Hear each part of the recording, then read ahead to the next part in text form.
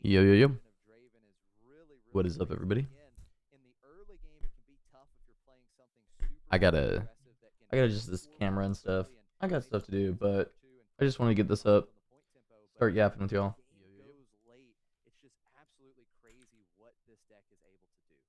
Yeah, absolutely. We saw like so much value getting used off of that. Because not only do you, like you said, there are so many cards that you can target off detonate, right?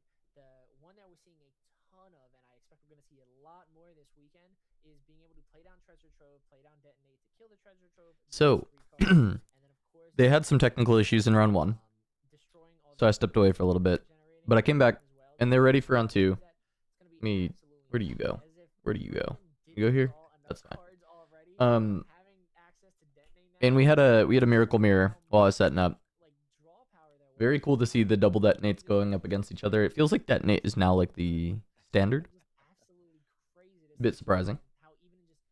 Good morning, Sonic Forever. What is up? What is up? This event should be kind of cool. I don't know. The thing with this set, with the cash tournaments, is Draven is by far the deck that makes the most sense to play because it's the most stable.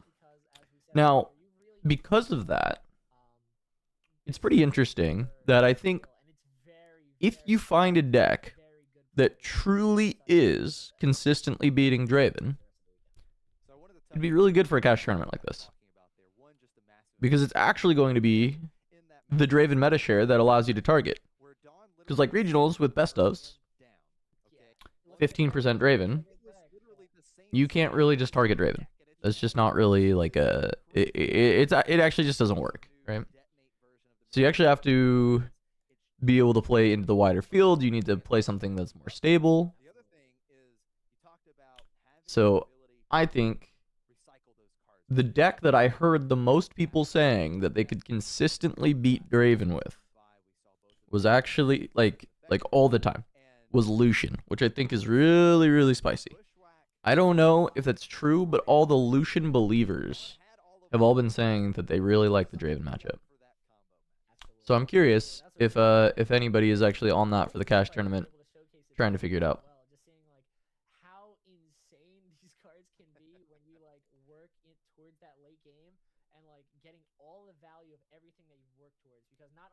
Chinese National Open is next weekend. Next weekend.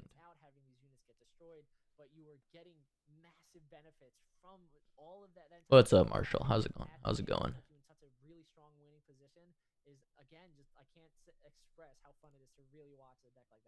Yeah.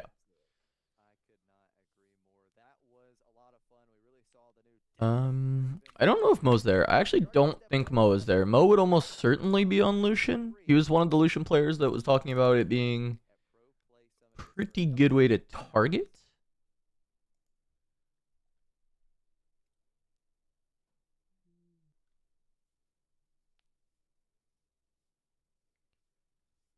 Where's PPG's next stop? I wanted to see where their next event was. I'm sure they'll post it.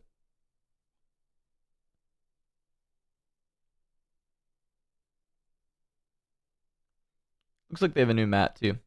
We've got new mats. PPG's got new mats. If you like the cloth mats, PPG's got you covered.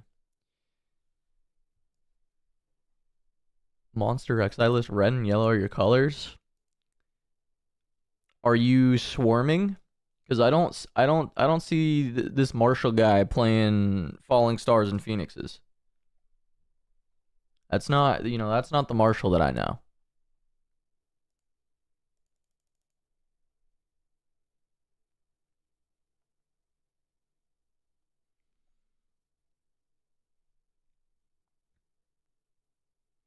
All right. I'm just like looking at Twitter trying to see who's like tweeting about being there. John Rossum is there. He's been just like completely fragging with this deck.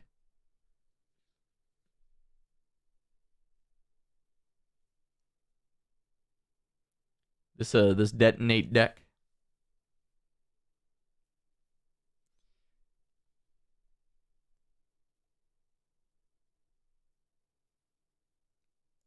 Is your username supposed to be it's Mac Bro? Because if so, then yeah, you fixed it. Yeah, I actually, I wanted to hate the full yellow Rexai. I'm really not a fan of playing monocolor in this game. Like, I feel like often you are like dropping cards that would be good in your deck for the sake of playing monocolor. But to be honest, I felt like the yellow Rexai build like worked really, really well. And there weren't like any red cards where I was like, oh, this really needs this like red card. Like it didn't feel like that was absolutely necessary. Which was, that's cool to see. I'm always down to see something a bit different. Yeah, not have Forerunner available in the sideboard. Yeah, I mean, like, yeah, I can agree to that. I think that might make a lot of sense. But it's then like, do you have what, like 3 red runes and no other reds main deck? Yeah. You can play red cards that don't require power cost, of course. Yeah. I just mean there's like often a card that's probably very good in your deck in the other color that requires power. And it's like, yeah, it's really hard to want to play mono. I think like it really needs to, what am I trying to say? There has to be a very good reason to play mono, I think. Like, but also to be fair to this point, right? As the game gets more cards, as the card pool expands, there's more and more reason to potentially try mono builds. Because you'll just have more options. You'll have more cards. And if you really need your power curve to like work in that way, then you can actually play mono. So I think like these early sets, I'm still not really on board with the idea of mono, but Vuz like definitely proved me wrong with the yellow Rexai build, because I definitely like don't hate it. I think it's fine. I think it's a good idea, and I think the deck plays really well. I know he's a man after my own heart, wanting to optimize Under Titan as much as possible, playing that yellow Rexai. So definitely down for that. But yeah, other than that, like I definitely usually want to see some amount of the other color.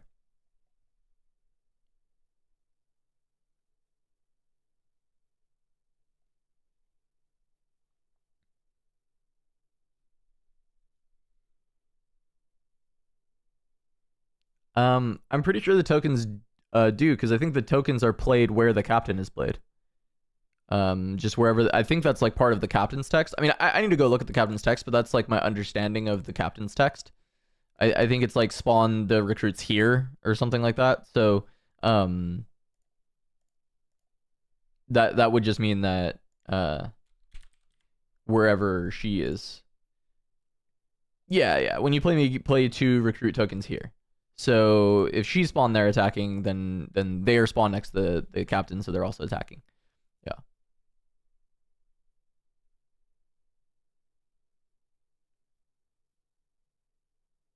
Yeah, yellow Rexai and under. Yeah. It's like the big thing I always preach with Rexai. Rexai was one of the decks I tested a lot very, very early on. Like I very much just sit around like yelling at people that you just look for Under Titan as much as possible, and it's the best way to play Rexai. And Vuz took it to a whole nother level with the yellow Rexai. Like the yellow Rexai definitely is like, you know what? Yes, I would like to see Under Titan more, so I'm going to get at least like one more look of 2 when I swing this yellow Rexai. And that one more look might just be the difference between like finding your Under Titan or not. And you just get to play so many more cards if you see multiple Under Titans. I found like a lot of my early testing was like Rexai didn't feel quite powerful enough. Like playing Swarm builds, I think the spell builds look really good. But like guys, this is like a replay from like months ago in Orlando. Like absolute like months ago. That's on the screen right now. We're waiting for the next round. So I mean, I don't know if he forgot to pay Accelerate 2 months ago. I don't know what to tell you. It's unfortunate, but there's a the difference between a game where you got to see one Under Titan off the top and see 3 Under Titans off the top, like you pretty much always won the game where you saw 3 playing like a Swarm build. Like playing a Swarm build, you would see 3 off the top and the game would be over. You would have won. You just had way too many resources. If you saw 1, you'd have an okay game. If you saw 2, it was probably a good game. But often like it just wasn't good enough to see 1, and then sometimes you'd still lose when you saw 2 against like Draven, against like some of these good decks, which is what like got me off the deck at the end, right? Like I ended up going off of it. But then I definitely see the idea of like Vooz is probably just hitting like 300 Titans per game, or like hitting them in just really important scenarios, or like Swarm Queen finding really, really strong spots, I guess. I haven't played enough Swarm Queen, but I'm probably going to build the yellow deck because it's like real cheap. And I might try it out at some Nexus nights because it just looks fun. Looks really fun to me. I like Swarm Rexai a lot. And to be honest, Marshall, I ended up liking the Under Titans in the spell build as well, because I just felt like getting the free resources was still good for that deck. Like you just play like a good amount of low to the ground stuff. Sometimes you just like see Under Titan call off the top, and you just like get to cast a free call the week. I thought it was interesting. One of the best stuffs in China was playing it, and I definitely like the idea.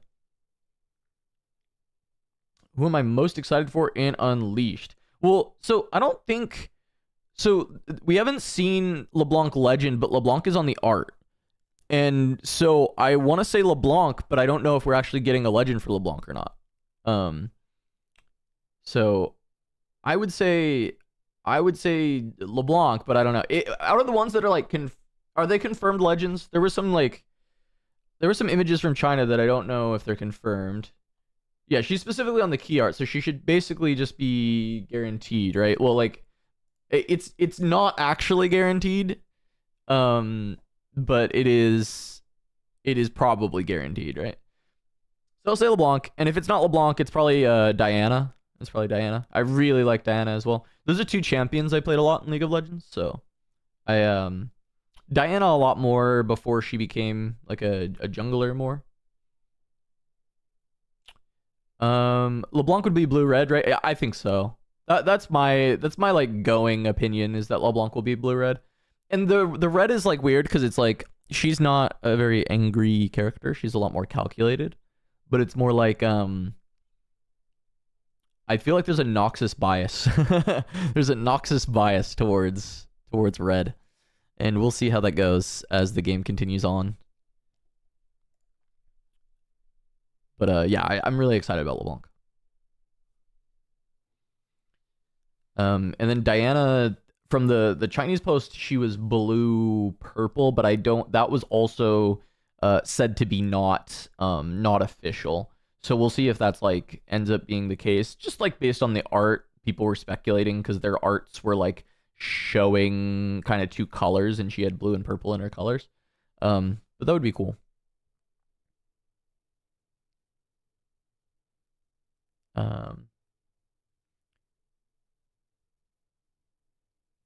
Yeah, thank you. I love casting Riftbound, and getting the chance to do so in Vegas was a lot of fun. I'm glad they had me back after Houston. You're always a little worried when you get that first gig whether they'll have you back, especially because the understanding, I think, was that there was like a want to try out a bunch of people and give them a chance.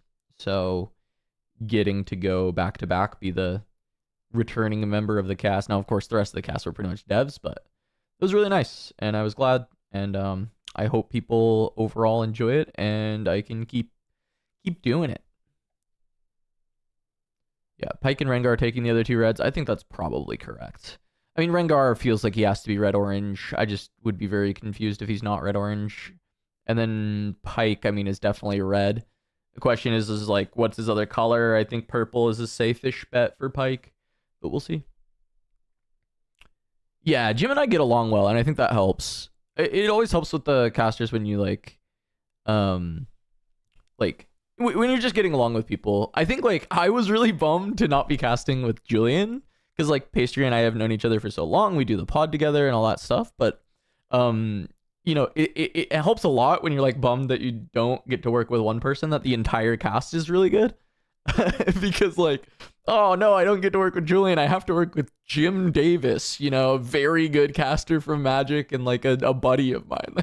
So that was it was really fun. I enjoyed working with Jim. He's just very pro. Like he's just like a very professional button up caster. It makes my job easy. And it was funny because he kept saying the same. He was just like, oh yeah, this is really easy. I was like, nah, dude, you're making it easy. It's like, no, it's good. Backgrounds are semi-confirming. Yeah, backgrounds like semi-confirmed for sure. That makes sense.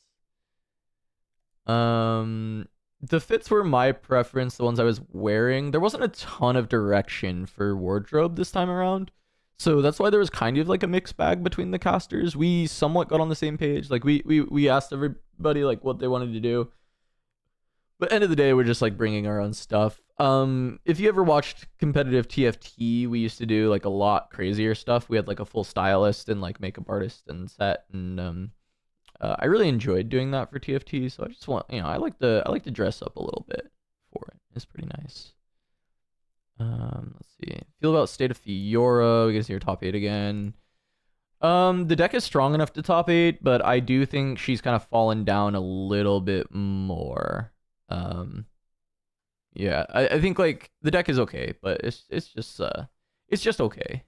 I don't think I've changed my tune on where I think Fiora is. I mean, she's still like maybe the 6th best deck or something like that. Like 5 or 6 is probably where she's about.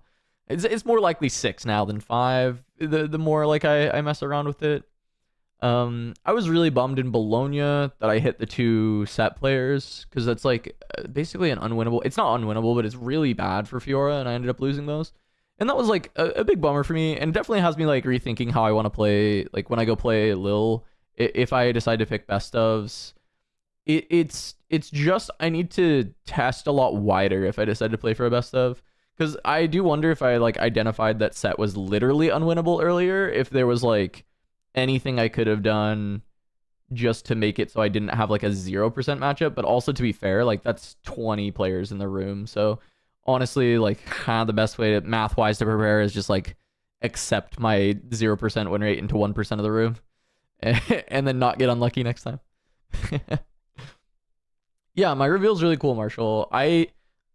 Because of the move, I have like no time to record like a video though, so I'm trying to figure out what I'm gonna do. Like probably because I'm gonna do this co-stream today. I'm going out later with my partner. There's like a St. Patrick's Day pub crawl out here in Mini, and I think seeing as how it's been the move and they moved up early, so we haven't been together for like a few months. I may bow out a little early tonight to go do that. But then tomorrow, I guess I just need to like record something, because it's a really cool card and I want to do something cool about it, I guess. But maybe it just needs to be like a phone recording shitpost video for Twitter instead of like a full YouTube video. But I think we usually want to reveal on YouTube, so I don't know. I just don't know that we have any editing time. That's the big issue. Like last time we had the editing time, we had an editor on deck ready to go, all that. I don't think we have that this time.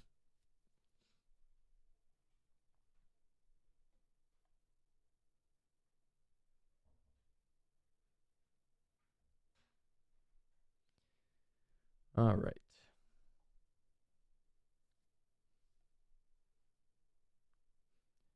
Good old classic starting soon. The round 2 went relatively fast, so I think they're just waiting on the round 3. I know, I think PBG just does it live instead of doing on delay, so we're just gonna be doing the old El Clasico. Stun in Houston repeated with both color. Thank you. No, I appreciate that. It was cool to actually do both, right? So like in Houston, I was a play-by-play. Which to be honest, I think play-by-play is like more of my comfort. Even though I have flexed to both roles for a very long time in casting. But then they asked me to do color for Vegas, and I think it's honestly it's a good opportunity to just kind of like prove to everybody that hey, I can just do either. Like whatever the cast, whatever the grouping of people that you put together, I can just do both of them. Yeah. TCG Arena lets me see my opponent cards. It always has. That's always been the fundamental flaw of TCG Arena for competitive. The guy who made it just made it so he could play with his friends. My understanding is if you really wanted to cheat in TCG Arena, you could always just inspect Element and you could actually see your opponent's cards, which is, I mean, the whole point of TCG Arena is not to win, but to like practice. So I don't know why anyone would want to do that, but yeah, it's like always been the downside. Is it's just like not a competitive, like the online stuff is just like not competitive. I think TTS is better. I think the quote unquote TTS cheat that people were saying that you can do is like really easy to catch and requires a lot, but yeah, TCG Arena is like very easy for someone to just cheat on if they want.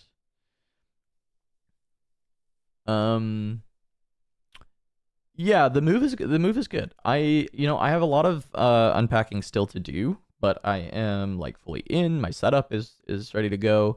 I put the screen up because behind me is like a mess of, I'm fixing some walls in my house. I'm fixing some other stuff, like just getting things ready to go. And building up the studio here to be able to like actually start recording in person content a bunch. Waiting on some cameras, some stuff, but yeah, I'm very excited to like start doing some content up here. Especially because like I feel like people tend to like the in-person videos we did. It's just really hard for us to do them a lot, and I think I'm gonna try and get to the point where I can like, I don't know, put out like a live play video once a week, or do like a stream once a week or something. Pretty excited for it. Yeah, it's people just testing decks. I mean, that's the positive of TCG Arena, right? Like, yeah, you just definitely can't care about winning when you're playing on TCG Arena. It's all about testing.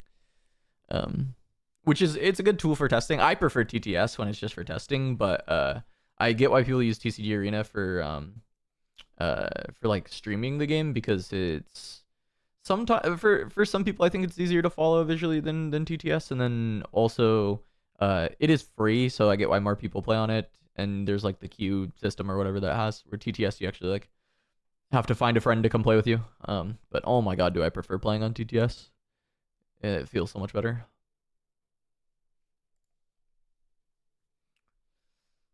What's up, Clark? How's it going? It was good to see you in Bologna.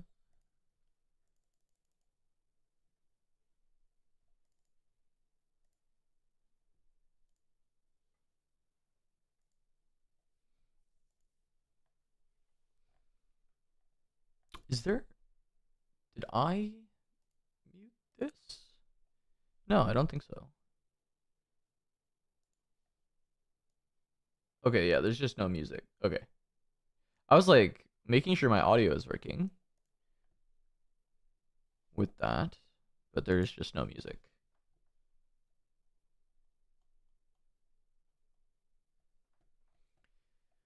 Well, how is everyone else doing? Because I've been Mia with the move, and then I saw there's a bunch of community craziness. We had a Dave post about bans or something. People seem to think that there are going to be bans for sure. I read the post and it did not feel like there were guaranteed bans, but it seems like everyone's understanding is that there's going to be bans. So I don't know. Hands up. I don't know. We'll see. I mean, I don't know. Dave's gonna eat every ban card. Yeah, I don't know whether at this point I don't know whether I care if there are bans or not. I don't like I don't like the precedent, but also like I honestly I do kind of want to see what this meta looks like without like call jot. Like might be neat, but I also I don't really care for bans. So we'll see. I'm also curious what people's thoughts are in general. I know there's been like a lot of just people yelling for bans for a while, but I don't always want that to be the case. I don't want that to be the case. If I was forced to ban restrict cards, I would just ban called shot for time reasons. That's about it. I just think that people are too goddamn slow. I think it's a skill issue, but I just think it's I think people are too slow with that card, and people just keep going to time, and I'm sick of it. So ban it. Screw it. Let's see. So because we've seen plenty of people play within time on the decks. Yeah. Yep. Alan was doing his quick. Yeah, a lot of players are doing pretty quick. So, but yeah. Also the Unleashed stuff. Someone asked me what I was excited for, but I want to know what everybody's like really excited for Unleashed, because like I said, LeBlanc, she's in the key art. We haven't seen anything about her, but I just like, for me with League of Legends, I really like LeBlanc. I want to play LeBlanc. What about all of you guys? Because we've seen what, like Pyke, Vex, Rengar, Yi, Diana. We don't have any info. It's more just like, are the any champions that resonate with people? Because we don't, spoilers start like next week. Next week, yeah. I should know that because I have a spoiler on the 17th. Yeah. Diana, a lot of Diana. Yeah, I also played a lot of Diana, so Diana's definitely up there. You know me, I like my Leona, I like my Diana. Aurora into Baron. I'm not scared about Aurora into Baron. I think Aurora into Baron, the big problem. Let me talk about why this is a big problem. And there's a chance it's good. I'm not gonna say it's not. It could never be good. But the immediate thing that I see is when you play your Aurora, the first turn you play your Aurora, you're gonna use all your runes. You're gonna hit Baron. You're going to make a third location with 12 might there, because Baron is forced to go there. And then your opponent is going to kill the Baron and triple conquer in a lot of different spots. This is going to happen if it's on your first Aurora. It won't happen every time. Sometimes 12 is too big, right? Sometimes 12 is too much. But there are going to be enough spots where your opponent just kills your Baron and conquers three battlefields, and now you've just given your opponent 3 points and lost the game. And potentially you hit the Baron, they're just going to destroy your Aurora. Like they destroy your Aurora, kill the Baron, conquer 3. Like I don't think it's going to be like that good for Aurora. My brain goes more towards like a genuine like purple control deck that can be building its own board, and then it hits the like you play out the Baron, and you're able to like reinforce it, and your opponent is not able to like conquer for the win. They have to start playing for a hold, and then in theory, you're playing purple, you have your fight or flight, you have ride the wind, you have ways to then interact with the battlefields they attempt to hold and never let them get a hold. Like you stabilize the game around your Baron.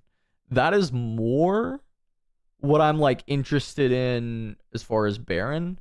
I think Aurora Baron is going to be a little bit bait. You lose a bit of control. You lose like control of like when that Baron is actually creating this battlefield and a good spot for you, right?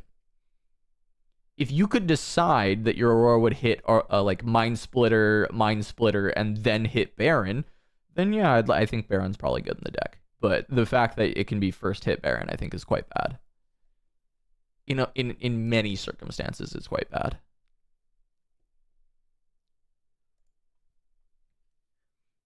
Interested to see if they did a different color combo for Yi based on the artwork we were saying about the colors. Marshall's saying that's like soft confirm with the colors. I guess there's like some precedent from the previous sets. It's not guaranteed, but the Yi looks to be green yellow, but again, this is not a confirmed thing. It's just the art. It looks like Yi might be green yellow this time, which would be interesting. A little bit different.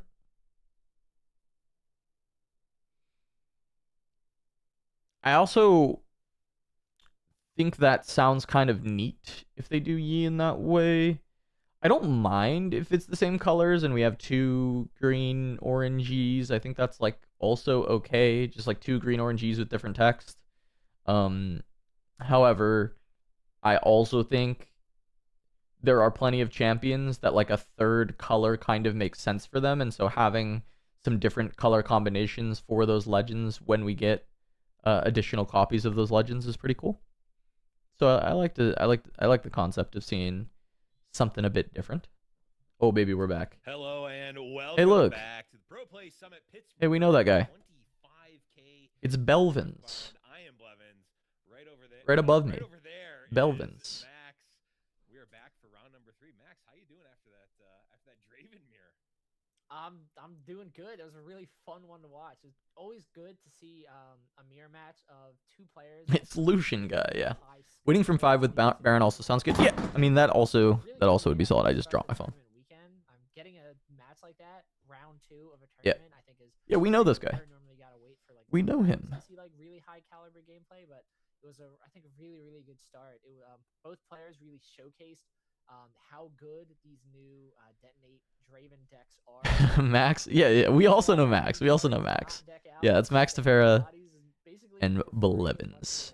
I like the Baron win from 5 spot for maybe some mid-range purple deck. Kind of cool. You like double conquer slam Baron, and it's like, well, got it. I think that'd be a neat idea. I don't know how good that is. Maybe it's good. It's hard to stop him, you know? Like, he's gonna get that point. like when you play Baron, he's getting that point. Unless there's like a rules update that says you don't get a point from the Baron entering, right? But like based on everything we know about the game, Baron's grabbing you a point when you play him. So. Well, if you liked Draven mirrors last round, sorry, because that's not what we have this round. Yeah, I mean, if anyone thought this was a Draven mirror after Blevin said that, they've never watched a Blevin stream. Ezreal, what are your initial thoughts on that matchup, Max? A lot of blue purple. I don't think it's a matchup that I've personally seen. I've seen a ton of Ezreal now, obviously, after it was always. I mean, that's our understanding, Cross Hunter. Like that's what we believe should happen. There's no reason that would not happen. As of right now. So that's our assumption is that will happen. Baron only buffs units that are next to Baron. Unless, did I read it wrong? Somebody tell me if I read it wrong. But Baron, I believe it's just here. It's the units next to Baron that he buffs. Situation where a lot of players see the newer, more fun, more explosive decks and want to play those. But I would expect that it's still able to get the job done and can still find success. And definitely in these earlier rounds. Maybe I just need to pull up the Baron card. Maybe I misread. See this matchup for Baron is global? Oh shit, wait, this card is way better than I thought. I have actually weirdly enough played this matchup. Thanks, guys. I barely got to read any of this stuff yet. This is like my first day back. That's crazy though. Gives everyone Baron buff? I mean, that makes sense. I didn't realize that was gonna be global. Then you're absolutely right. Slam Baron and then buff your units to double conquer sounds like a pretty good play pattern. For like a mid-range deck. What we're gonna see here is the same style of Teemo deck, but it's actually an equipment-based one. My initial thought, even without knowing that, but now even more so, was that when we get yellow purple, playing a yellow token deck with Baron top end would be kind of sick. And holy shit, it's even better than I thought it was. Like a yellow mid-range token deck with just Baron as a finisher. Try and win from 5 with that. It seems pretty solid. But I mean, token decks historically end up having like decently high power costs because it's like Captain and Matron and some of this stuff to like actually spam out a good amount of tokens. So we'll see if you can get there. So the thing with 10 energy 3 power is 10 energy 3 power is not a lot if it wins the game. So if it's ending the game, then it doesn't matter, right? Now, it does matter outside of that, but it doesn't matter in the case of just ending the game, right? Hits a hand, they just go right from chosen champ zone to table. And an interesting note here, you may be thinking, well, what if the Ezreal player just passes? Don't you just lose the Teemo? Well, the temporary trigger actually does create just that, a trigger that is respondable to, so you can actually cool. So Teemo versus Ezreal. Actually, a window opened on John's turn, so it is a rather safe play. absolutely. And like you said, it's going to be really, really important for Teemo to get Yep. on these battlefields early, just because obviously it's a hidden deck, right? You need to be able to hide your cards at these battlefields, and it's going to be kind of hard to do that if you're not Right, fast enough to Vex get on already those deployed. battlefields. It's pretty So, like you said, safe it's very into risky, Teemo. starting for Josh, Well, but I think actually, really, really it's not that safe here. that So tapping out with the Vex and the Raven Bloom, on that battlefield. if Teemo goes blue and is playing Singularities in his Teemo deck, then it's GG right here. Blue, purple. Okay, well, it's not gonna happen. Also, a lot of the Teemos are like full miracle type stuff nowadays, so it's like they actually just don't even pack Singularity because they're just like all these purple runes. Thing here that Teemo actually should not be readied, but it will unlikely to matter. Another thing to note here is we did see that Vex get played. Yeah, the battlefields are in very funny positions. Why are they so close together? I mean, the Void Gate is just it just needs to come down to the bottom of our screen. Please move the Void Gate. It feels like both these units are at the Void Gate as well, but they're not. At least I don't think they are. I'm gonna just say they're not. They're not actually. John is at 0 points. They're not there. They're not there. To take advantage of that. And Vex is one of the most annoying cards to play against.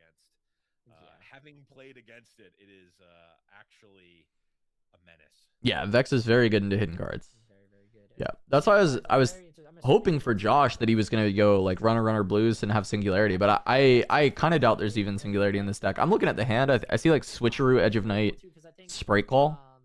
Early on in Riftbound, we saw a lot of people think that you had to run everything as a 3-of, and towards the end of set 1 and definitely early into set 2, we saw that it's okay for you to run 2-ofs and even 1-ofs just because of how much draw power we have now. And I think Ezreal is one of the best decks that really showcases that. It's a deck where you have so many Bring different Obelisk to the middle. to be able to draw into all these things. Yeah, dude. Yeah, for sure. Let's put Obelisk in the middle. Let's just get them right up against each other. I think that'll be the best. That's the way to do it. Yeah, a lot of times you're running 3 copies of a card in a deck because you want to make sure that you draw at least one. Well, when your hand is essentially your deck and vice versa, exactly. Yeah, you don't always want All right. a third copy there. So Ezreal, yeah, ditch Arcane Shift. So Fizz Arcane Shift on the table for later in the game. Only a small number of copies there. Looks like we're gonna I mean, you're definitely sending Vex into this combat here from Tide Turner, but do you have... the range of He has to have some amount of backup because a wide one. you need to be ready for this to still be just like Switcheroo. So at the very least, you got to be playing around that. Yeah. And we already saw the Tide Turner come down. Something that's very Where are we going to have space to spawn Baron Fit? Bro, I mean, it's fine. Look, they've made space. He'd go at the bottom of this these playmats because they've made... That's what they're doing, guys. They were planning on this game. The reason he put his Void Gate right there is just in case they spawn Baron it. Monk is definitely a common one to see Ready. in the Teemo list. I'm interested though because a lot of times, like the traditional set 1. Okay, so it's just Teemo instead of Switcheroo hidden. Monk, I'm wondering if the decks have Loki kind of likes Switcheroo maybe better than Teemo as the hidden into the Vex. fighter flights and rebukes. Just Trying to think like where the biggest punish is. I mean, you're actually just like punished by Frigid Touch every time. It actually doesn't matter. You're like always punished. You're actually just never killing the Vex here. maybe you're not even supposed to hide anything because you're actually never killing it. move on back. Like maybe just like hard casting something. I don't know. Yeah, very true. Very true. I think that both of these cards, it's cool seeing matchups like this because obviously they're not mirror matches. They're 2 completely different legends, 2 completely different playstyles. But at the end of the day, they are still blue and purple decks. Hi Newt. Yeah, move has gone pretty well. I've still got lots to do, but overall it's good, and I'm trying to get the studio all ready so that I can start making some in-person content and stuff. Hopefully doing like once a week stream, once a week video. We'll see how that does, but that's like the hope. That's like the waiting on some cameras and that kind of stuff too. So it's gonna be a little bit, but get it together. He did pay the Vex tax. Yeah, he paid the Vex tax for Teemo. Teemo's not a spell. I see what the question is that you're asking now. Because he did pay the Vex tax for Teemo, and it is not a spell. And I believe, does Vex say spell or card? I believe I should know this. because I tested against Alan for like 400 games. Yeah, it's spells. It's definitely spells. It's definitely spells. So he absolutely did not have to pay that. The Raven Bloom student. Yes, the RB's manager, if you will, system store manager. Yeah.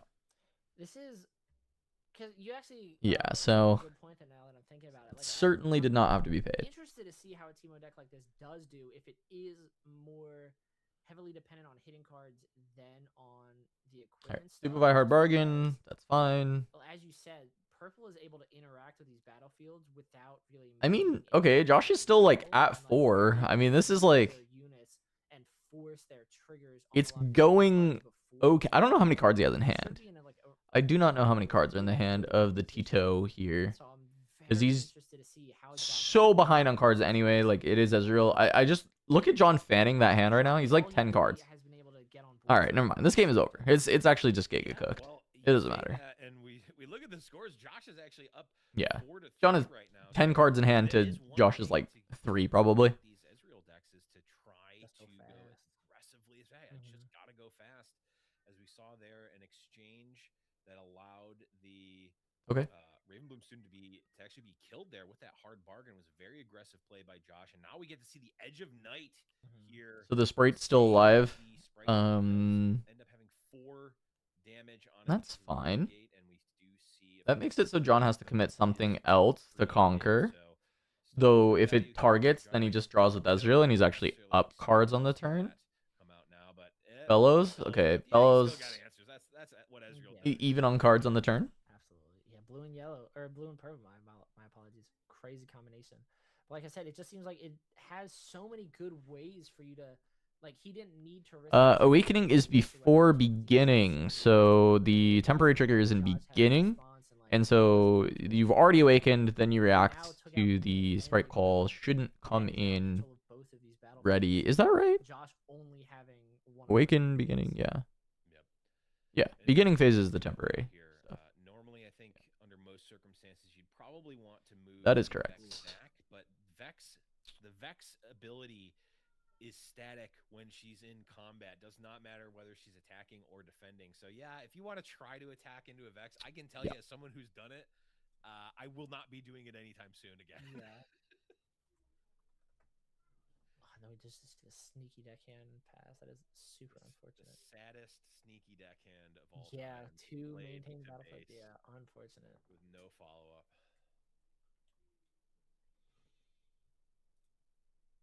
There's a Rasa coming out.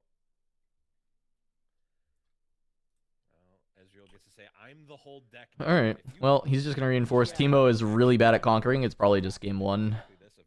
I don't see a world that he's gonna actually be able to push through. You can basically still draw your entire deck, which is kind of crazy. Because one called shot just leads to the world for an Ezreal. Yeah, absolutely insane.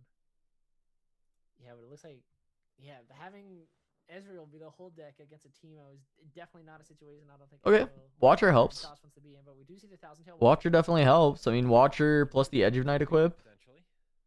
The problem is he enters combat with Vex, and John has 400 cards and 8 runes in Vex combat. I mean, it's just not with a Raven Bloom there. It's just not happening, dude. It's not happening. Just swing in, put the fries in the bag, man. Like we're going game 2. I mean, you can conquer maybe the Rasa side and have the game not like literally end right now. Probably means that you're not winning this game, but you basically have to. But this is a. Your opponent doesn't have it. Of course they do. It's purple. Of course they have. Rebuke, baby. Rebuke for 1 and 1. Okay, we see. Oh, the Edge of Night stays. So I'm like, we see an Edge of Night get put into play. No, that was the one that was already in play. Jeez. So now we're gonna need maybe another Sprite potentially. Well, that's another Edge of Night. That can put the sneaky up to 6. And it will be 4 on the Ezreal battlefield. So this does. You probably weren't beating one review. Yeah. I tell you. Yeah, I mean, of course he has it though, right? Like we're at that point of the game, man. Purple doing purple things. I mean, it's just like Bro, it's just the blue-purple gap between Ezreal and Teemo right now is it needs to be studied, I think. Or rather, ignore Yeah. the beginning of the game. I mean, let's see what Diana can do next set. The Vex plus Ezreal. We didn't Keep talk standing. about Or it, if Teemo gets some more hidden cards that actually are helpful. I'll just simplify it like this. It works the way the Ezreal player wants it to. Yeah, absolutely. Absolutely. There's no wrong way to eat that Reese's. You're able to cast a ton of spells while Vex is in combat with cost reduction from both Vex and Ezreal, stacking the way that you want it to, so you can play. The time I had it explained to me was that you get to play Bellows Breath repeated for free, and I'm like, oh, you pay power. It's like, no. If you have 2 Ezreals out and a Vex, it's actually free. And That is true. Like, That is true, zero Blevins. energy, 0 power, and Not confirmed blue-purple. Not confirmed.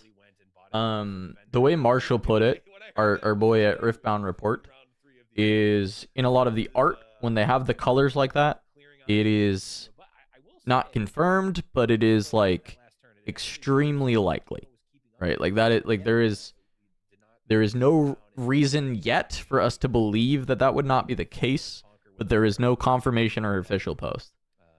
Yeah, the early aggression seemed So like it's an assumption as of right now. get him there. It's an assumption as of right now. We could be completely wrong, but To kind of run out of steam, it man. currently makes sense that Purple she's is just not going to be exactly blue-purple. the way that you really want to handle that gameplay. It definitely just kind of got out of control. Plus, back to back. Look, red-purple, the opposite of Leona would be cool, but it's just the color scheme of some of the artwork. So they have, like, the artwork for Pyke is, like, red and purple in the background. The artwork for Rengar is, like, red and orange in the background. The artwork for Diana is blue and purple. So we'll see. But that's apparently kind of how it's been for the other sets as well. If you're familiar with that concept, it's the same here with Ezreal, where you're able to essentially set up, get to a point where your opponent can't do anything anymore, and it doesn't matter if they have 7 points. It's not 8. You're not winning with that. Absolutely. And I think we've seen, of course, just in purple in general, but we've always seen like Draven be able to do that where your opponent can basically Kind of sick to bring Teemo to just a cash tournament right now. Yeah, that's nice, but I'm going to do Draven things and just go absolutely crazy. Because, like, And honestly, I don't even no think best we of saw on the line here. too Just playing Teemo for the love of the on other game. Side, of course, obviously we did see the Vex and Ravenbloom. You know, purple's a strong color. I guess it can work. But I don't think he really needed it. Wait, they listened. They listened to Clark. Look, the battlefields are both in the middle. Yeah. We're not leaving them there, right? Those are not stay. Guys, listen. What Josh has. We're not leaving them there, are we? Essentially sided in because I would have assumed he would be expecting to see a ton of purple today. So I'm assuming that his side deck would have at least some. Clark, it was a bit, right? It was a bit. Yeah, you bring up a really good point that we talked about in the pre-show. Yes. Like, you can't really set your sights on Yes. exactly one Draven deck if you're trying to deck your deck, but you can certainly set your sights on a group of purple cards that are going to be in a lot of the top decks, like Rebuke, Fight. They're still there. They're still there. Imagine that. Cardboard Nexus. That infographic from Riftbound report is from a post in China, but it's not official. It came from China, not official. Grove the Godwillow here going to try to set up a hold and get some card advantage, which is normally that is actually an angle that. But the artworks themselves are official, just the colors are not. Like the confirmation of colors on it are not official. Those are not confirmed. But the art itself is official art. Yeah, absolutely. And definitely, because it definitely, as I said last round, it definitely seemed like he kind of ran out of steam, and hopefully that Grove the God. Guys, why are the battlefields still in the middle? Guys, what are we doing?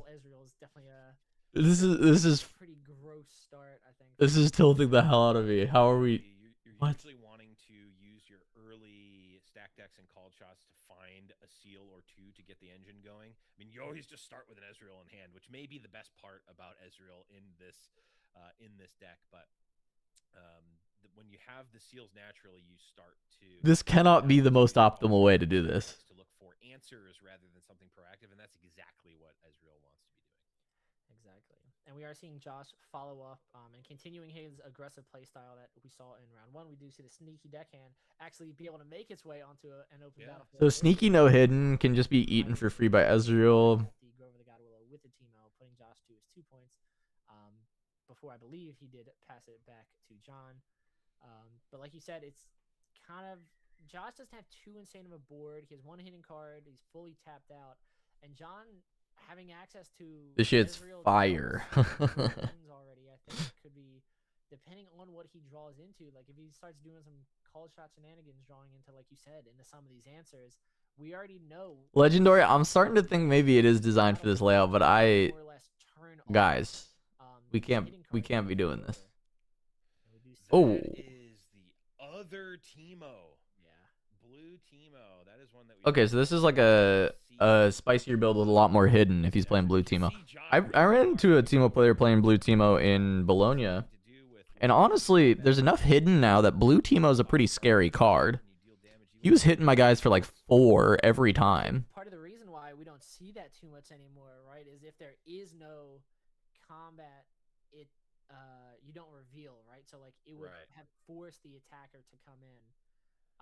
And now that John knows that, he's like, if he is playing around something like a Nocturne, he's like, I'm just not going to give you the opportunity to do that. Exactly. I'll try and take my chances taking out the sneaky deckhand instead.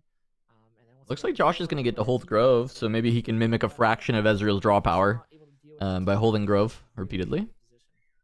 Which is really funny to say for like another purple deck, but he just doesn't get to start with Ezreal Champ Zone.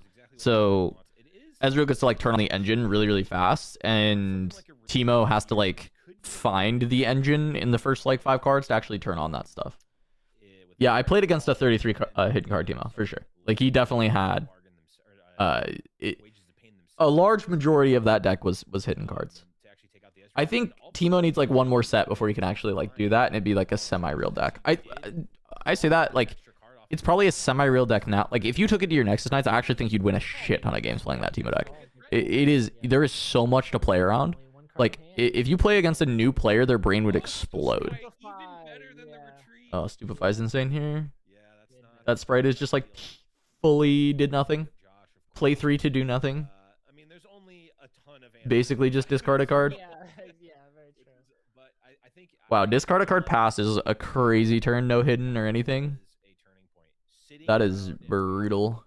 Is unlikely to bode well for you if you're playing against Ezreal. So go for the play, even if it's unlikely that you're. Does Ezreal play the full 3 copies of Ezreal? Usually they're just on 1 right now. I like the call there. Sometimes 2. I shouldn't say usually 1, because it's 1 or 2. But pretty much never the 3 copies. Exactly, just sit there and let Ezreal do Ezreal things. You have to not only just like play with the hopes that they don't have it, but you can also look at it as like, I will play as if they have it and force. Yeah, pay 3, opponent draws a card. Technically, they didn't draw a card. They just replaced a card. If he had gotten a target like a second time, he draws a card. But bigger plays. That being said, losing the blue Teemo is definitely gonna. Oh, I mean. Look, huge 3 battlefields, hiding cards as Teemo sounds amazing. But yeah, trying to have all 3 at any point is pretty crazy. I don't know what to do here. Oh, so he does have Singularity. Okay, I mean, I mentioned it in the last game that it would have been really, really good if he had Singo in that spot to kill the Vex. The tempo would have been really good, but he has no unit, so this is like not even that good. Now he's behind. Singo's really good if you have the units. Commentators are Blevins and Max Tepera, so our boy Blev from the channel, and Max Tepera, friend of the channel. Big because clearly you're playing against Ezreal. Purple can do a lot in a single turn, and unless you want to basically follow up with another singularity, or that being said, Josh does have a lot of aggressive stuff. I just like to do these co-streams when I can to yap with you guys. I don't know if we're gonna be able to do the whole day or the whole event for this because I'm still busy with the move, and my partner moved up here earlier, so we haven't really seen each other that much for the last few months. So we're probably gonna go out tonight for St. Patrick's Day. We got invited out, so I may not stick around for the entire time, but I wanted to be able to catch up with everybody, all the chatters at home, and yap about some stuff. Okay, Teemo's got his own Vex. But also going to make combats a bit, or going to make combats cheap, more expensive rather for Ezreal to interact with. So that is a really nice way to potentially stop that from happening. But Oh, I Well- said nightmare scenario before. well, but yeah, it turns out you that's can pretty have bad. More than one nightmare in a single game. That's You can pretty always bad. clear. And for some You know what I was saying about like how much Singularity better is Singularity is when you have a lot units on the better. board and like you can leverage it for tempo? They basically did just Well, switch plays because John, of course, played the that's, back-to-back, and Josh played that's the what happened back-to-back. here. Both just did back-to-back singularities. But I think the reason why I feel so much worse is like Josh is in a position where he's trying to like force John off of him. Just haymaker back and forth. I feel like Rebuke is coming, right? Trying to finish him off. Yeah, feels like. there it is. Oh my goodness. John and his rebukes. Holy. Yeah, this is why you play the deck, is to have access to these spells, to get that. We're getting the hold point, and now it's tough enough when you're at 7 points and the Ezreal just has full runes. That's still a horrible spot to be in. Yeah, exactly. But when they're ahead and you've got nothing on board, that is Yeah, game is cooked. Game is cooked. stay the lead I mean, here. We're starting power off gap. with the Blue-purple power gap. just to get some cards here. and Very tough for Teemo right now in this matchup. You know, Teemo the needs cards that John to play into decks that are not spell heavy. He needs to not see Kaisa, not see Ezreal. Yeah. He just wants combat decks. But like going back to that point about like how he's like because he's dealing with everything, right? This has to be like mentally taxing for Josh to Yeah, I mean that makes sense for hitting. win an uphill battle in your current There's situation. always a cap on the power, so I think Teemo will inevitably be an aggro deck playing a lot of hidden, playing blue Teemo and playing around Nocturnes. Have to pass it back And it's to just like 37 hidden 3 Nocturne and just like million cards in hand and has almost trying to no turbo ability through in that way. play out. Something like crazy like that. It's Where your blue Teemos are just like disgustingly broken. and just knowing there's a bunch of cards in hand, there's a bunch of runes in play. You know that your opponent knows they don't need to do anything. They can just pass here, and what are you gonna do? Exactly. Yeah. Exactly. Basically, just put it on them. Be like, I'm in a good position. I'm confident with my hand. I will force you to come to me. Use your resources, and I can use the resources that I clearly have at my disposal to deal with everything that you're about to throw at me. Yeah, and we get a glimpse of Josh's hand. It is a lot of cards that are quite reactive here, but not in a position to actually be reactive. You need to be proactive here, and it looks like the steam, as you have said, has run out here on the side of Teemo. We do see the Ember Monk, which again really great at holding in a combat focused battlefield orientation, but when your opponent is holding and they also have access to cards like Fight or Flight and Rebuke, Ember Monk not looking like the greatest. Well, oh, that was Ember Monk pass? Oh, I mean this game is Obviously so found out cooked. why he That's starts not off so aggressive. that's not Obviously, very we already know good. Teemo is a deck that wants to maintain battlefields and like hold. And John just has to like wait 3 turns and the game is over. Like I just don't know how Teemo's getting through. I mean I see that Teemo has another Watcher in hand, but like realistically is that, or sorry, it's not another Watcher. The first one was rebuked, but it's like is it ever actually doing anything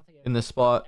Because John knows it's there, so you just forever play around Watcher because you put it there. Definitely just an unfortunate situation because we are in a scenario where we are once again seeing John with Ezreal become the whole deck and reinforce all of his own battlefields and even playing his own hidden card.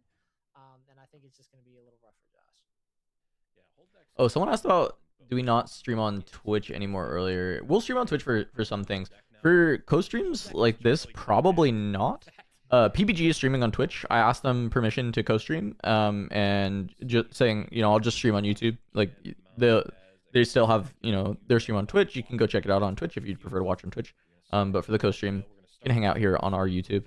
And definitely go support them. You know, go give them a follow on Twitch. It's cool that they're putting on events like this. That there's cash tournaments. I think we were talking about getting some kind of a affiliate thing set up for people to go to their events and they can use a code for Turnup Sideways or something. So we'll keep talking to them about that kind of stuff. I like to support the like cash tournament scene. Make sure we're not just getting regionals. I think that's one of the big things that Riftbound needs is a lot more tournaments, and a 25K on any given weekend like this is really, really awesome to see. So. We're going to start with a called shot. No Ezreal on board. No Ezreal, so that is going to be paid for full price. 2 more cards in the hand for John. An active Ezreal still up, so if we can target twice, we'll get to draw another card. It's currently 7 on the side of the Watcher and 3 on the side of Rasa. Now making that 6 on the side of the Watcher. Yeah, I mean, the thing is John knew that this was here, so it'd be weird if he doesn't have any answer to this. Flipping that fight or flight. It'll be really exciting to see if he can dig his way out of this. Yeah. Or What does he got? Just another rebuke? Just be Yeah. Another rebuke. Yeah, it is, and that's going to also allow a draw from Okay. Ezreal. You do get another crack at it here because Rasa is still -3. Another stupefy. Yeah, another stupefy. And Yeah, stupefy wages. That makes wages of sense. pain. Oh. Yeah. Okay, that was well done by John. The dig though, I'm curious about the dig on the on the Watcher, because he's stupefied into rebuke, and if he was trying to draw rebuke, he could have just stupefied the Ember Monk. But I guess that wouldn't bait the Ember Monk in if he stupefied the Ember Monk and then just stupefied it again. So I guess that's fine. I mean, the result is always the same. Like, result is double Vex on both battlefields, going to 7 with your opponent with no cards in hand. Or, sorry, no units on board. He has a Watcher, but run Watcher into Vex with 5 energy up. No matter what it's hitting a Vex. It can't conquer both sides anyway. Yeah. Unchecked power is hilarious. Unchecked power is hilarious here. But yeah, it's not there. Be a weird card. Would be a weird card. No unchecked power, though. The power of that Ezreal deck did seem to be unchecked in that very swift 2-0. Yeah, absolutely. Blue and purple just so good. Obviously, getting a ton of value out of those rebukes that we saw. Having 2 rebukes back to back in both of those games. Josh was definitely trying to hold on, I think, in both of those games. I think it got to a point where he was really holding out hope for that Thousand Tail Watcher to try and come in and save him. And both games, Rebuke was like, I'm not going to let you get the chance. I just cannot let you get on here.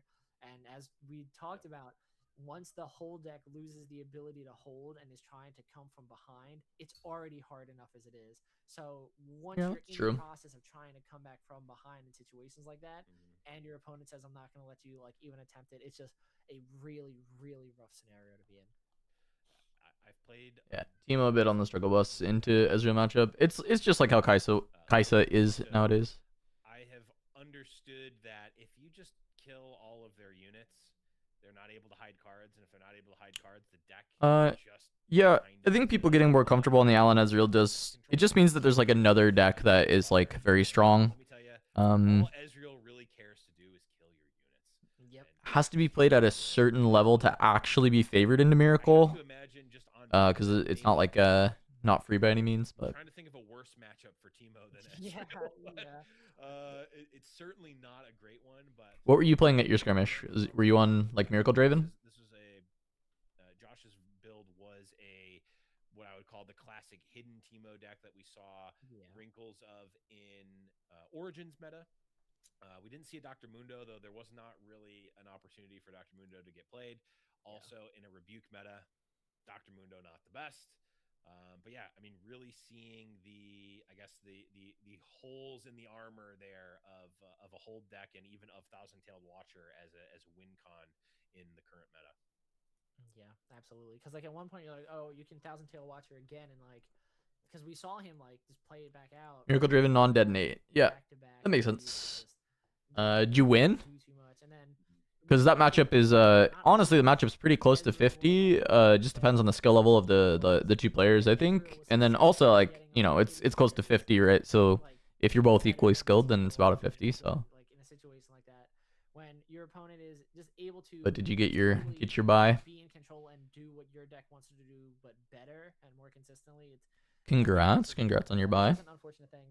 I know that a lot of people in chat really wanted to see Teemo do well. There's a few people in chat that said to go to locals and are fans of this player. It is definitely unfortunate we didn't really get to see him showcase what the deck could do, but we're at a big tournament for 25K. There's going to be a lot of really good players here that you're going to have to run the gauntlet to try and get to the end. So, yeah, at the end of the day, like very few decks don't have a bad matchup, right? Like, Oh I yeah. think that there's some decks that Teemo deck is actually quite good into. Double Bushwhack though. Yeah, I think that's pretty reasonable in Miracle at the moment, whether you're Detonate or non. Into combat, yeah, you set up an Ember Monk, you've got a Bushwhack, pretty good card for that deck. It's really funny because that card looked like ass, but it works when you draw your whole deck and then play cards for free. And it really kind of showcases to me No Chaos Tournament. Yeah, I mean, probably just be like, Only one set ago. Right, one set ago. It's kind of funny that like Orin is randomly kind of good in a no chaos format. And then you have to play like order decks to not just lose to Ornn. And then it's like outside of that, like Lucian is just like power level really good. Yeah. Yeah, looked like shitty confront, of course. And I guess the context of why it's so bad is because what actually? I don't know. Because it's purple that is the thing that is a problem.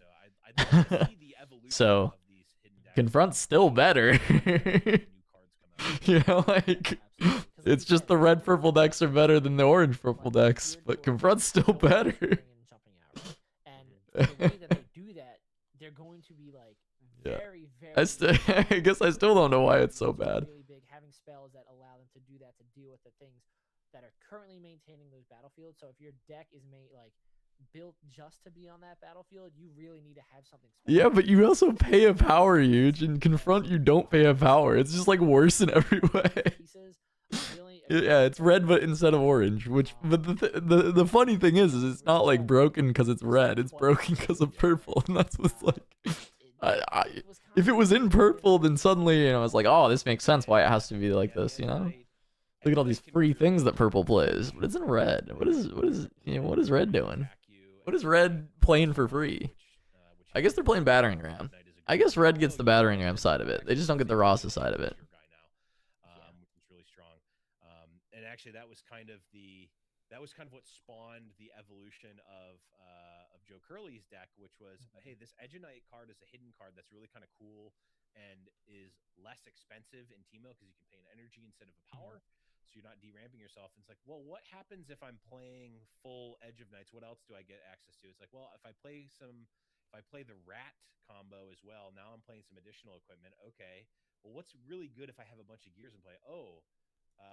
Drop border. So now I'm playing like a blue Kaisa now that comes in as a 4-might accelerated unit. All of a sudden, like that's the evolution of that deck. And then we saw it obviously play. Yeah, the hidden. I mean.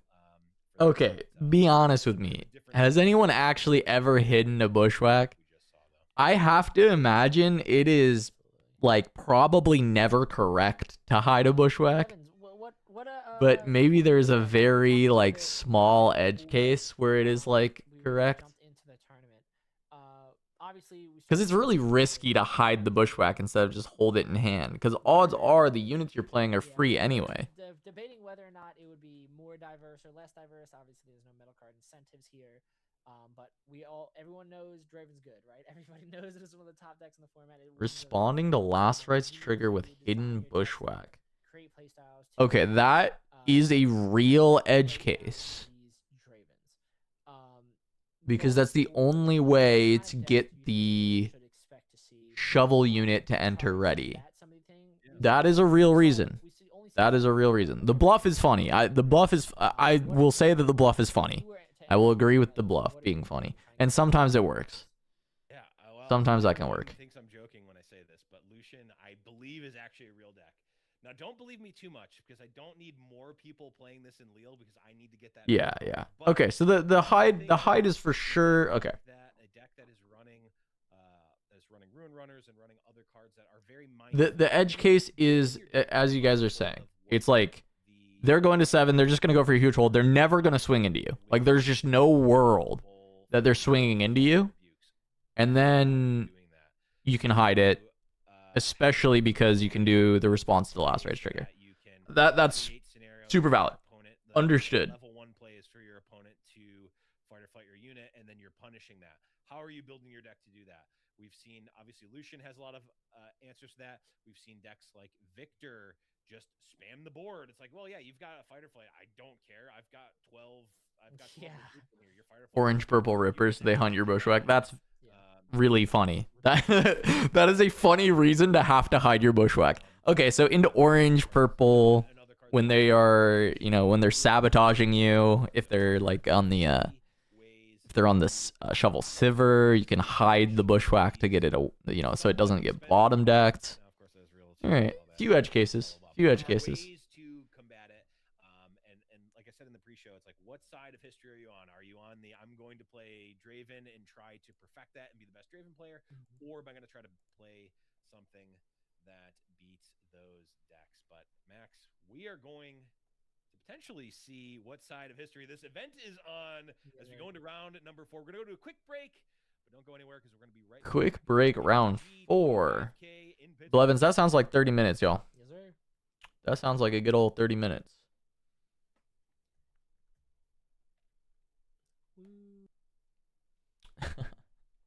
Little hot mic woo from Max there.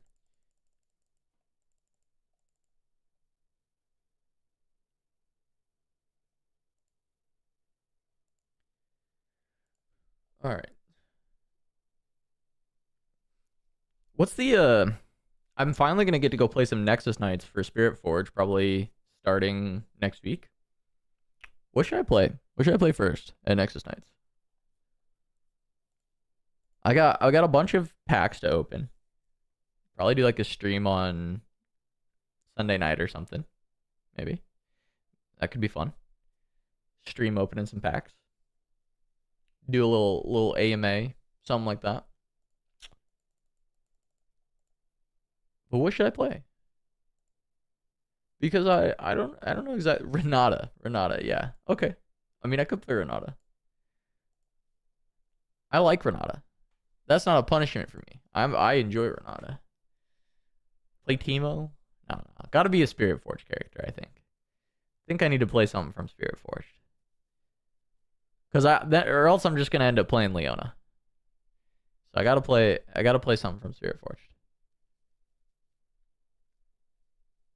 I think I'll try and if I end up playing Lil, I think I'm playing Leona, because I think it's criminal that she is yet to day 2 a Spirit Forged event. And so I gotta do my girl justice. Azir. Okay, I could play some Azir. There's some good decks. Play Ahri, yeah. Enjoying set 2 Leona? Yeah, I think I just think I'm not going to say that I think the deck is good, because I don't. I think she has a lot of serious problems. I do think it's a little criminal that she's like, what, the only deck? No, Garen also hasn't. Her and Garen are the only decks that haven't day 2'd an event in Spirit Forge between Bologna and Vegas. I believe that is correct.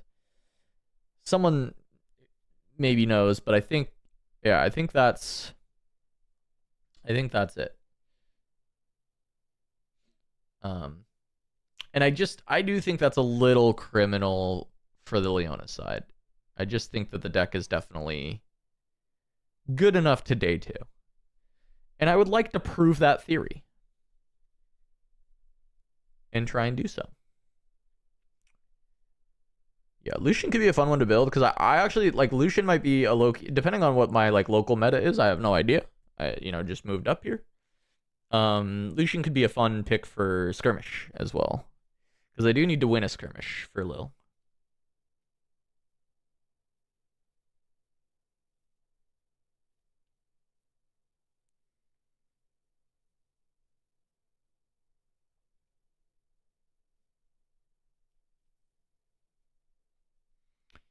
Build a way where power is less of a concern, but card draw is still a problem. Huh, interesting. I think I've still been seeing a lot of power issues in what I've been trying to construct. So that's kind of it's a cool thought. Maybe I should be rethinking some of my builds. I found that trying to do some of the Emperor's Divide, Stellacorn shenanigans is an interesting way to get the card draw back. You can still like look to conquer with Stellacorn. You either hold with Thwonk and then go home and you get another draw, or you Or you just run away with the Emperor's Divide to draw, but it ends up not being super card positive. It's pretty like card neutral, but it keeps material or it keeps potential hold points. There's some decent like ideas in there. Blood Money, yeah, Blood Money gives you some help. It's like against Draven, right? Because like a lot of other decks are cutting their 2s.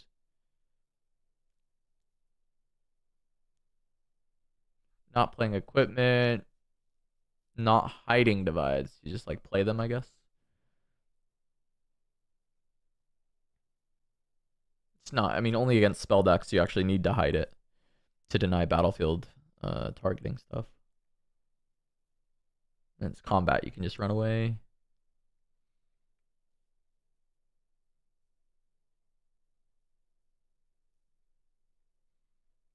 Yeah, Honest Broker. I think part of me wanted to get away from playing any 2s at all, but I can see it.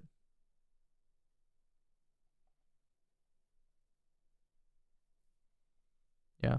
Minneapolis historically was pretty good good card game players. I used to, when I lived up here before, I used to play Fab here, and there's some very, very strong Flesh and Blood players in Mini. And at very least, I know Aaron and Ryan Miles will be locals for me. Both very, very strong players.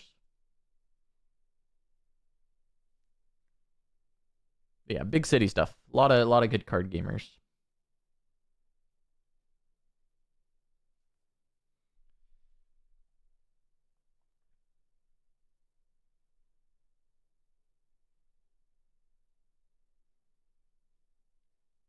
Wait, Desert's Call? When a Sona proc you can't use up? Wait, Desert's Call action speed? Am I crazy? Are you just saying if you don't have enough? Yeah, it's not action speed.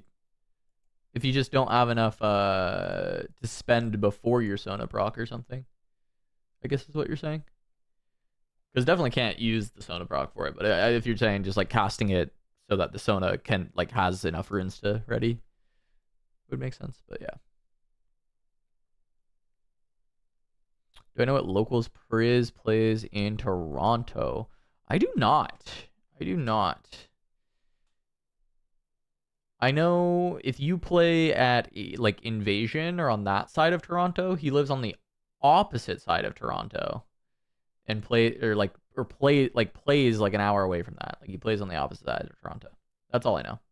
Because when I was asking him to go play at Invasion with some of my Flesh and Blood teammates, he was like, "Ah, that is really far."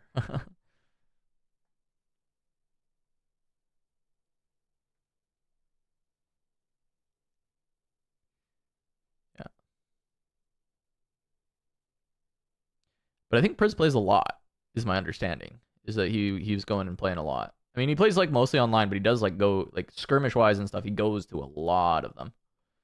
So I feel like he'd be hard to miss. But Toronto is a big city, so maybe not.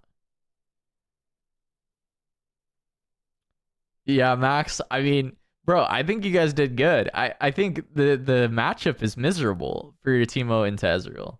It's like completely miserable. I just think it's like generally kind of unplayable for Teemo, to be honest.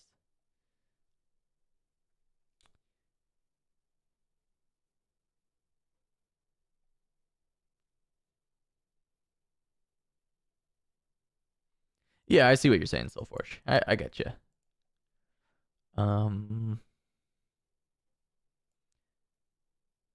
I mean, there's a 5K this week. I would guess that Priz will be at the 5K. You know, like that. I don't see a world he's not going to the 5K.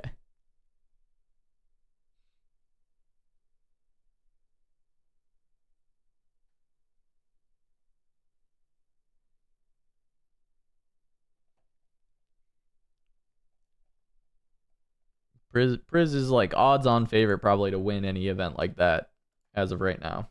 Very, very good. Very good player.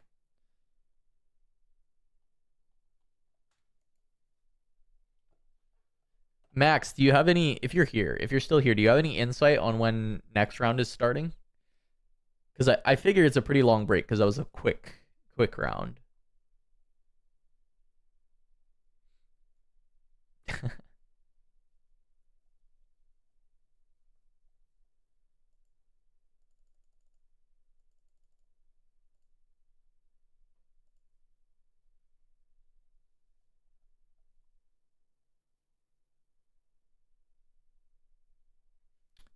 Who's on the Turnup Sideways team? It's not on the website. So Turnup Sideways doesn't have like a specific like card team. There's the Winning Point podcast, which is, why does this say that I'm playing PUBG? The YouTube is weird. Okay, anyway, sorry. There's the Winning Point podcast, which is myself, Blevins, Charmer, and Pastry Time. There is the team of players that I play on for Riftbound. They're not Team Turnup Sideways, but they do help me maintain the website, which is Prismaticism, Randy, Kuvi, Alan ZQ, Freaks, Funk Monks, Baki, and Duafina. So a lot of Legends Runeterra people and a couple other like strong players. Team has done really well. Results wise, definitely has the best team, but that's carried by like Alan, Priz, Randy. You know, like those three alone are like 99% of the power. But yeah, everybody's really good on the team. Works pretty hard. I think I want to get like an about us thing on the site because Randy and Priz helped me a lot with the website, and they're credited on the individual guides, but they're not like we don't have like an about us section. Yeah, leave Huge out. No, yeah, Huge is also on the team. I forgot Huge. Why did I forget Huge? So there's let me just go to, so the website, we actually have the tier list, and it's like completely updated. Priz is the one who updates the Miracle Draven. Randy does the midrange, that kind of stuff. And we have like a lot of info on every deck in the game. And this is like pretty regularly updated. We actually just updated this last night, so it should have pretty updated decks. And we also just have a best of page. If you're just interested in the best ofs, you can like go to the RQ and you can see who played it and what their placement was in the event and how many of that deck there was. And then it'll still show the deck in the same way. And you can like export to wherever you want. Which is pretty nice. New updates for the site and everything. Yeah. Ari's D tier. Ari's. Wait, you're just gonna fight me. You're just gonna fight us on this, but I mean, where do you want it to go, man? Where do you want Ari to go? You. Where do you wait? He caught me, guys. He caught me putting Ari in D tier. What?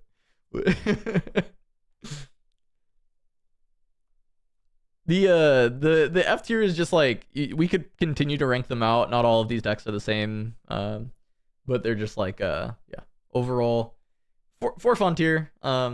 Honestly, D is like pretty close to for fun tier. I just think that Ari is like a little bit better. Ari's B is crazy. Ari's B is crazy huge. If she gets some results, you know, we'll move her up. But you know, maybe she's better than Orin or something like that. But I can't just like stack all the tiers. I gotta have some differentiation, you know, between these. But yeah, we also have a card list. The card list is kind of neat in the sense that I wanted we are going to energy cost, yeah.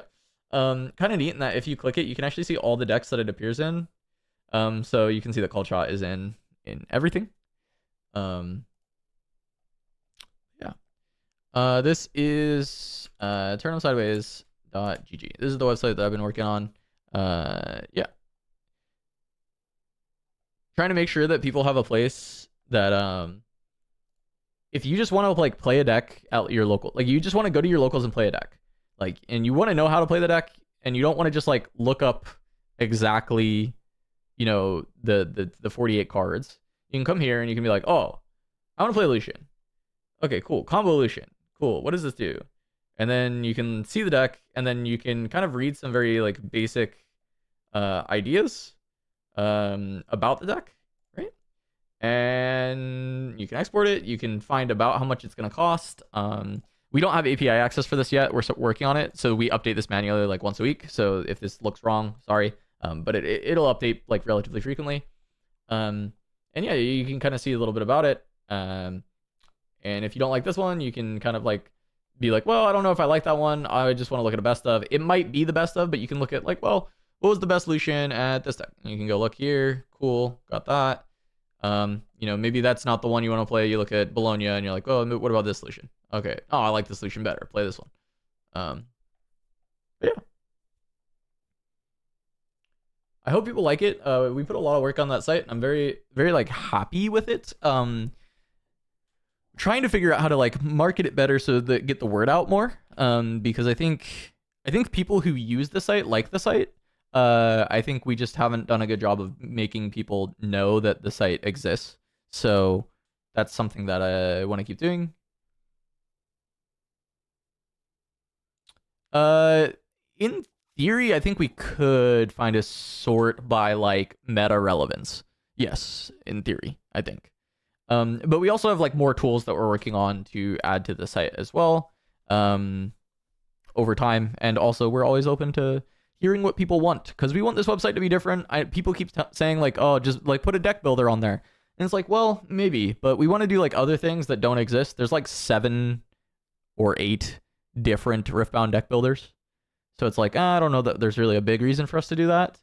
And so like we want to keep adding things that like don't exist elsewhere, but maybe there's a point in just like having it be the one-stop shop where everything can go.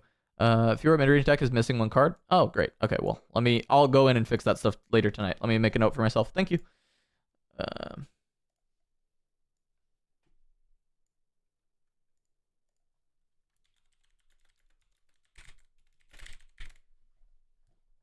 Yep, I got you. Thank you. I will fix it. But yeah, there's value to it being a one-stop shop. So maybe community builds and that kind of stuff is good. But for now, it's definitely like, hey, come here, and it's like good stuff. TFT Academy have guest guides. Yeah, we could do something like guest guides. Guest guides could be nice. But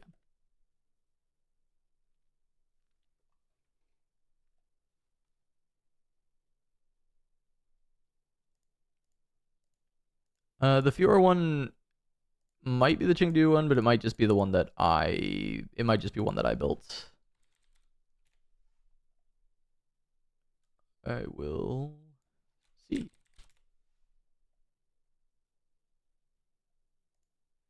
Let me take a look.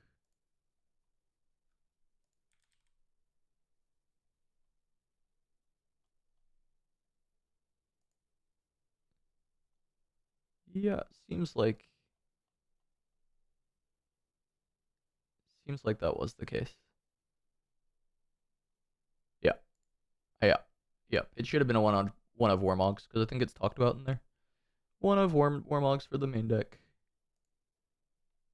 Well, that should be updated. There we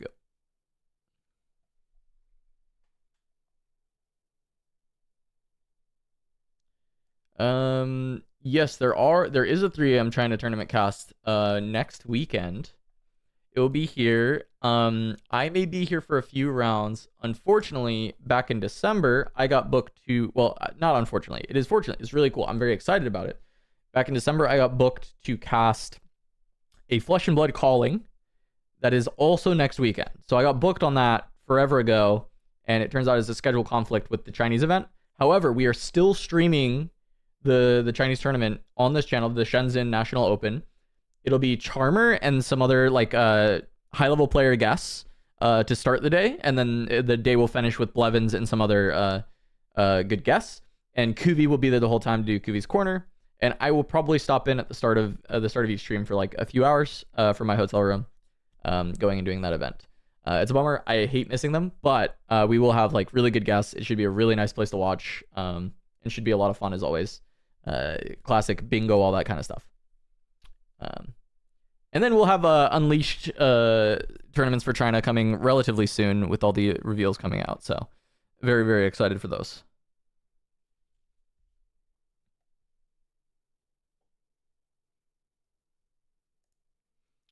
But yeah, it'll be this upcoming weekend, Friday, Saturday night for US time.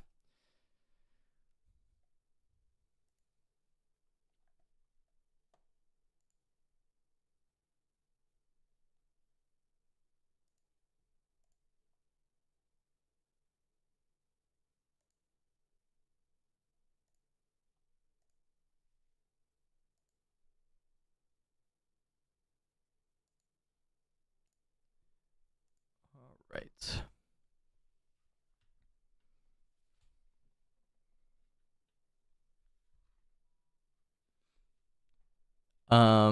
For now, so set 4 is when the releases are combined. So it's not, they're not keeping it China first than the rest of the world. They're trying to squeeze it. So that's why we've been getting these like very fast releases. Unleash will be able to pre-order on no idea. Zero clue whatsoever.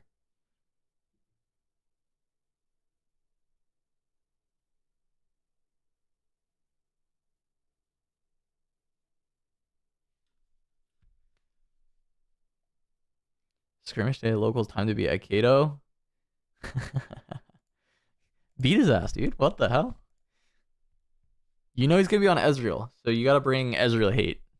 I don't even know what Ezreal hate is, to be honest. I've played against that deck forever, and I feel like it's really hard to actually hate it out. Like, I actually just have no clue how to hate it. Actually, that's not true. I do know how to hate it. It's Divine Judgment, but it's... Divine Judgment hates it, but it's like... You're bad into everything else. You know, it's like... It's pretty good at hating, but it's, yeah, it's kind of bad in everything else.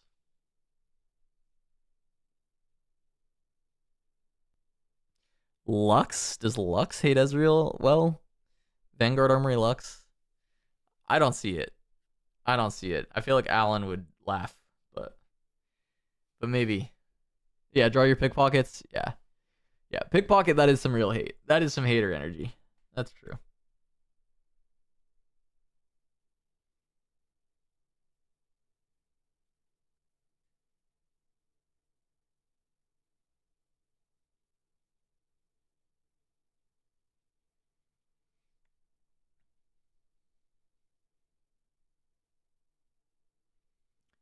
Yeah, what if we play blue yellow and we play pickpockets and Divine Judgment? And then that's how we really hate Ezreal, you know? That's how we really hate him out.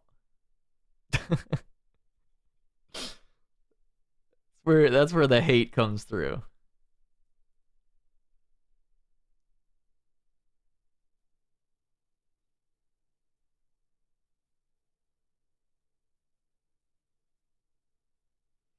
Look, if no one's on midrange Draven, then I'll bring out the Fiora brew I was gonna take, but there was way too much midrange Draven. I had an all-in Fiora brew, all-in DJ Fiora brew.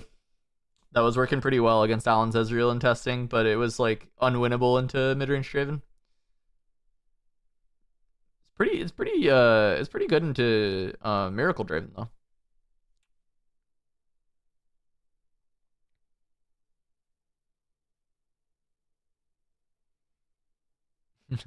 Huge will tell you that Ahri is good right now. Huge is saying that Ahri is great. I would say that Ahri is not a very good deck, but if you enjoy Ahri, you can still find wins on it.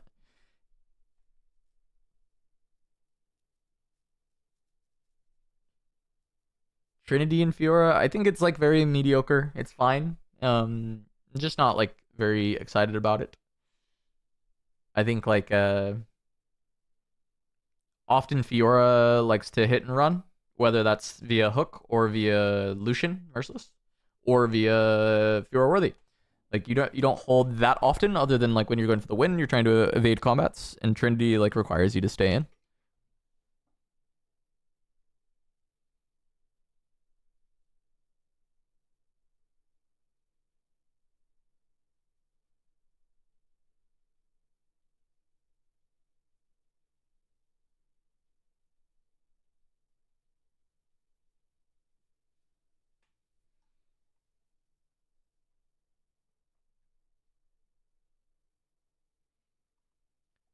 The best Aurelia list?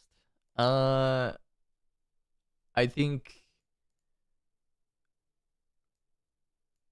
Randy is a big fan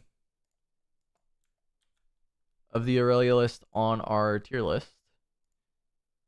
So if you go to turnumsideways.gg/tier list and then you click on Aurelia, then you can find a very strong Aurelia list. And then if you don't like that Aurelia list for whatever reason, you can go click the best ofs tab and you can find You can find multiple Aurelias that have done really well in recent tournaments in their Aurelia list. You can find a good one. I personally like the deckhands. I think deckhand and Aurelia just gives you some edge because I think Aurelia, when she's ahead on points, is a much stronger deck than when she's behind. I think when she can play the hit and run and play offense more than actually having to play defense, I think she's a lot better.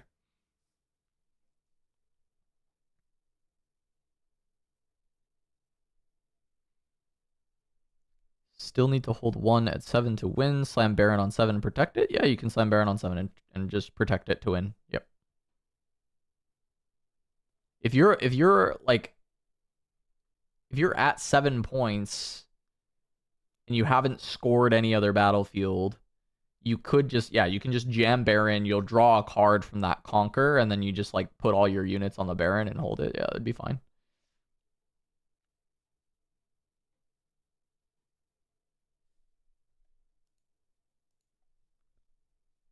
Victorious Fiora list on the site?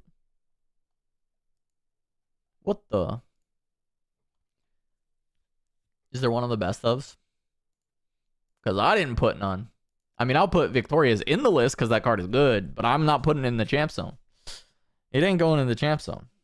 That's for sure. Worthy champ zone only.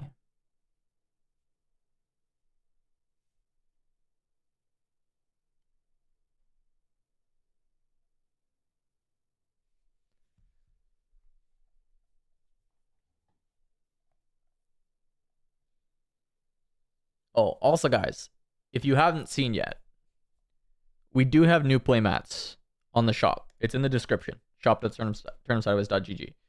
We have the Draven and the Aurelia. And the Aurelia is done by this artist named Iswardi, who did a bunch of art for like Flesh and Blood, like actually, like the cards. And they're insanity. Like these are my, like, I love the Victor and the Kaisa mat still. I think they are amazing. But I do think that this set are like somehow even better. They're actually crazy.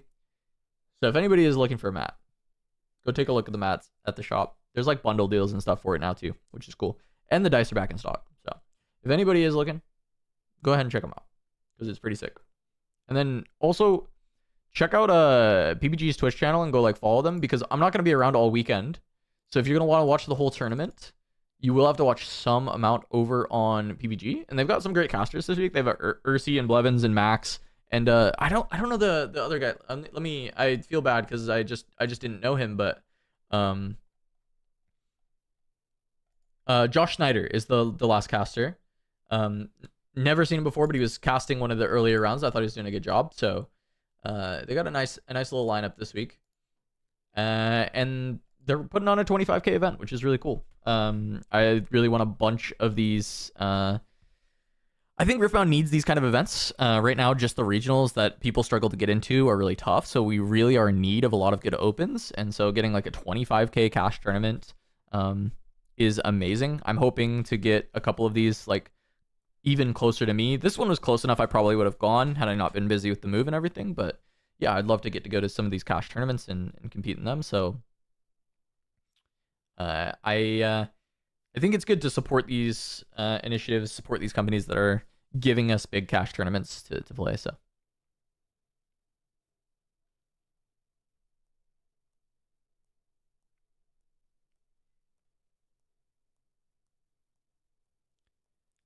no, look, Mateus, I agree. I will tell you, in Vegas, backstage, I was preaching for. I said Brazil, but I also said LATAM like across the board. But I said when are we going to Brazil for one of these? I said, when are we going to Brazil for one of these? I said, did you see Poland when we were in Bologna and that whole crew yelling? First off, when are we going to Poland? We need to go to Poland because they're going crazy for this game. And we had a crowd of 50 in Bologna chanting and cheering, and it was amazing. And I said, you know who else is going to do that? The Brazilian crowd. If we go to Brazil, you're going to have that much like hype and passion for the game. So, look, I have no power, Mateus. Nothing I say matters, right? But I know people are interested, and it seemed like the response was like, oh, we know, and we want to, right? Like it is. So I don't think it's like, I don't think the neglect is like a choice where they're like, oh, we don't want to go to Brazil or something. I think it's probably some logistic stuff that they have to figure out, and then we go. And I hope that is sooner rather than later, you know, because obviously the roadmap for the year had nothing, which is really sad, and I wanted there to be something. But I hope. Look, Mateos, I believe that, right? Like, it was the same thing with the Polish players in Bologna. Like, everyone just going crazy, and I know that the Brazil crowd is going to be like that. It's so sick. And dude, absolutely, if there's a RQ in Brazil, I'm coming down to meet the old Runeterra crew. I would be there in a heartbeat. Easy every time.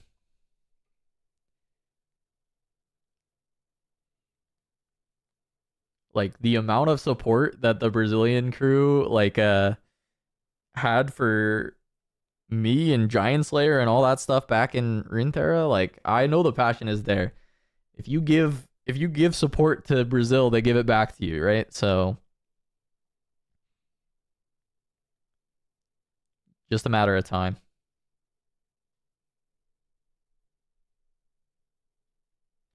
Yeah, I mean, my bet is next year we'll get it. Because I know it's like something that is wanted, but it's also hard to say. I don't want to. I think that's me being a little optimistic too. It'd be a real bummer if it wasn't the case.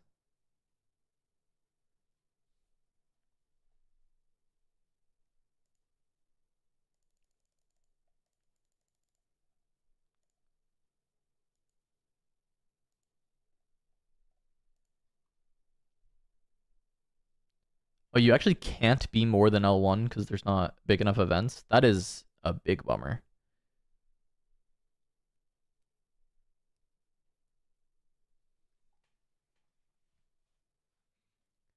Yeah.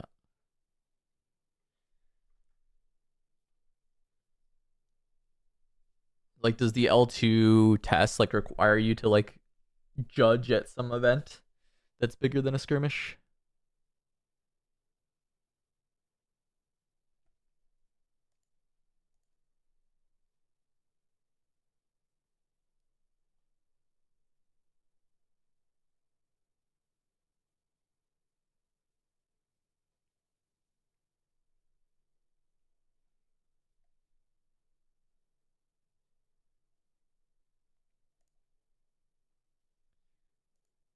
Three Brazilian judges in Bologna.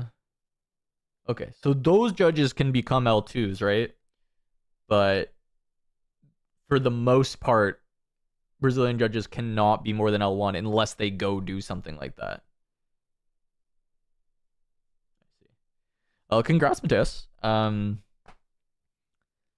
So maybe I see you next year then. Maybe next year, either in Brazil or at some event if you get to travel. Be cool. I am really hoping to get to do Lille myself. I'm not 100% sure if I get to go. I know I'm not casting. They're doing European casters for all the EU ones, which is completely valid. When are they starting? The wait is rough. Yeah, I mean, that is what it is. I know PPG doesn't do the delayed start. They just do it live. So some of the breaks are just gonna be extra long.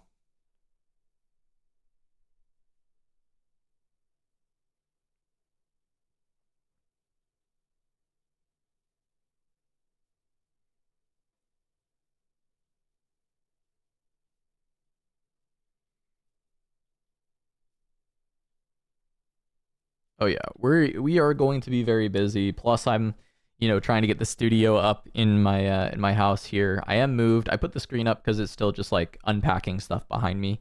But we're trying to get the studio up here so that I can start making like We are getting live gameplay content. Round of Swiss here at the Pro-Play Summit in Pittsburgh for this Make sure that's okay. Cool. cash tournament. There's Ursi. Hi, Ursi. Everyone say hi to Ursi. Hello, Ursi. Ursi, so good to be here with you. We've seen a couple interesting matchups. What are your thoughts as we get to the mid stages of these Swiss rounds? Yeah, there have been so many great games today already. I watched, I guess it was round 2 but it was round 1 for stream and round 3, round 2 for stream. Really cool to see the Ezreal versus Teemo.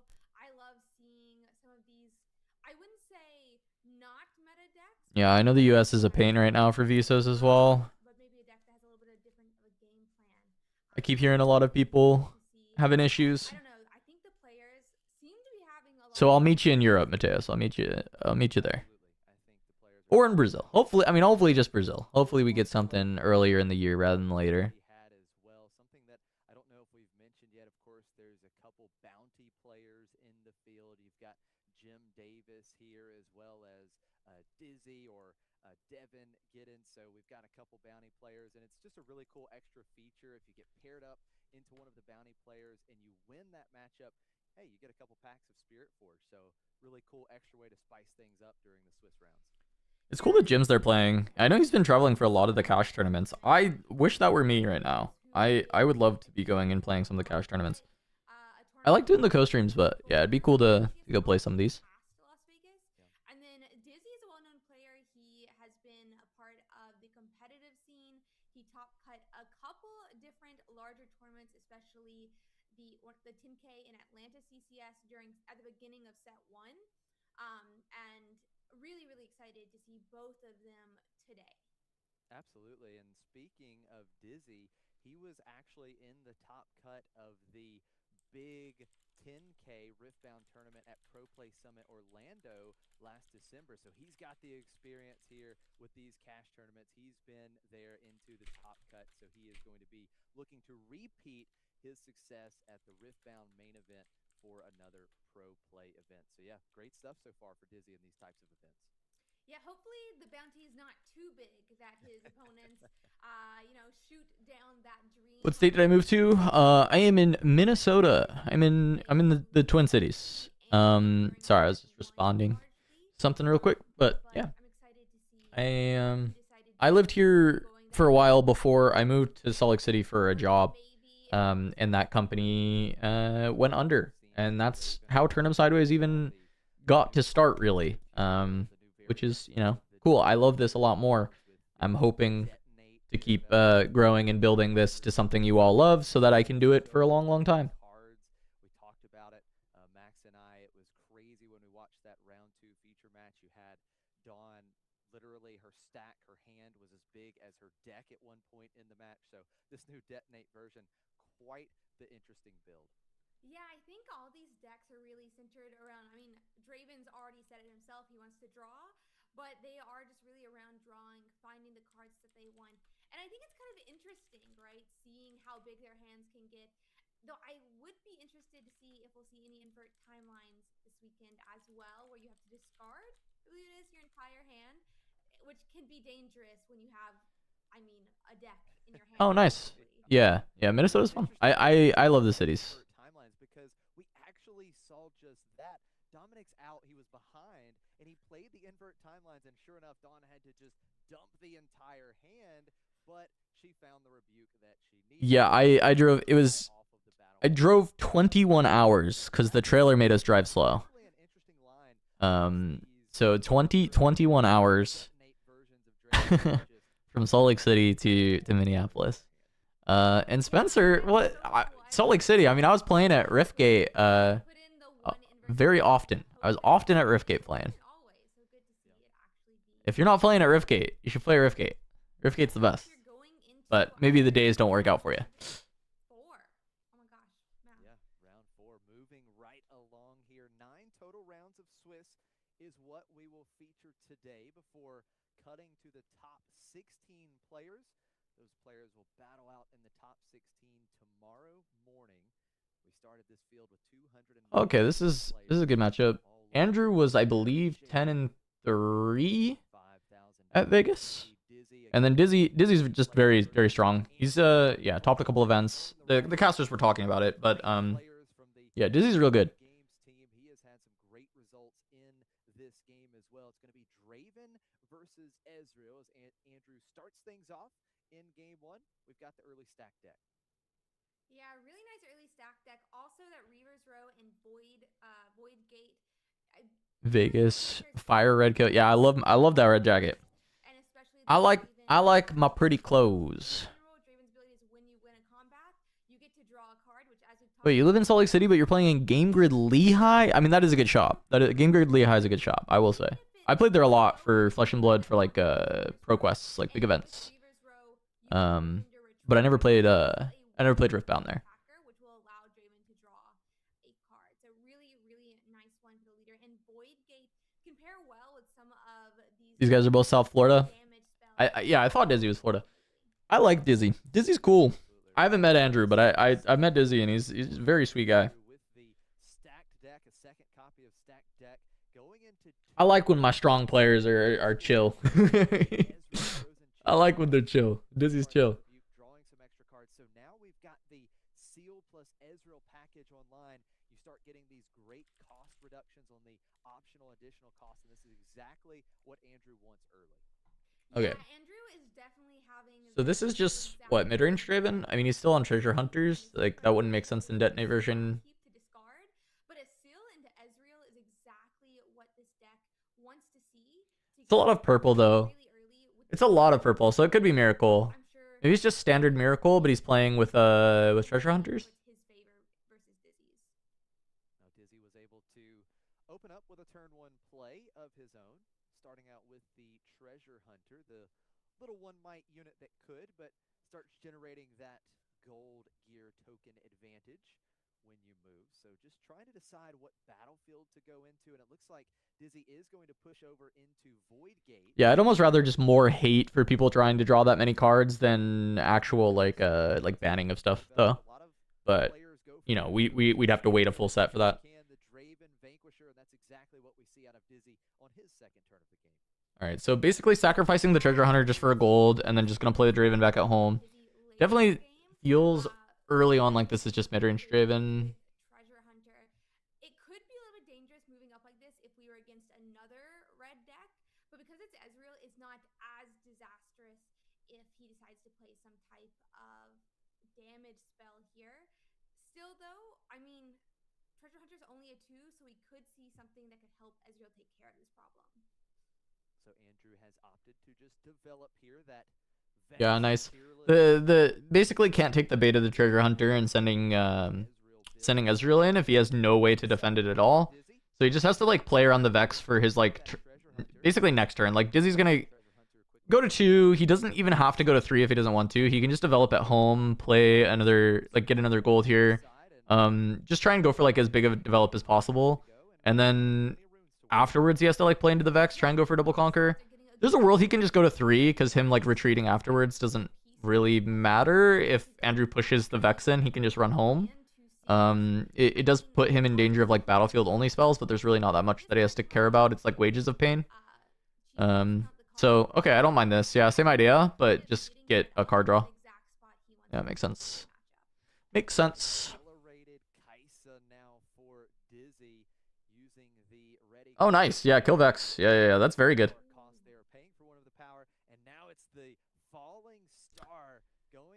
Yeah, Star is weird. You know, we've seen a lot of people go to Piercing Light because it's better in the mirror, but Star is real good against Ezreal. It hits every unit in Ezreal. You either get like Ezreal plus Fizz, or Ezreal plus Student, or you get Vex, or you get Rasa. Like it kills everything. It's pretty nice. Star's like really falling out of favor though, but yeah, good for Dizzy here to be able to deal with the Vex before it ever gets a chance to go into combat. It is going to be really important for Dizzy to keep it off the board instead of letting it get use in one of these future fights. Absolutely. We know that Blevins was actually discussing a little bit about the great synergies between Ezreal and Vex and how it can reduce Wages called shot. I mean, have Ezreal out in a seal, it's like almost always dig, but I guess it could be Wages if he has Stupefy. So Stupefy Wages, draw with Ezreal. Especially because seeing double Wages there makes me think he doesn't have Wages in hand. But it's like really hard to ever bottom call shot. It looks like he did keep Wages, so I assume he has Stupefy. Also, it's Void Gate, so the Wages are a lot better. Especially in this matchup, there's a lot of 4s. Refill his board up though, because obviously he's going to play a little bit more on his bench till he has everything he needs. We don't really call it miracle when it's Ezreal he's not afraid to take a little bit longer in this game to get set up. So even though Draven is getting these early points, Ezreal doesn't have the biggest trouble coming back from behind as long as he can get his board developed. That is an outstanding point for sure. This Oh, guys, I don't have a chair, by the way. Look, look what I'm sitting on. A lot of these modern versions, they've got a lot of one-ofs in the deck. We've been seeing Alon ZQ. I'm sitting on this little ass stool. Winning in Bologna and then making the top cut. It's crazy. It's so uncomfortable. I have a chair that's supposed to arrive today. Into the Reavers row. Kai'Sa's going to bounce back. All right. So he lets Kai'Sa run home. Doesn't go for a wages play. I didn't see whether it was the call shot or the wages that he actually grabbed. The frigid touch giving -2 might to both Kai'Sa and Oh, did that not get into frame? No, still gamer not good. It did. Yeah, amazing for the back. It's really good. It's really good for me to be sitting in this all day. But it's okay. I have a chair coming in today. I'll be okay. That is so dangerous. Riftbound is such a tempo-based game. So having this huge swing where Dizzy is committed so many runes power each turn to get his board set up, Andrew takes it out in a single turn, putting him super far behind. And I looked away. Did he wages something at base? Let me see. Row, ends up walking into, I mean, a terrible play for Dizzy, right? Because he put everything in a single field where Andrew was able to really capitalize on that Bellows breath. That is absolutely right. Because No. Bellows breath only No, it's just Bellows. location. Yeah, he didn't wages. He just Bellows. I just like went. Yeah, I rewinded it. It was just a frigid touch repeat, Bellows breath repeat. Yeah.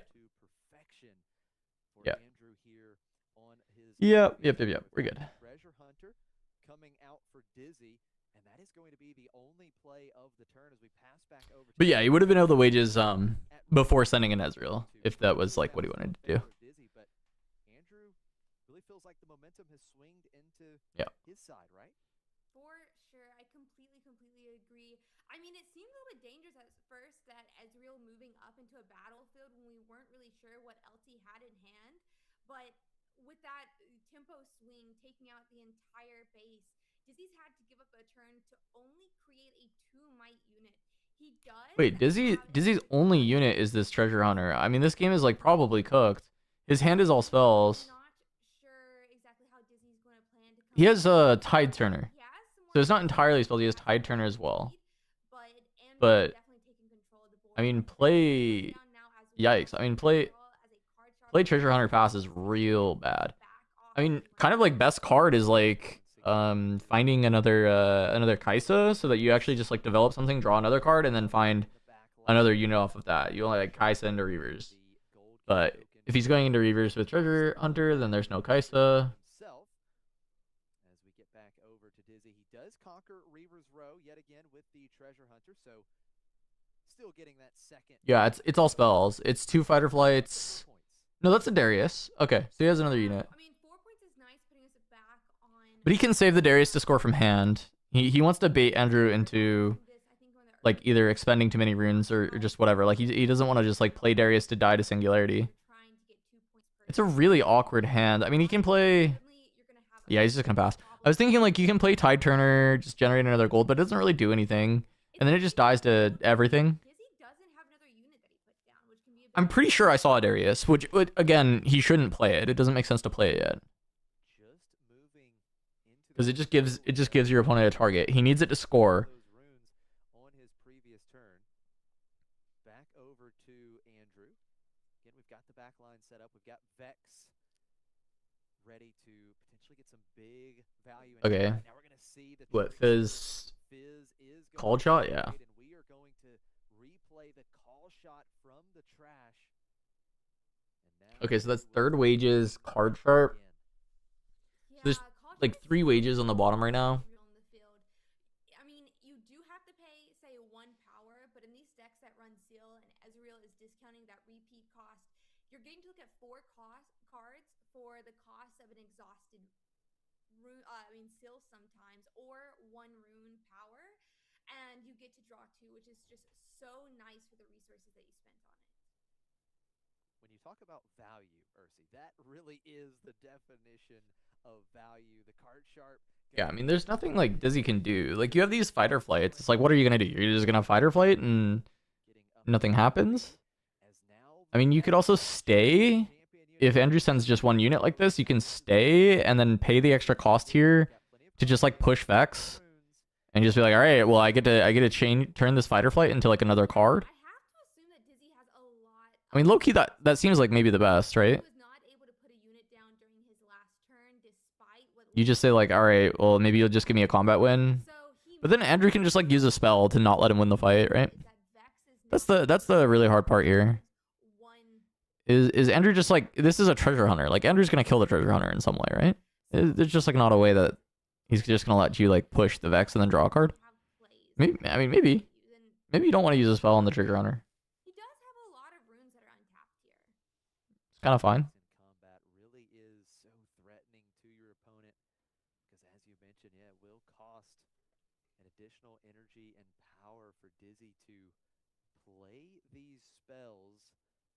I think he's going through the same thought process as me right now, and it is like none of it feels good. Like, you're like, well, that like I can push this. Doesn't feel very good, but I can. Yeah. Okay. Yeah. All right. That makes sense. Yep. And then it's just gonna be. I mean, just play the axe. I mean, screw it. In for a penny, in for a pound. Play the axe. Of the spinning axe, that's the contemplation at this spot. Yeah, spinning axe would be so nice if we can get it off successfully and keep the unit alive.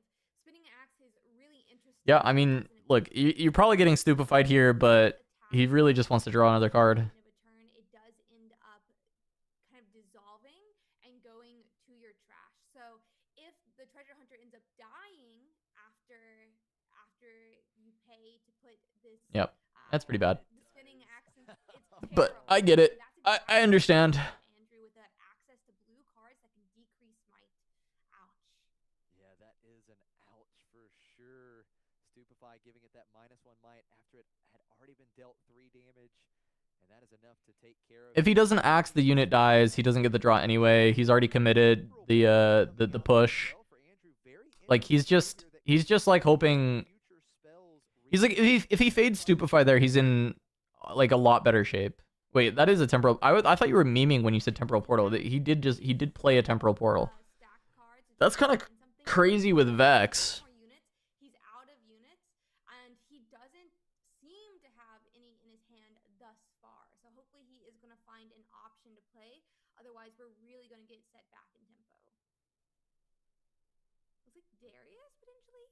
Yeah, looks like the Trefarian is coming out here.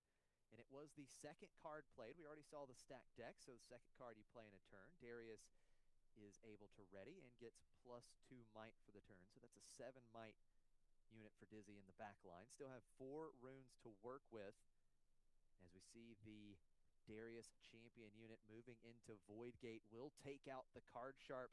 Dizzy up to his 5th point. Yeah, the problem is Dizzy can't. In the back line. Unless he has a Ride the Wind, he just can't go to 6. He has so many cards set up. And 6 would at least start to threaten. Decks that are both able to threaten Darius in the long term. Ezreal's waiting in Reaver's row. He definitely has a bit more developed board than Dizzy does. Oh wait, this is not reaction speed, so you can't do this with Vex unless you tap Temporal Portal and then push Vex in. And come back from those. I mean, it seems like 2 now tempo swings in Andrew. So the idea is probably Wages dealing 6 damage, killing Rasa. But that's very expensive. The other idea is Stupefy, draw 2. But that can't be done. That has to be done pre-combat. Huh. Couple ideas. And we bring the more threatening unit back to base to hopefully do some more conquering in the future. I mean, you can stack deck with repeat. It's really nice because Darius is he's a Further filter. And you don't want to really leave him sitting at Void Gate where he is extra vulnerable because of the Battlefield's text, which is, those same Couple ideas. Couple ideas for the temporal portal. There. So getting Darius out of it so that we can protect him in the base is going to be really nice for Dizzy. Seeing once again that one power called shot that you talked about earlier, being able to essentially look at the top 4, getting a couple extra cards as Ezreal Prodigy scoring that 5th point for Andrew. It's 5-5 here in game 1 of round 4 of Swiss here in Pittsburgh. Stupefy is the play for Andrew, targeting was it the Ezreal that he pointed at there, or was it the Triferian? I think it was the Darius, yeah, the Triferian in the back. Yeah, my main problem is it's not reaction speed, so he has to do it before he pushes in. Some of those damage spells we talked about earlier, waiting in his hand. We do see that Vex come up versus Tide Turner, so again, we gotta, keep an eye out for some of those spells while Darius is sitting there. Okay, so free Bellows, just the cost of 1 gold. Starting to target that Darius we talked about earlier, who you would think is a 5, but it's actually a 4 right now. Oh, and the frigid touch on top of it. This is going to be big for Andrew. That okay, Darius dies. Away from Darius. Darius is wiped out. Vex at the Void Gate taking down the Okay, yeah, that's game 1. Yeah, I think midrange gets often cooked by this deck, and it is very hard to find a lot of recourse. In testing with Alan's version of Ezreal, basically Freaks, who was playing midrange Draven on our team, I think everyone else was on Miracle, but Freaks was on midrange, found that the matchup was just like, against Alan specifically, it was just like so unwinnable. He fully basically gave up on it at the end. So it can be really tough when Ezreal is piloting very well. I mean, as you can see from the Dizzy side, like his cards just don't do anything in this matchup, and he usually, like, this Draven deck is really good at keeping a few units around, and like defend them with his spells. But like in this case, it's like, well, okay, well, what is he even doing? Like, his stuff is just gonna die anyway. He can't save it with Axe. He can't, like, Fight or Flight doesn't do anything. Rebuke doesn't do anything. So he has to side in, like, Forerunner. He just needs stuff to side in. Like, Forerunner is bad into the case of getting bounced, but it's still good, because it doesn't. The bounce is, the deck is slow enough that the rebuke doesn't matter as much. It's just like when it gets removed, he still has units. And I think that's the big thing. If he's got Forerunners, he wants to get those in. He wants maybe Mind Splitter in, like all his big stuff.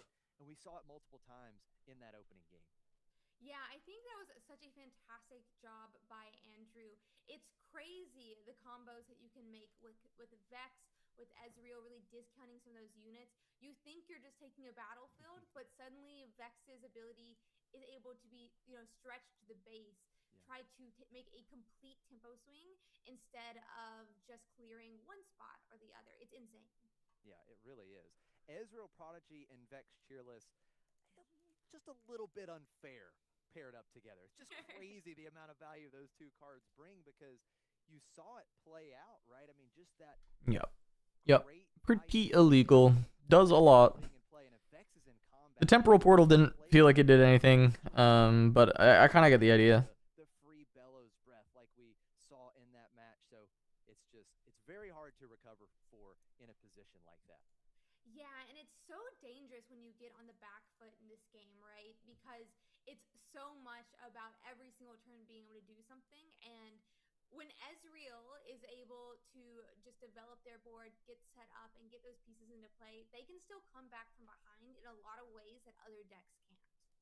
So. That's absolutely right. I mean, at least he is honest. Who's honest? Is Ezreal honest? I don't think Ezreal's very honest. Ezreal's a bit of a liar. Those decks that can answer, especially this Draven mid-range, pretty well, because you don't have to force yourself into combats early that Draven can take advantage of and get those. That was just game 1, right? Off of the legend ability, and it must be setting up game 2, or critical in being able to pick apart those pieces. Then we can move into the battlefields. 100%. And I think that it's like something that Ezreal does so well. I mean, it may be because you can literally have the Ezreal in the chosen champion slot, but Miracle itself and other decks is already just trying to discount. And Ezreal, I mean, he's in the chosen champion slot.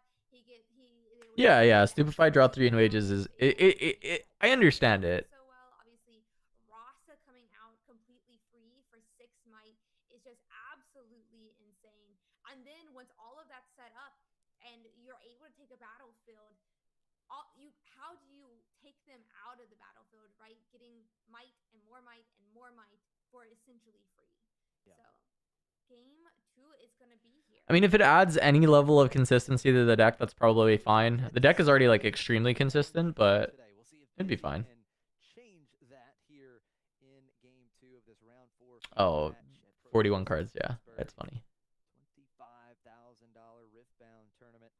Andrew bringing Aspirant's Climb here to this second game. Dizzy bringing the Targon's Peak. So we will play to 9 points here in game 2, Ursi. Yeah, I think that just like showcases Putting right? Kaisa back, I'm a little Ezreal is okay with interested the about world putting Kaisa back. I feel like Kaisa's pretty nice in the matchup. You just like need to you just need to like draw, and you're not going to be given fights. From the start here.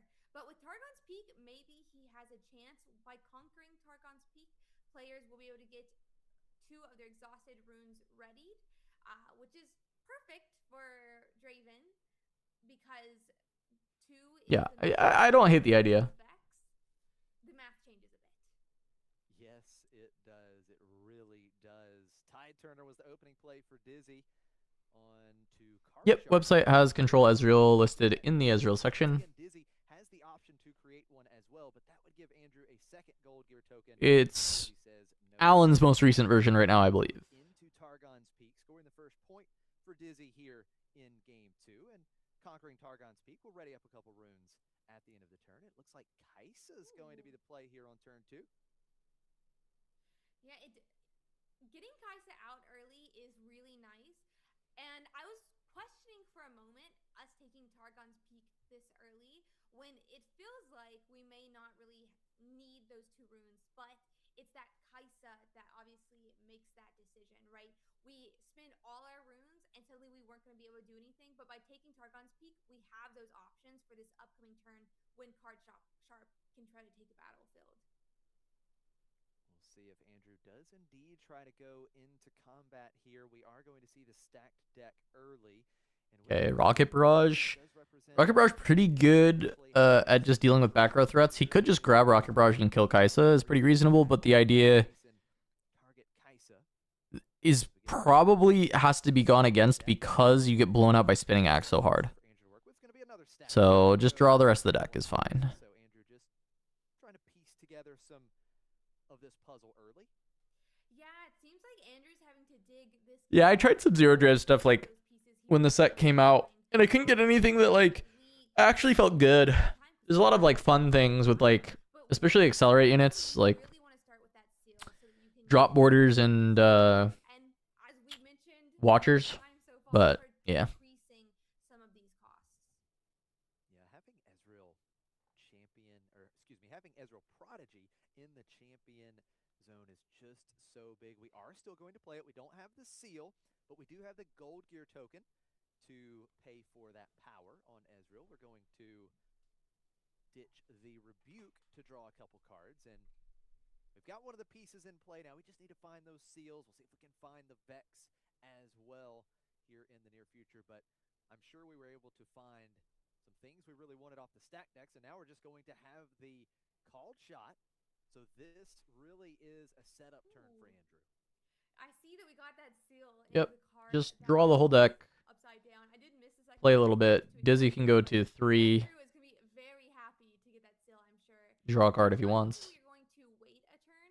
Well, so maybe sometimes a little bit different for Ezreal. I think as a normal rule of thumb for these other decks, it's always nice to wait to use that, like play the seal till you're actually going to be able to use it to spin something because of that floating that we have in this game. Absolutely. Back over to Dizzy. He holds at Targon's Peak up to 2 points. He's going to go to 3 points with Kaisa Survivor conquering Aspirant's Climb, drawing a card off of that conquer as well. Tide Turner coming back to the base, and we'll see if we develop any further. Let's see what they're able to do. I mean, it is so nice just to draw. Yeah, there's Star. It does look like No, it's a good call, Yuge. I mean, Star is really, really good for Dizzy to just keep the board pressure, because now even if Andrew has board clears, he has no units, so Dizzy can just come back. I actually think Dizzy can just further develop stacked, I mean, if he has like a hopeful or something to follow this up, it's really, really good. Because, like, yes, you're open to like Singularity, but if Andrew casts Singularity, like, you're winning the game. Like, you are so ahead. Yeah, it really does and can really help us. So I think Dizzy really wants to get like just more stuff on the board. Andrew hasn't started to take points yet, but he was building up that board. Especially if we can play around Back again. We've used yeah, that at 6 runes it's like Bellows plus another Ezreal. We're going Frigid to find Repeat. and then obviously also No, Frigid Repeat doesn't work. hopefully we know He would need a lot more if he plays the 4 with the Tide Turner, but looks like he doesn't have anything. I don't mind not playing the Draven if he is like double stacked. I think go double stacked and then potentially just like play a hopeful or something. Is okay, or a 2-drop. Kaisa and Tide Turner continuing to be the 2 units in play for Dizzy. He's currently trying to hold on to the Aspirant's Climb. And importantly, Dizzy does have 2 runes open for some interaction. There's Realistically, just needs one of the 2 units to survive because then he goes to 4. But going to 5 is still nice. Vex's cost. And Aspirant's Climb being held. Does he has bargain? That's very good. Yeah, that's gonna be so nice continuing to get these points off of holding. And as long as Andrew's not set up, we're not gonna have too much of a difficulty to do that. Vex does pose a little bit of a threat, meaning So Dizzy should be at 4 from holding.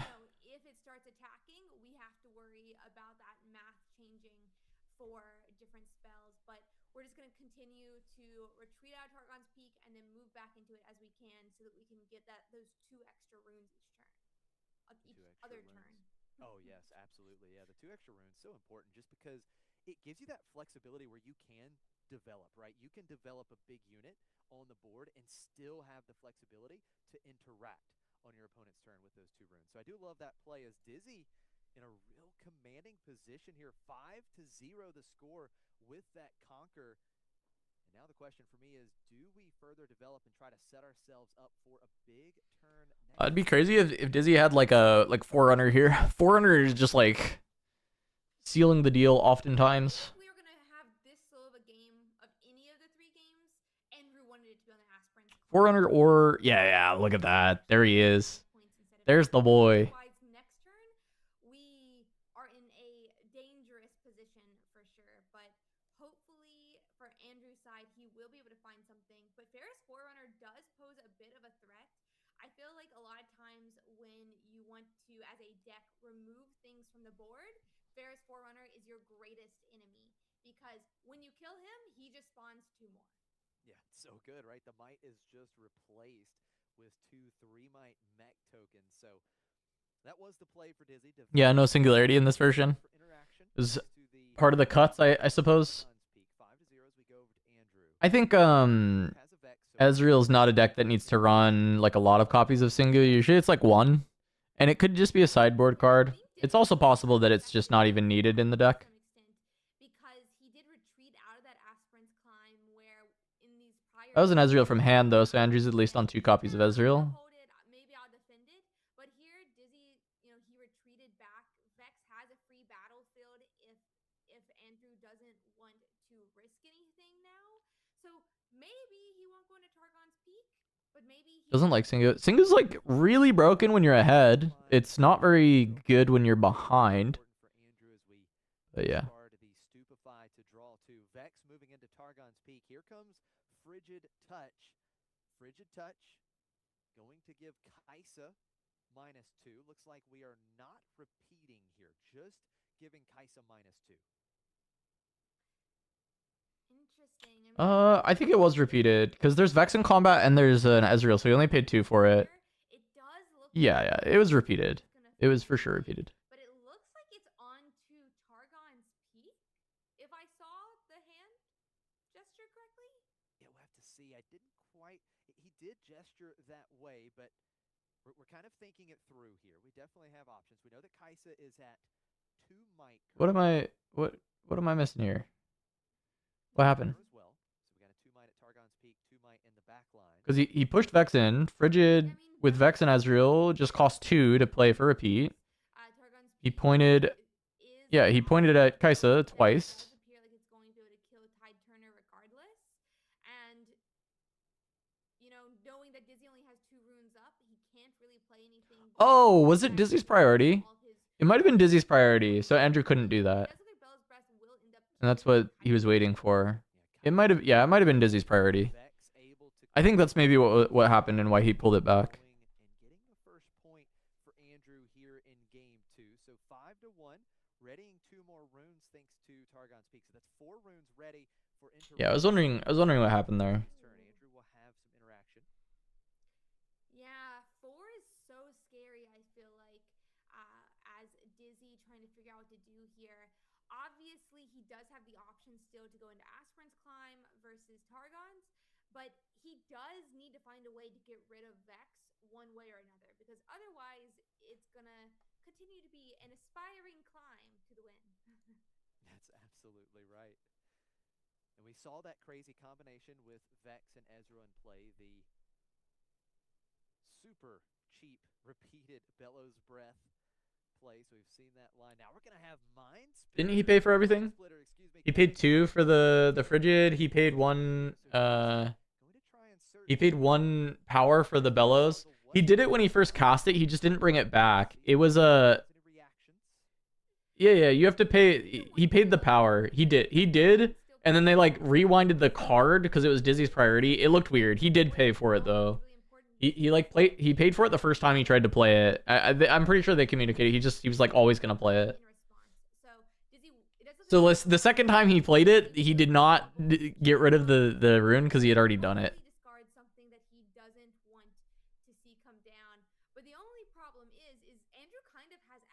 At least I'm pretty sure. He doesn't have any fizzes in hand right now, but that kind of means he could draw into them. I mean, I can. Is dangerous. I can look. I can look. Interaction in the forms of spells, right? We have a lot of interaction in Andrew's hand. We also have a really spicy unit here, that Beast Below. Love to see this. This is not one we've seen a lot of recently, but definitely a spicy include here. So the Rebuke, one thing to note, is so good against the Ferris Forerunner. The Ferris Forerunner being bounced, it prevents that death knell ability. We are going to take out the Beast Below, which was a great. No, okay, so yeah, he did pay it, and then when they did the take back, he brought the rune back, and then the second time he played it, he didn't pay it. So yeah, he should be -1 rune. I think it was confusion of the whole situation, and he messed up because he paid it. They did the like rewind because it was Dizzy's priority. He brought the rune back, and then the second time he played it, he didn't. He actually didn't pay the rune. For some reason, I keep wanting to call it the down under. I don't know why. I think could be really. So yeah, Ezra should be -1 rune. Card in some of the the one Bologna list by Randy with 4 wise, Okay. 3 wise, and I think he did bring it to Las Vegas as well. But his was in a Draven list versus an Ezreal, so interesting addition here on Andrew's part. The Beast Below. His deck. So Stupefy plus Frigid Touch. That Mind Splitter really taking a hit with the negative might here, and now it's Bellows Breath for Andrew. That is going to deal a couple more damage as we see the repeat on Bellows Breath, and Mind Splitter is dealt with. Dizzy back to just the Ferris Forerunner as Vex comes back to base. yeah, that does not feel good. So this is where Andrew can try and play around this this Forerunner with Rebuke, because now he's stuck with only the Forerunner, and Andrew spins through the entire deck. Doesn't have the access to the resource or the discounts as much as Andrew does. He's not playing any seals right now. There's not as much gold on his side, so he had to play full cost for a Mind Splitter that did get to discard something, but it was also a large might unit on the board as well. That would have been really nice for Dizzy. And the problem is Andrew still has Rebuke in hand, so if Ferris Forerunner goes and tries to... Okay, yeah, casters say the Rebuke is in hand. I mean, assumedly right at this point in the game, with how much has been drawn, they always have it. Note that I don't think we've discussed a lot of here in this game, but Andrew multiple times, including last turn, has been able to... Yeah. I mean, it was clearly an accident. Like, I watched it back. Like, it was just very much like the confusion of the moment. He just didn't pay it the second time. It's probably not going to matter, and like, that is just what it is. Sometimes in this game, you should try and play as clean as possible, but mistakes will happen. You always just hope that they're not the reason a win happens, and that's it. Yeah, that is That's all. so nice getting to draw cards off it, and really interesting use of the Rebuke as well. I'm sure it is making And yes, there's definitely not a table judge. I mean, I'm almost certain there's no table judge. Play it is All right. Does he have hard bargain? right to see that he says here's at least one gone, and I think that Hard bargain could be really good. that we've seen. So He had it earlier. I don't think he's played it yet. in Andrew's hand, but it is they're so strong versus Ferris Forerunner, right? Like normally we talk about like the damage or you kill the Ferris Forerunner and it creates 2 more units, but if you bounce it to his hand, it doesn't do. I mean, Ferris Forerunner's ability doesn't do anything. Yeah, it doesn't do anything, and then you have to pay so much to bring it out again. That makes Forerunner so much better too. Intriguing In that case, picture. We got Dizzy's at 6 Forerunner then, yeah. moving into the Targon's Peak, conquering there, so it's 6-2 now in Okay, favor 6-2. Yeah. of Dizzy, as we are going to bring that chosen champion out. Draven Vanquisher coming to the base for Dizzy. Oh, he has double bargain. 2 hard bargains. But yeah, okay. So he can play hard bargain with repeat if he needs to, even through Vex, which is important to note. Even if Vex runs in, hard bargain with repeat is on the table. It'll cost 5 runes and a power. Definitely later. Dizzy still holding on to the advantage here. 6-2. And now Andrew, Vex, and Ezreal Prodigy. The great combination in the base and plenty of runes to work with. We'll see what Andrew has for us here. Again, keep in mind, we got to score 3 more points on Dizzy's side, and that certainly changes the math. Yeah. I will say the one thing that it does allow by having to 9 right now is being on odds is not as bad if we can conquer both sides and hold it. That does potentially mean a win, but it also does have means- the rebuke. Ooh. The Okay. rebuke. Vex comes in, and the Yeah, not even gonna bother with the repeat hard bargain just to make Andrew use his runes. and the Ferris Forerunner, we talked about it, is right back in Dizzy's hand. Ouch. Yeah, I think Dizzy was really hoping that he didn't have the 3rd rebuke, but he did. I mean, with some knowledge that you have Ferris Forerunner, and your opponent has rebuke, we may have wanted to try to play a hidden fight or flight. Because fight or flight is an action normally, but when you play it hidden, it can act as a reaction and respond to rebuke. But it seems like we're caught off guard, or we decided that it was good enough just to get the point with that Ferris Forerunner. But I mean, does get sent back to hand by the rebuke here. An absolute big momentum swing for Andrew up to I don't have a bracket or anything for this. I can look at their site, maybe. They might have something. interaction. I think they'll fly bracket when it's ready though on the broadcast. He's holding on to that bounce. So we'll just wait and see when they put it up. A little bit hairy on the board. We always can fall back on that if need be. And it's going to be a second copy of Vex at Targon's Peak. So Okay. now not only do we have 10 might, but we have a massive advantage in So have to precast all spells. For sure, those stacking abilities would be so disastrous for Dizzy to have to pay. And it looks like Andrew is full committing to holding Targon's Peak here. He's only at 3 points, but he says, I'm confident. How much can you evade as Dizzy here? Because he's ahead on points. I mean, he can just go aspirants. But we are playing aspirants, so going to 6 is not as good. But now one thing on the bright side for Dizzy is he is still holding on to quite a bit of cards in hand as well. He has certainly been able to draw a decent amount of cards in this game. He's got Draven Vanquisher on the back line. Like, what does it look like to push Draven into aspirants? Just like Gem Forerunner. Still after that rebuke on the board as I well. mean, plus something, or just Gem Forerunner. The option is still move into Like, is that game state favoring you? Is it still good? go into these battlefields as well. We I mean, I think always just starting the Draven is fine. you know, being vulnerable to something. Because, like, you just don't want to push into this this peak. At least not when Andrew decides to put, like, Vex Ezreal, but you could just try and play away. Like, Ezreal can pivot okay, because sometimes they have, like, Ride the Wind, and then they, of course, they sometimes also have Fight or Flight, but both of those are, like, more, like, sometimes than all the times. And often it's, like, one of. Like, they don't actually pivot that well. They're just, like, very good at clearing you anyway. Watcher in hand makes sense. Watcher wages, yeah. Yeah, Watcher's the really scary one for trying to stack. That's why I think just like something like Pharaoh's Forerunner makes a lot of sense. Oh yeah, that's true. Dizzy, yeah, Dizzy goes to 7 from this. He was in 6 last turn.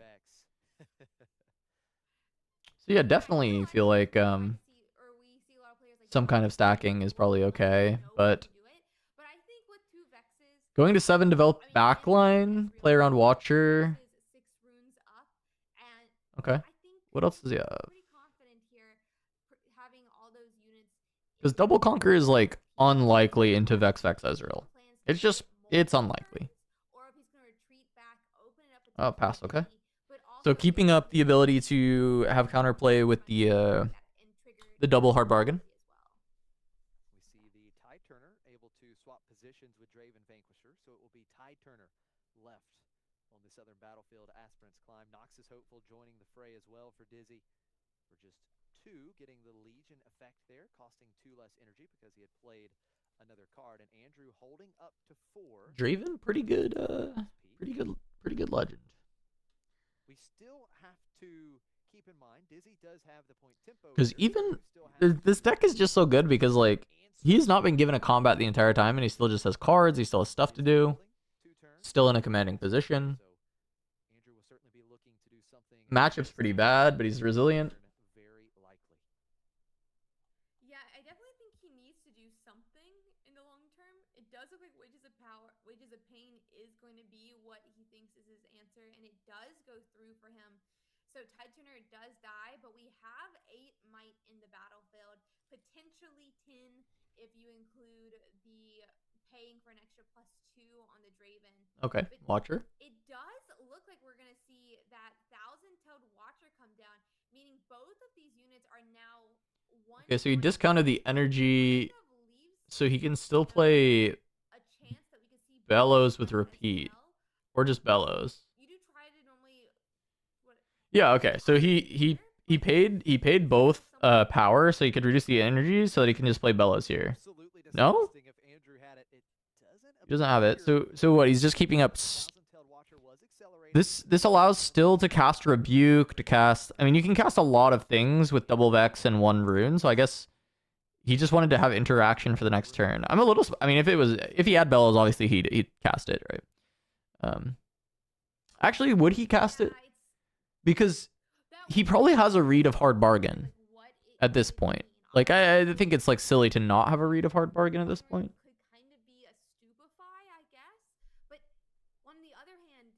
Interesting. You probably just force the bargain. Because if it's not there, then the game is over. That's kind of cool to think about. I totally agree with you. I think that Aspirant's Climb really has to be the target here because it's a great point, right? I mean, Vex going into combat, even with the only 1 ready rune. This is actually the only chance to try and take this Targons if he wants to try for it. With only 1 rune available. Because Vex still has the limit of reducing to 1. It's just things with repeat that Ezreal can help like cheat to 0.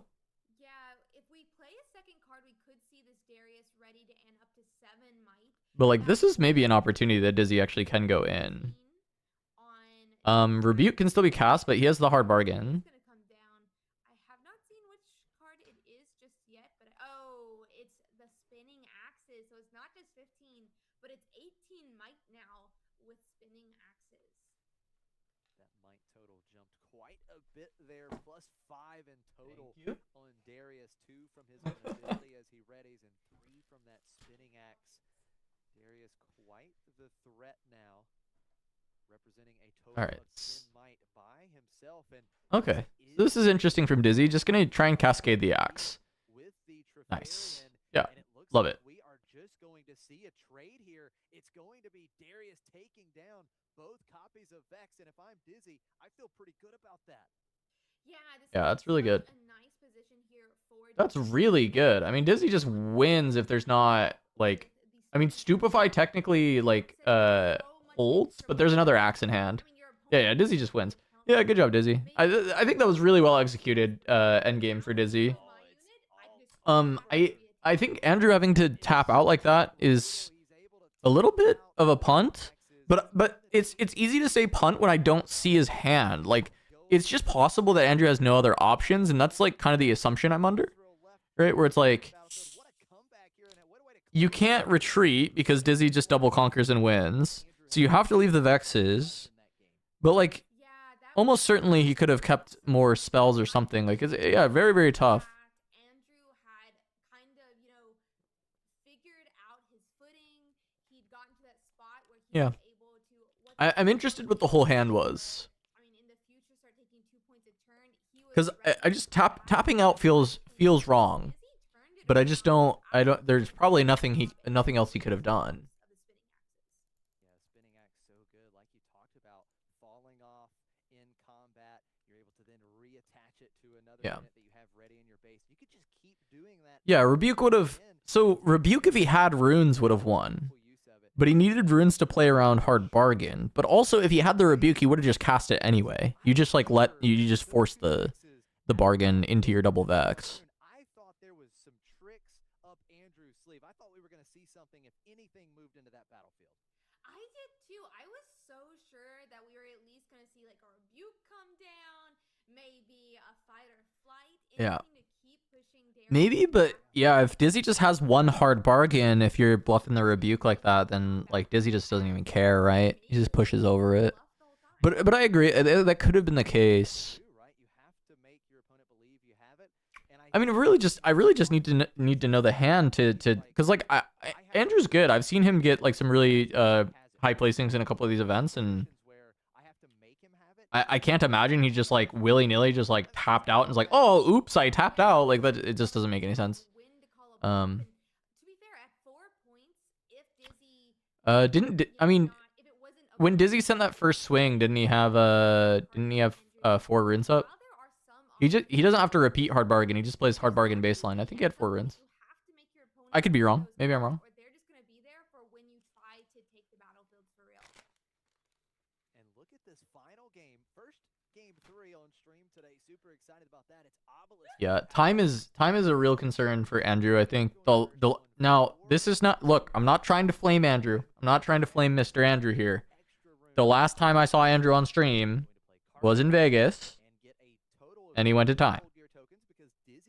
So Andrew, I'm gonna need you to play faster. You know, the last time I saw him, he went to time. It looks like he's gonna go to time again. So hey, look, Andrew, you're 2 for 2 with me, and I'm not afraid to call people out. I have nothing against you, Andrew. You can play a little bit faster. A little bit faster. Wow, Dizzy actually took the gold. That's pretty cool. Usually you just like snap no to the gold, but Dizzy was like, oh, I want to play accelerated Kaisa on my turn, and probably wants to go into like Mind Splitter turn 2. So taking the gold lets him go draw a card and then Mind Splitter turn 2. It's pretty heads up to recognize that. It might not exactly be Splitter, but like he could also top deck Splitter. I think it's very. I think it is heads up to actually take the gold if you are wanting to try and develop something like Mind Splitter turn 2, or just like some other really big card on turn 2. Accelerate on Kaisa. So now we have Andrew playing the Frigid Touch, -2 might for Kaisa as we move in with the Card Sharp conquering, evening things up at 1 apiece. And Ezreal Prodigy coming out, and now we see the called shot following the seal. So here comes the draw engine. Yeah, what a nice turn here for Andrew as well. Seal into Ezreal into called shot. That's what you want to find the pieces you need. And we're going to get to draw 2 cards for the price of 1 power. So really, really nice for Andrew. Hopefully he finds those exact pieces, and he'll get to select, out the I see Forerunner. while knowing what is going to be at the bottom of his deck. And in this game, you can take notes. So you can even, if you can't memorize what's there, take notes on what you might be drawing in the future. I don't see a Splitter. Splitter turn 2 is crazy. Oh, no, there is one. Okay. Yeah.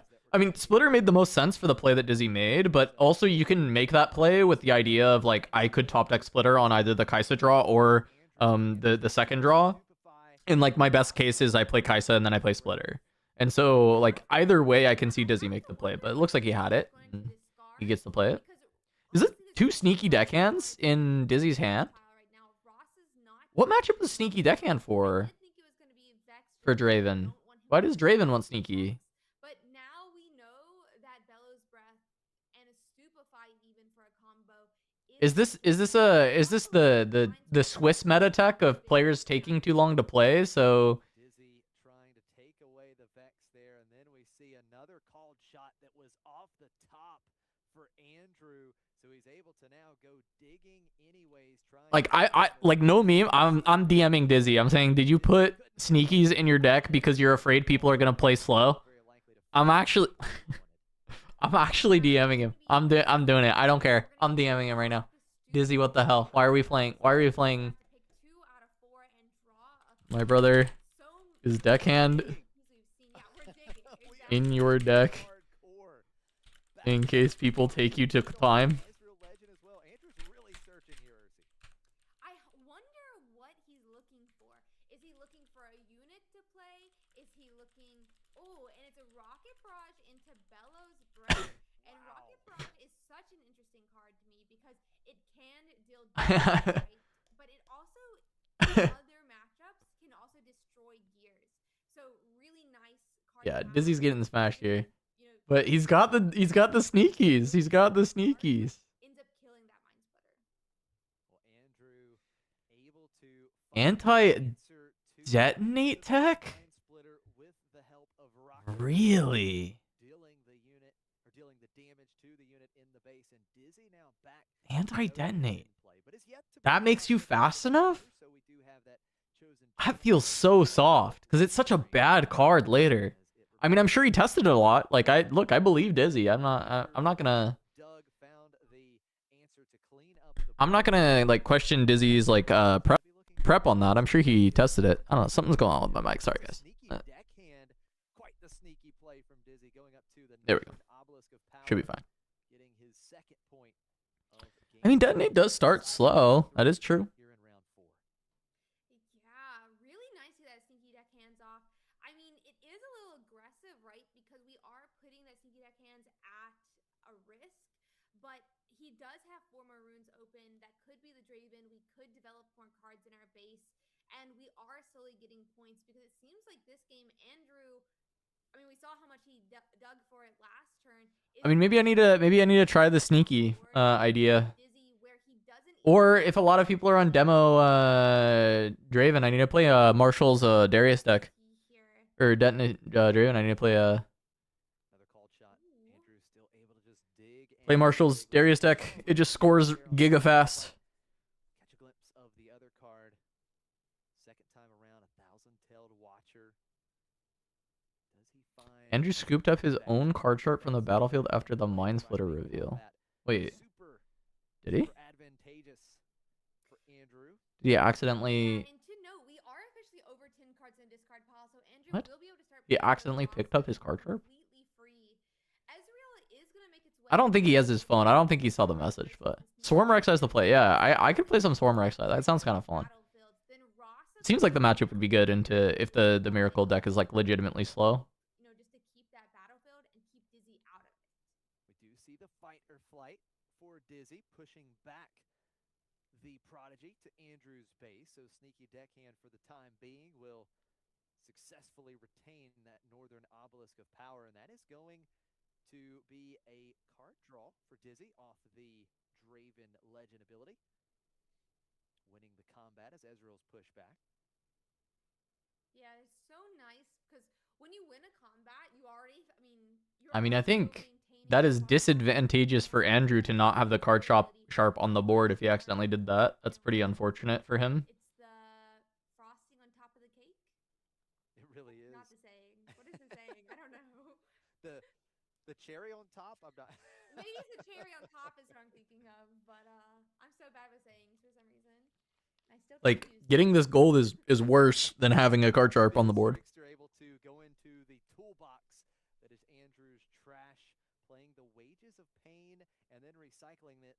That takes the sneaky deckhand off the battlefield, and we continue to develop further. That's a good catch. I didn't see it happen. I mean, I'm Ezreal Prodigy drawing yapping with down chat, having a little snack, card but sharp to get some more gold gear tokens Remove a card share from the board. Yeah, I mean, that's way better for Dizzy. I think he has 2 more sneakies, by the way. Just now, guys, you want to know the tech? You want to know the tech for Dizzy here? Tank for 4 more minutes. Tank for 4 minutes, and then play double sneaky. There you go. It's the tech, guys. It's the tech. Tank for 4 minutes, play double sneaky.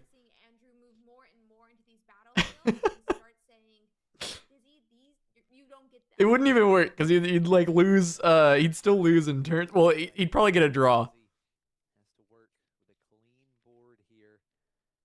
How do we redevelop? It is going to be another copy of Sneaky Deckhand being played directly onto that northern obelisk of power. Again, Sneaky Deckhand. The northern obelisk. Battlefield. So I love north-south for these battlefields. North-south is great. The northern obelisk of power. Forerunner, that makes sense.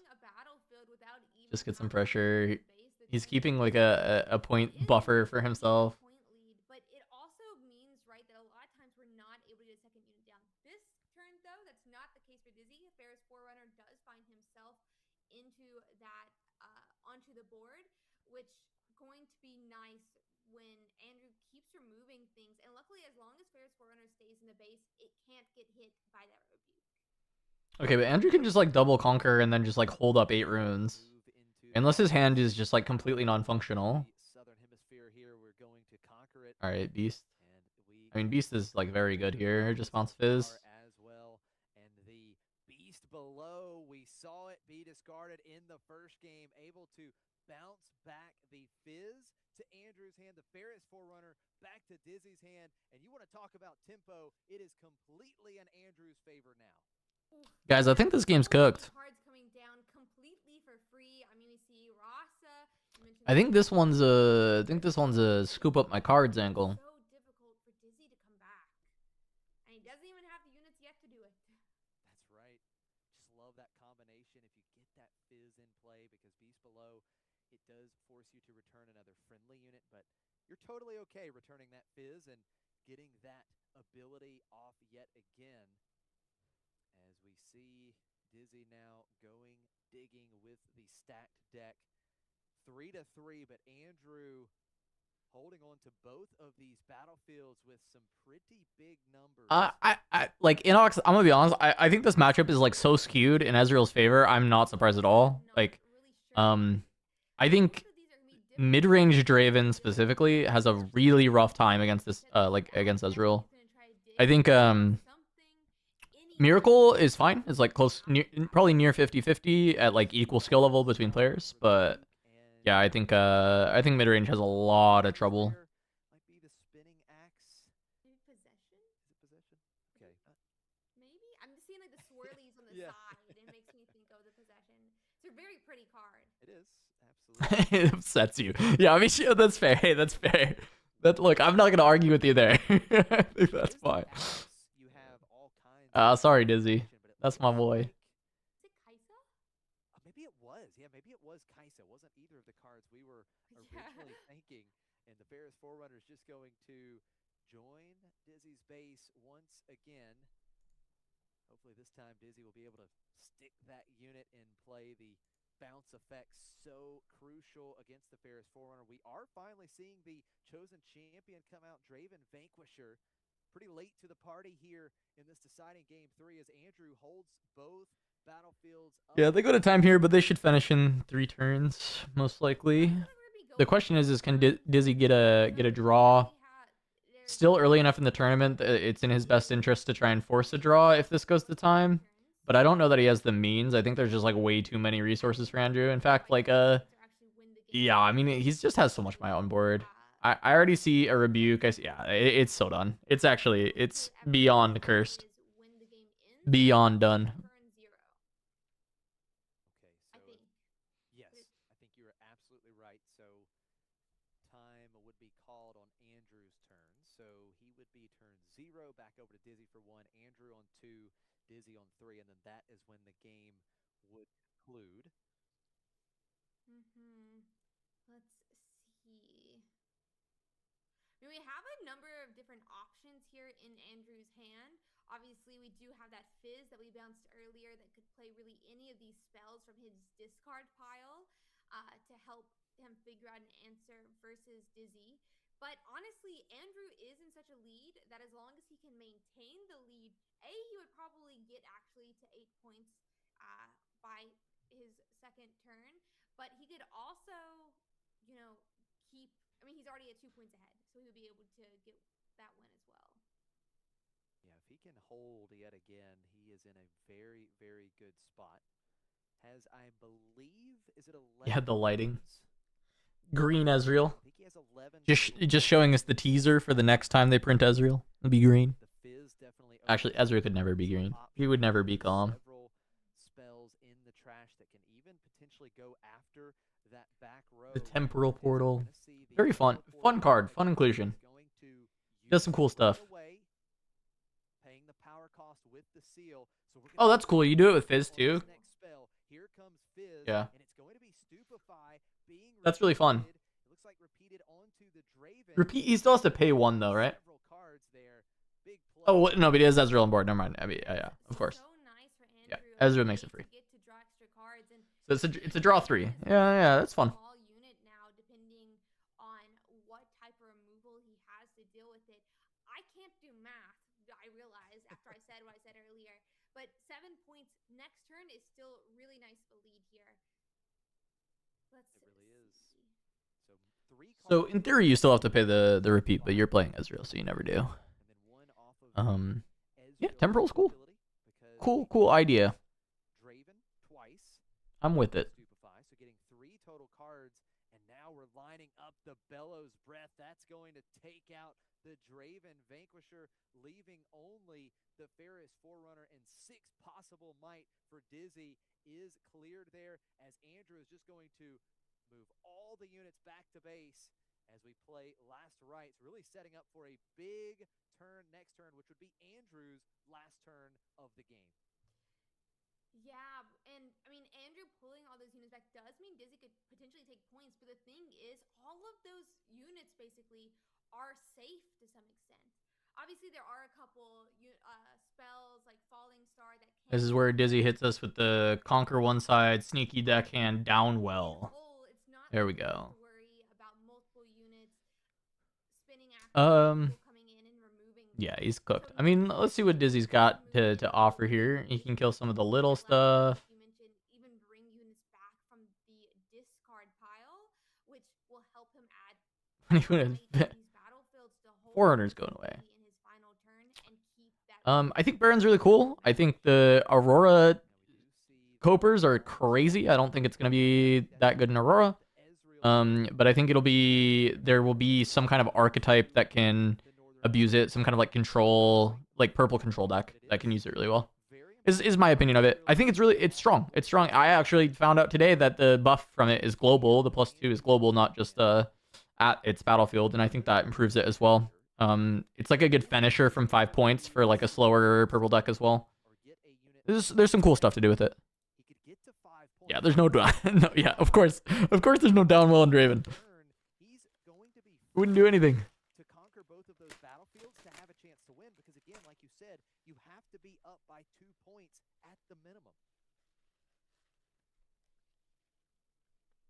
Yeah, I mean, and Dizzy's gonna try to close in that. Obviously, he did get to 4-1 separate here, but does he have any units that he can accelerate, get into the other obelisk of power? He's already used 2 sneaky decks. Yeah, Clark, I had the same thought of like kind of like a mid-rangey token deck, and then just playing Baron as the top end when they have yellow purple, and I think it'd be probably quite crazy. Yeah, you need to capture all 3 to win, but like you can win from 5 either by like if they leave both battlefields open and you're at 5, you conquer both and just play Baron and the game like essentially ends. Or like if you're at 5, you like play Baron and then conquer the other 2 battlefields and then you'd win. So and Baron gives the global buff, so if you have like a huge board and you're at 5 and you just like pulled back on the last turn, you just like play Baron, everything gets buffed. You go in.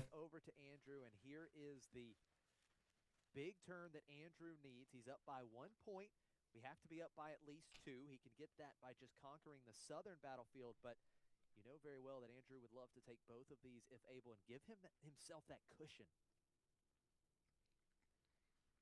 Yeah, it's going to be really nice to try to, extend that lead even further just so we feel more confident going into Dizzy's final turn of the entire match. Going to be tight, that is for sure. If Andrew could conquer both, he would go up to 7, which means that Dizzy would be forced to at least conquer 1, or excuse me, at least conquer 2, because you can't be down by 2. So 7 for a 3-point cushion would be very nice for Andrew because he could lose 1 battlefield and still take the victory. He has all the runes to work with. We have a total of 6 plus, I believe, 14, 20 might. Hextech Anomaly Baron on turn 3 is very funny. It's probably not very good, but it is a very funny idea. Here. And he just has so many more units as well than Dizzy has. Dizzy didn't even, he chose to keep that 1 unit Overzealous Fan in the base.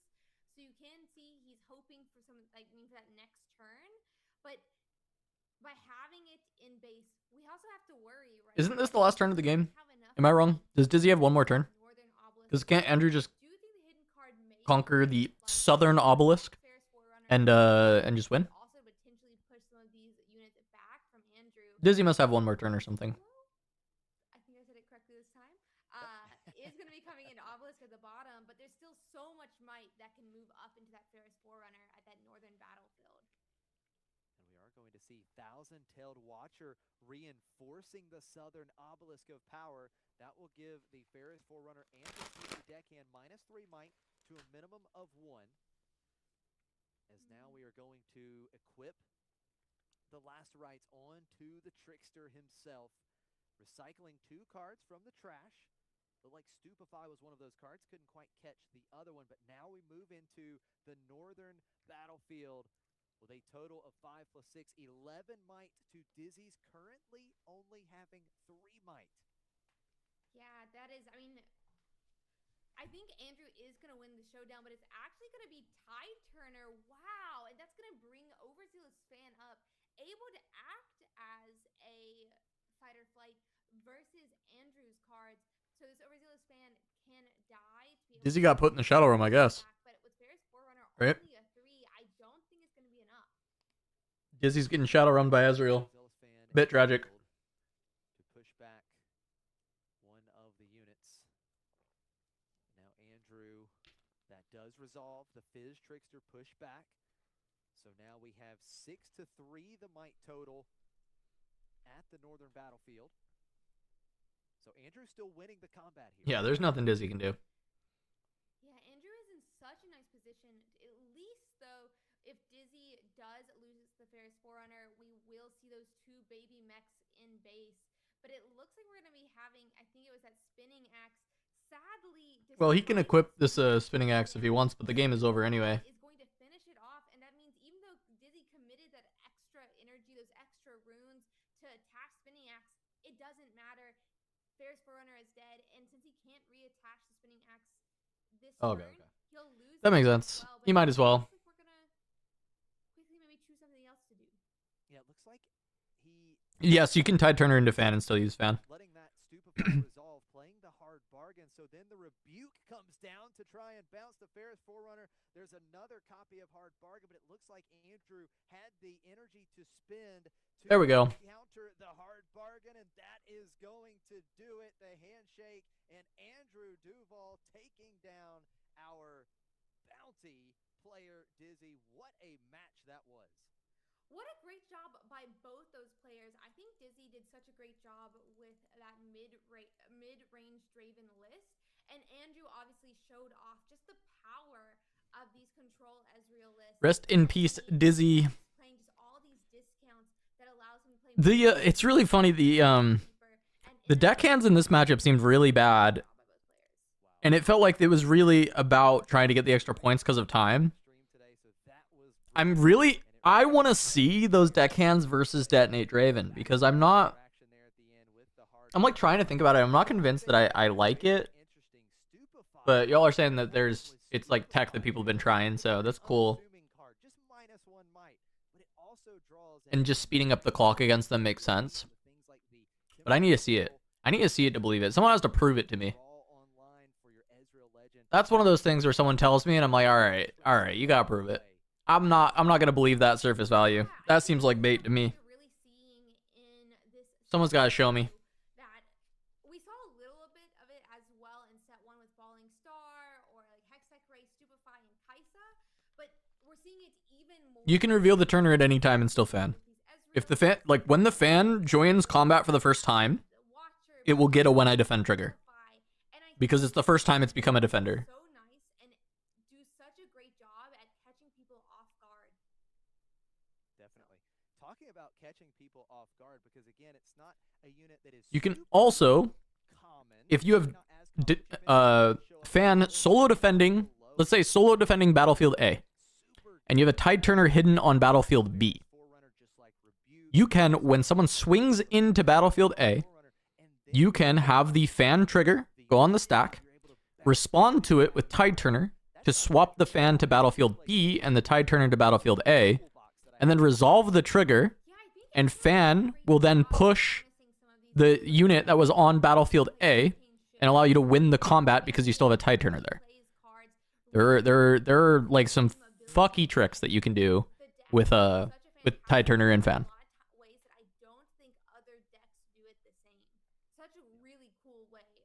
I hope that tracked. I hope you guys were able to follow that sequence. But yeah, there's some weird things you get to do. It doesn't come up much, but it can come up. Came up more in testing when we were worse at Draven, I think. Like early testing when we were worse at playing Draven, I think it came up more because we were like committing to battlefields more often.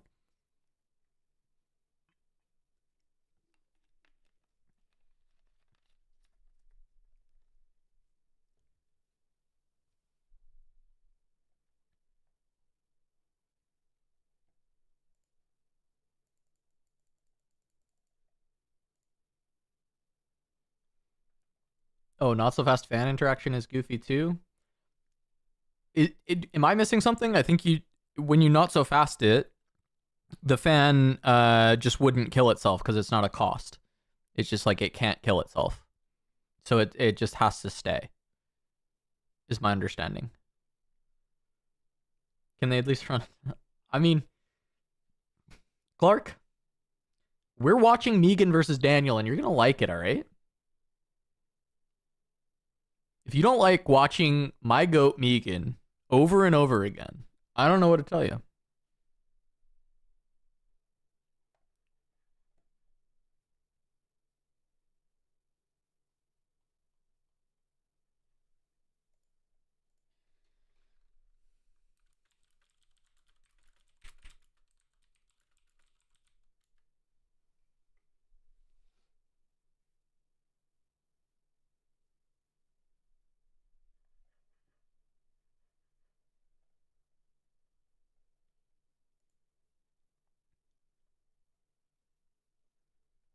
So is everyone's skirmish meta just like infested with like Detonate or Miracle Draven? Is that what's happening now? Are Nexus nights like that? I mean, I know that's gonna be like depending on your local area, but I'm curious about like your guys' locals. Because I haven't been able to play like any Spirit Forge, guys. I have all my boxes still sealed. Spirit Forge came out, I flew to Bologna, I borrowed a deck, I played Bologna, I flew home, I flew to Vegas, I cast Vegas, so I didn't get to play it all there or open my boxes. And then I flew home and then I packed my apartment and I put it all in a trailer and I drove up to my house. So I have like not actually been able to like play physical games of Spirit Forged at a card shop. And I'm wondering if that's where we're at now. Are we all Miracle? People don't want to pay 50 per seal. That makes sense. You're screwing 14 legends out of 15 players. That's sick, dude. Oh, wait, that sounds so fun. That's awesome. Top 4 skirmish Lux, Aurelia ×2, and Draven. 60% Aurelia, 30% Jax. Okay, cool. Okay, so we're not just like living in this like the competitive world where everybody's on the Dravens. I like that. Because I do think like optimally Draven is the best, but being able to play like the local competitive events and not just be like all Draven is it's really nice.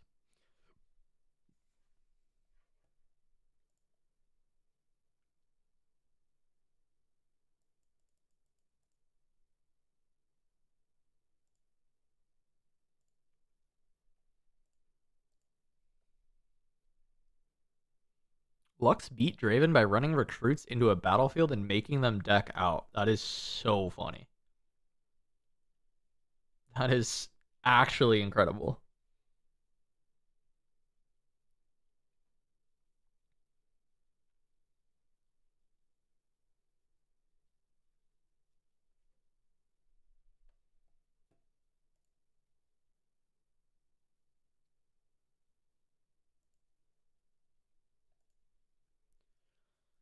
Six hours for a local tournament because of Miracle.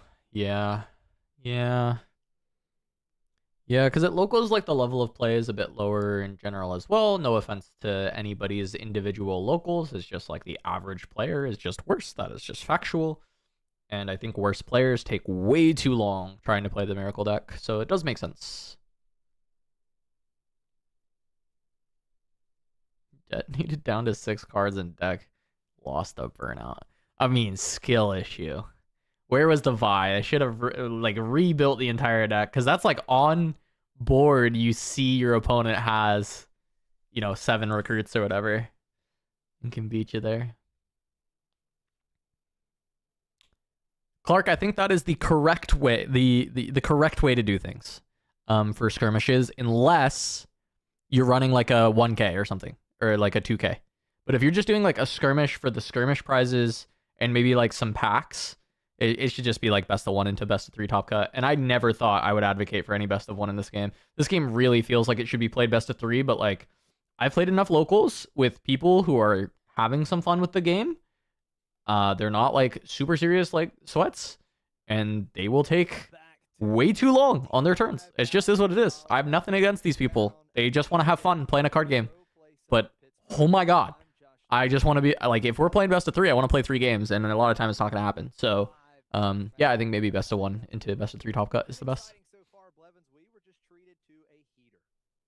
Yeah, I was watching along, and I think this feels different than last season, where it was like, oh, Kaisa Yi again. Now it's like, ooh, Draven versus Ezreal. We're gonna see some crazy stuff happen, and we definitely did in that one. It was spicy for sure. Love to see some of those cards that I know I haven't seen a lot. Very commonly, like the Temporal Portal, the Beast Below was so important in that matchup. Just love to see these cards that aren't as common and really have big effects. What's up, Liam? Yeah, absolutely. The Temporal Portal I have not seen. That is some that was spice, spice. and I am here for it.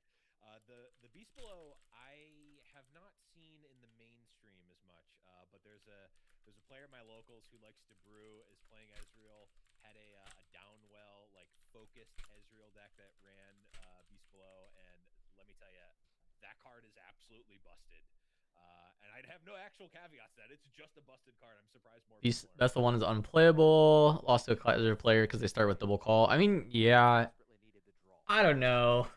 I agree. I do agree. Like, I still don't like best of 1.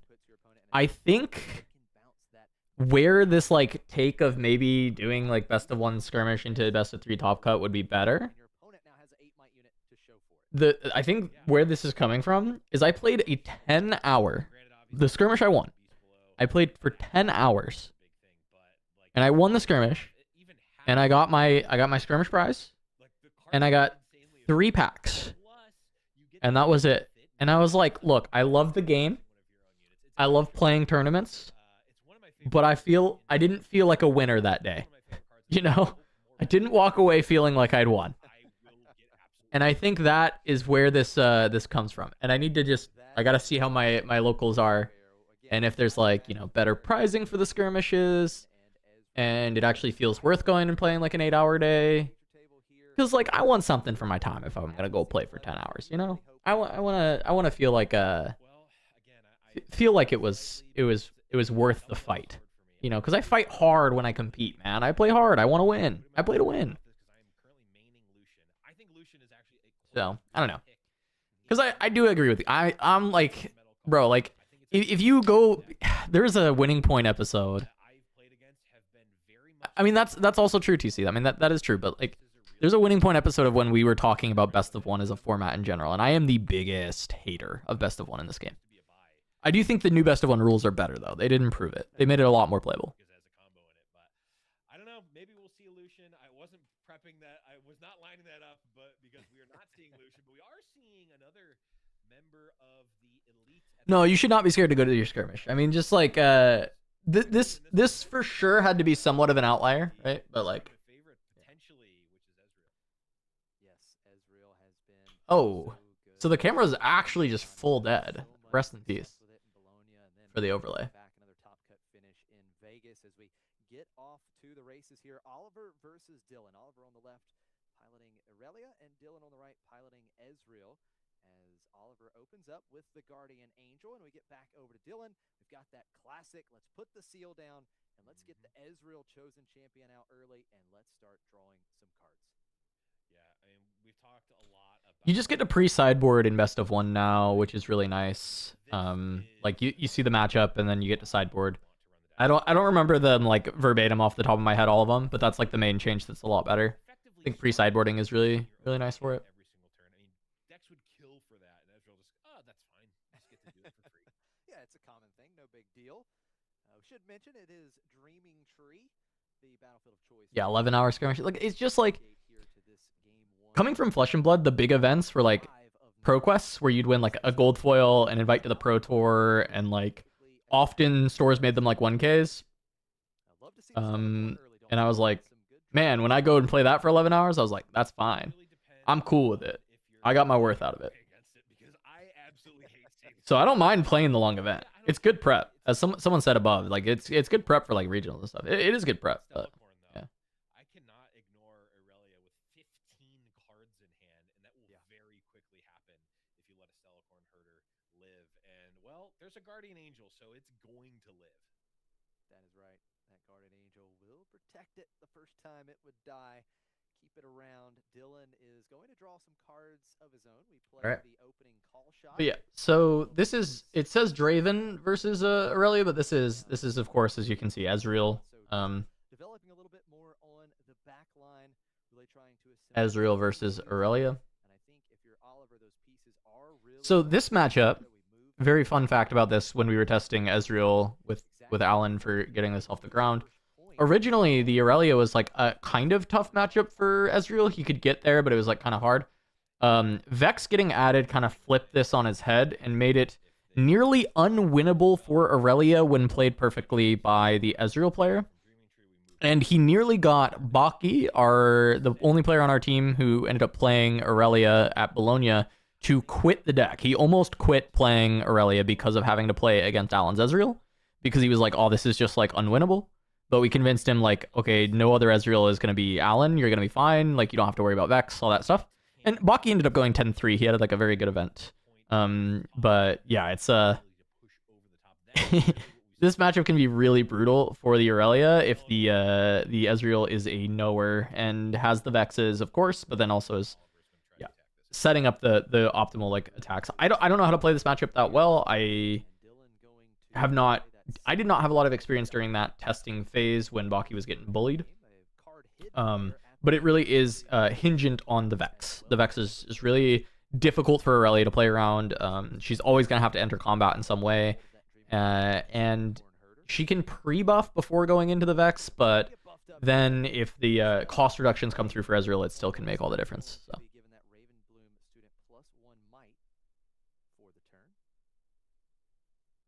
Uh-oh. Looks like the camera's still having some issues. Absolutely is. Looks like we getting a close up on the Aurelia side here.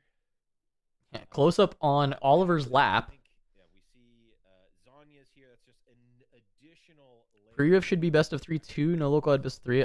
My pre-riff was best of 3. Really, I think honestly, Aurelia's a great unit. You want to keep it around. The Stellacorn Herder is what's going to keep you in this game, because Ezreal, this is a deck that can actually. Yeah, I think it is why we're seeing some Aurelia's run Vex, and actually, I do think it helps this matchup a bit because when the Ezreal gets the Vex on board, if you send your own Vex into the Ezreal Vex, I think you're actually advantaged when it comes back to normal costs. When everything becomes normal cost, I actually think the Aurelia is slightly advantaged there. So I've seen some of the Vex into Vex. It's pretty cool. Back into the Dreaming Tree, drawing that card, taking out the Raven Bloom student up to 2 points. As we do see a Vex has been developed for Dylan as well, and we know how good those two are. We've seen it multiple times today already. Yeah, and Vex is especially dangerous for Aurelia as your angle of attack is literally combat. You're going to be going in with a unit like Aurelia and playing a bunch of efficient spells. Well, they are much less efficient when you're trying to attack a Vex. So really not going to be looking to do that, but that's exactly what Dylan is hoping for. We just see the raw fight or flight here. Draw a card from targeting, draw a card from moving, get the Stelcorn out of that battlefield without having to use the power. I think Oliver correctly understands here that they're going to get in some sort of counter war, spell war at some point, and if they are spending all of their resources, all of their runes to ready their units, they are going to fall behind here. Definitely not wanting to fall behind. Dylan having the Vex ready to go definitely represents a very... What do you think of citing Vex in the purple Jinx to deal with Aurelia decks? I think that could be fine. I don't know. I think Vex is a lot worse in like Draven and Jinx. The reason it's so good in Ezreal is it's not because of the like tax you're putting on your opponent as much as the discount you're giving yourself. And then the fact is like if Vex only did one or the other, she's generally not good enough, I think. But because for Ezreal she's doing both, I think that's why she ends up being so good. It's like the discount for you matters and the increase for your opponent matters. But when you play it in Draven or Jinx or something like that, it's only the tax for your opponent that matters because you're not really going to use the discount very well. So I think that's like the big difference and why I don't think it's as good in like Draven or even a Jinx. The Aurelia deck really is protect the queen, right? We want to make sure we keep these units. That Stelcorn Herder so important. The Aurelia Fervent herself, extremely important. We do see a second seal coming down for Dylan, just continuing to establish the pieces. But yeah, Rossum was on the team that developed the Detonate deck. He had a really deep run at Vegas, and then he's been like he won some other cash tournament that was recent as well, didn't he? Or either one, or like he's just been like top 8 in cash tournaments. He's been flying around just trying to get the most out of the Detonate deck. Into a battlefield, scoring a couple points and getting out. I mean, it's the I said it before. It's the Lucian special. It's what Lucian wants to do. It's what Aurelia wants to do. It's what it works against Draven. It's also quite effective against Ezreal as cards like the Ezreal signature spell, the Wages of Pain. You won the last PP. Okay, cool. Richmond. Only targetable at a battlefield, so if you are not at a battlefield long enough for that Ezreal to actually cash those in, they just end up. You know, they may have 10 cards in their hand. But wait, he won in. I thought Talion got the trophy in Richmond. I thought they like split top 4 though, to be honest. But I thought Talion ended up with the trophy. now Dylan Yeah. Talion got the trophy in Richmond. Fizz coming out and replaying the stacked deck. So Dylan really doing some But searching here as Stelcorn Herder is going to move in and secure yet another point for Oliver. And drawing another card, really getting that value off the Herder. so Dylan now has the Vex established. Oliver's gotten a lot of draws from this Herder. Wondering what the game plan is here for Dylan because yes, Boots. you know, you're Ready, go draw more. You just want more value? Probably just more value, right? you're Yeah. an opponent going up to even 7 points. Just go to 3, get Fine, but another draw. to be able to end the game fast enough.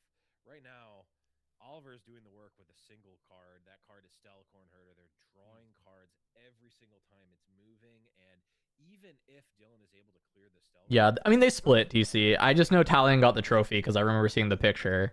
I don't know if they like coin flipped for the trophy or whatever they did, but they all like split and went home. playing yet. So the order probably doesn't matter. Player Dylan is going to need to clear this board and end the game in a way that is relatively quick, and we're just not seeing any progress made whatsoever. And the combination with that boots of swiftness on the Stellacorn herder being readied by the Aurelia legend, paying that power to do so. It ganks over to the southern battlefield, getting that 4th point. And then we see the fight or flight just moving back the Stellacorn herder. And like you talked about, we're going in, we're getting out, we're getting our points. We're halfway there. And we've done, at this point, we have drawn so many cards off of that herder. Yeah, we have drawn more cards than most decks will draw throughout the entirety of the game. And it really is, I guess that potentially, okay, yes, we're seeing Singu. We're seeing the Singularity come out. We're going to see a Singu. played, and there's the hard bargain. Wow. That's pretty tough. This is quite risky because Hard bargain plus Singularity. if he just has Defy for the hard bargain, the game...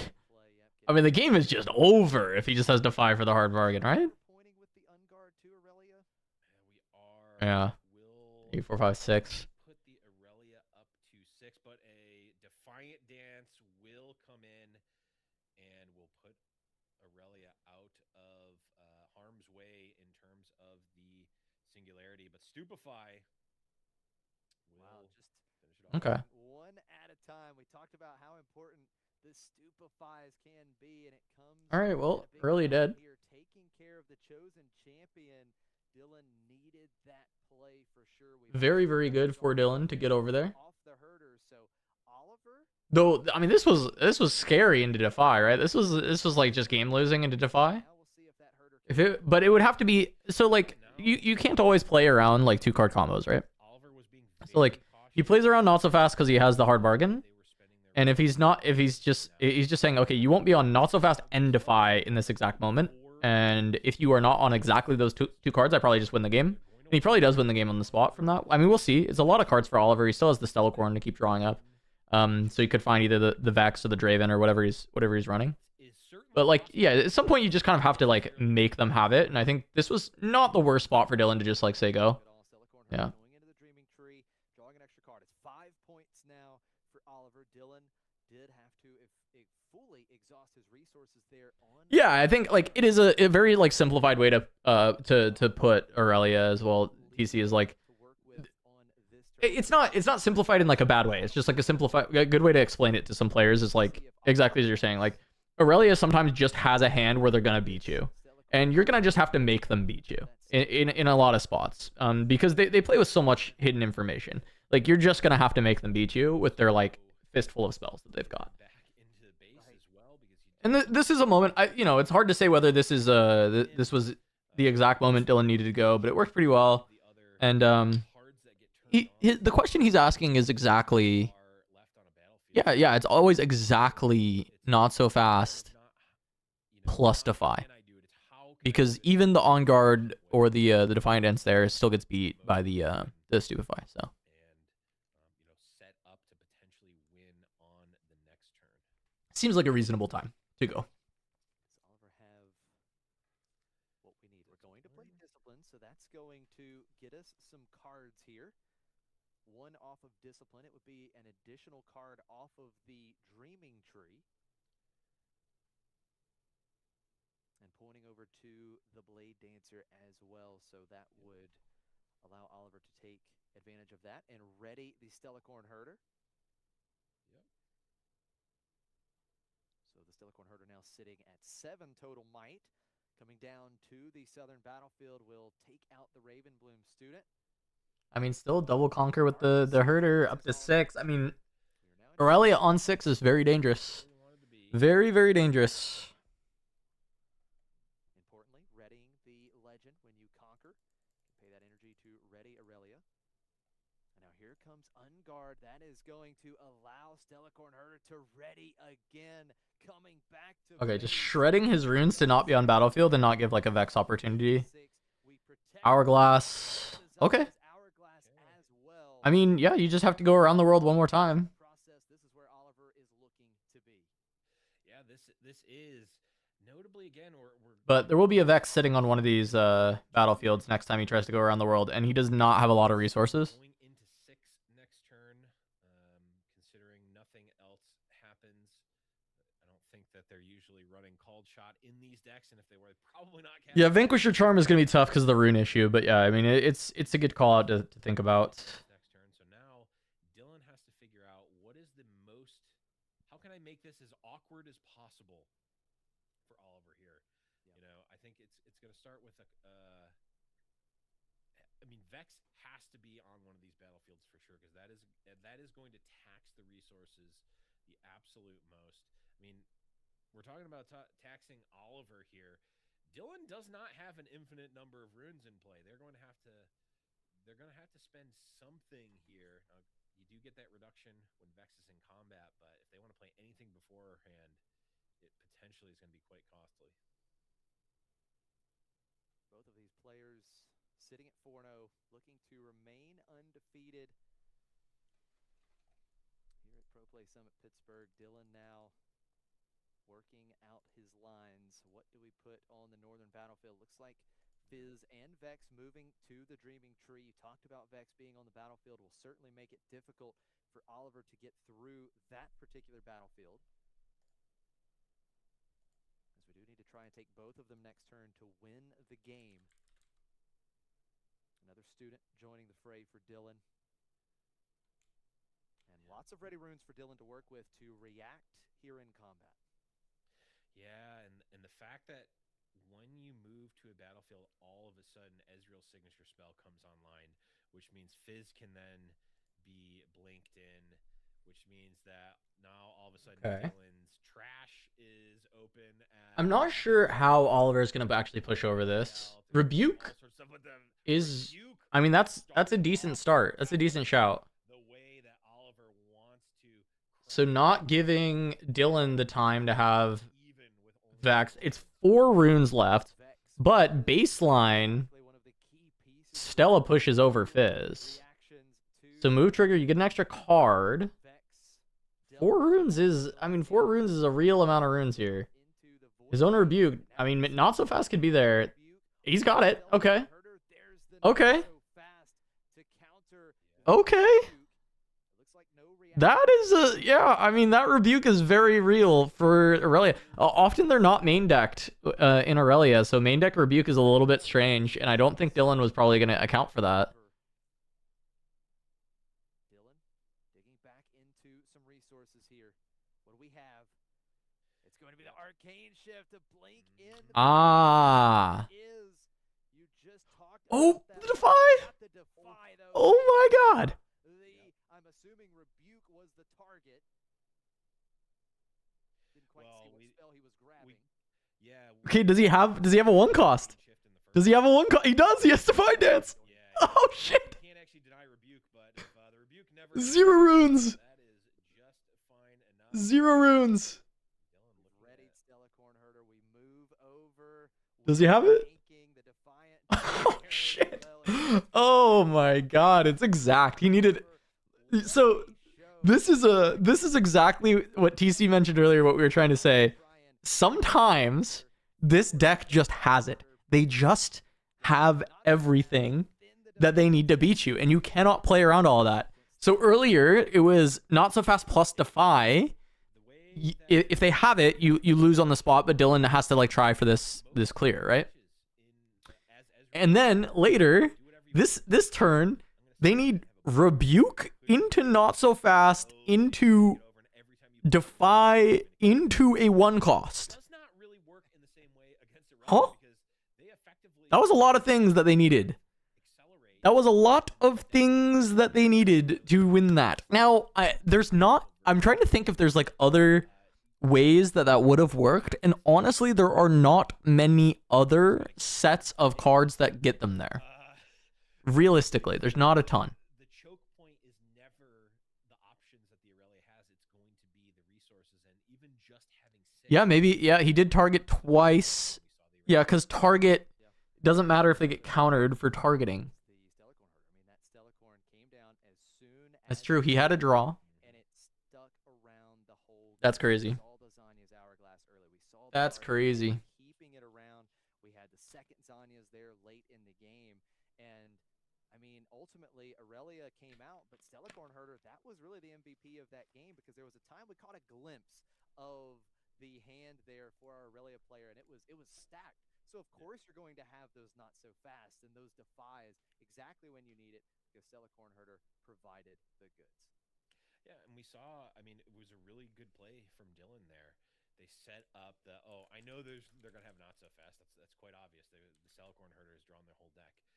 But setting up the singularity plus the hard bargain there actually sets it up to try to kill. But the problem with these Ezreal decks is that they're running so many one-ups because you're always able to draw it. Well, needed the second hard bargain in that game and ends up Okay, it's so funny. Dizzy messaged me back.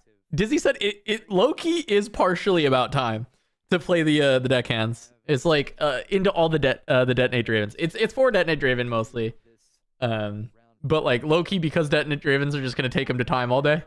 That's very, very funny. For Riftbound here at Pro-Play Summit Pittsburgh, both players working hard. Oh, I love Dizzy. Dizzy's great. And continue pushing and really giving themselves a good chance to make that top 16 I'm not saying that this Aurelia player like luck sacked that game, right? Like he drew a billion cards.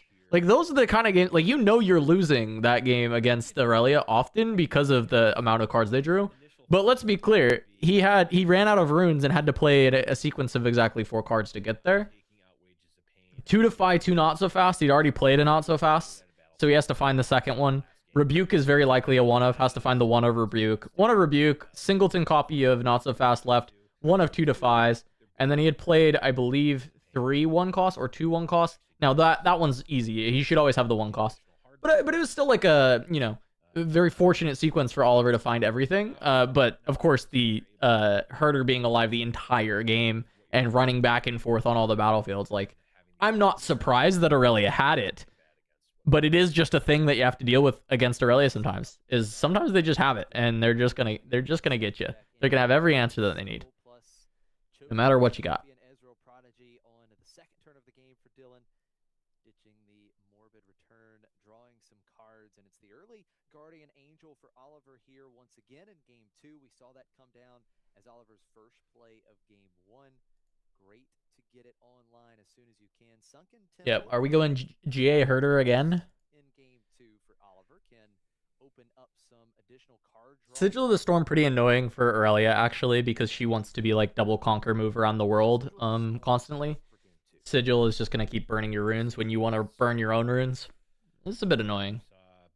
Barely having enough runes to make it out alive in that last game. Yep. Herder again. Any number is certainly going to hurt, but there it is, the MVP, Miss Stellacorn, right there. Yeah, and Dylan certainly would have been happier to just see Aurelia come from the champ zone, I think. I would tend to agree with you. We're going to see a triple Seal of Discord coming down for Dylan as we load up Vex Cheerless at base.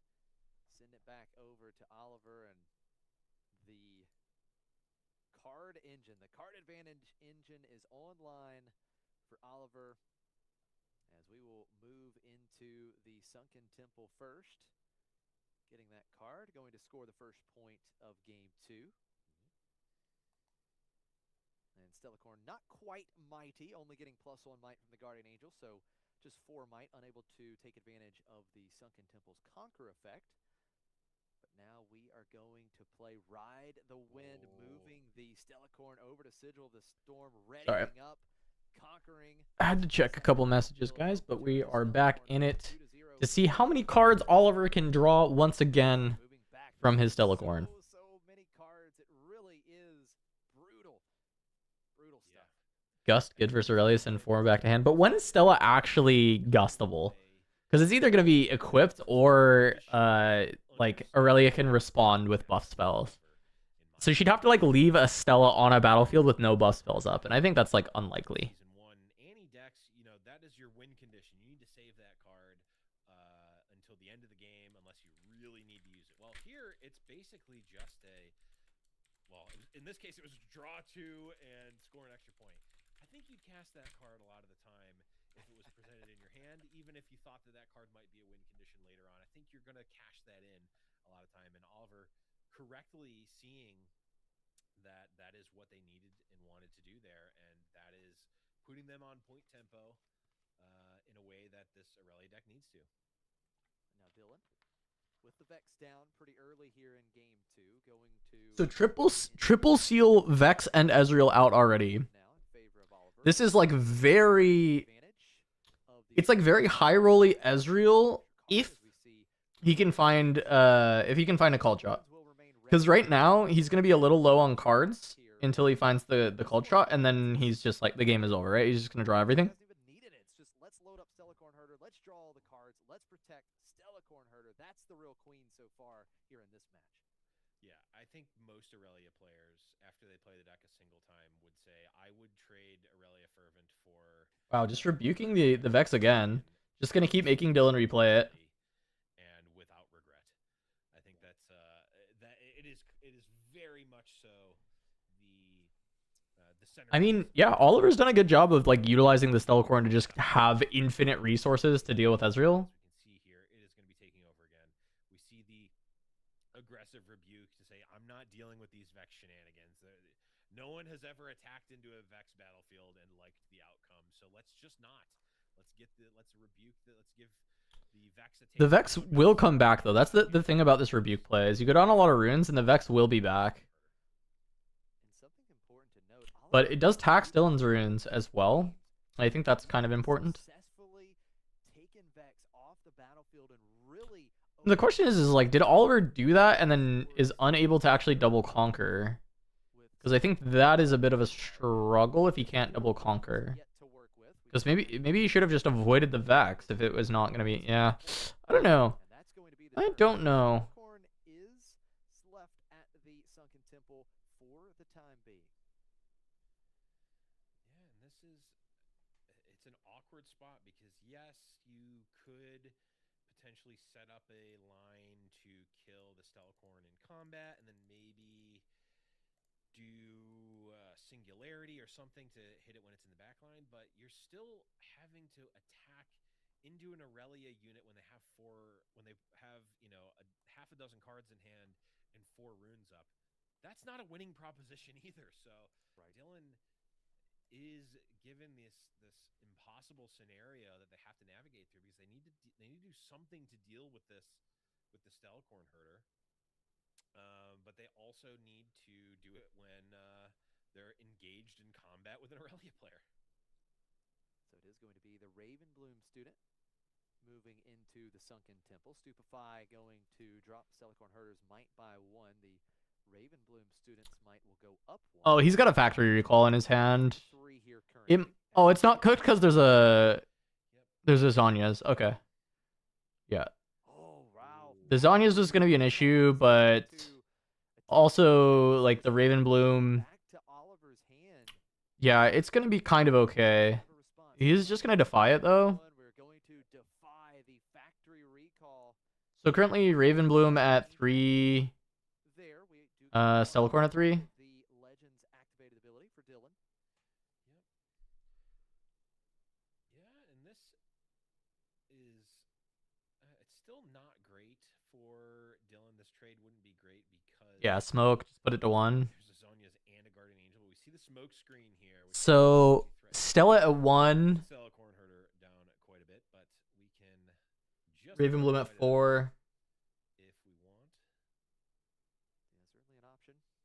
Fight or flight, the play for Oliver, maybe just Stella at 1, Ravenbloom at 4. the Stellacorn out. Dylan still has plenty of runes to work There's with. still 5 runes, so he just replays Vex if he wants. If he wants to give up Student, or he can just hold out.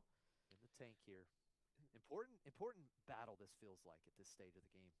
Yeah, But he could just play Vex at home, sack Student. they could have that change. If this push targets Student, he just slams Vex and then goes next Not turn, much that but I can think of. I guess if they really wanted to rebuke the Stellacorn now, they would have an opportunity to, which is maybe what they were considering. I mean, any of the other cards. yeah, this made sense to me. The combat aren't You can sack the Student, just get the Vex back down. It's the tax for the rebuke, because the rebuke is to kill the Student, basically, in like a weird roundabout way.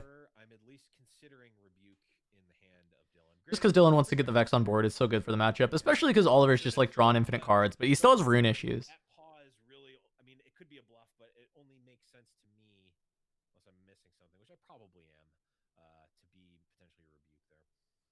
Yeah, so no rebuke for Dylan, but we do see the Vex coming out once again that got rebuked earlier. The Stellacorn Herder going back into the Sunken Temple.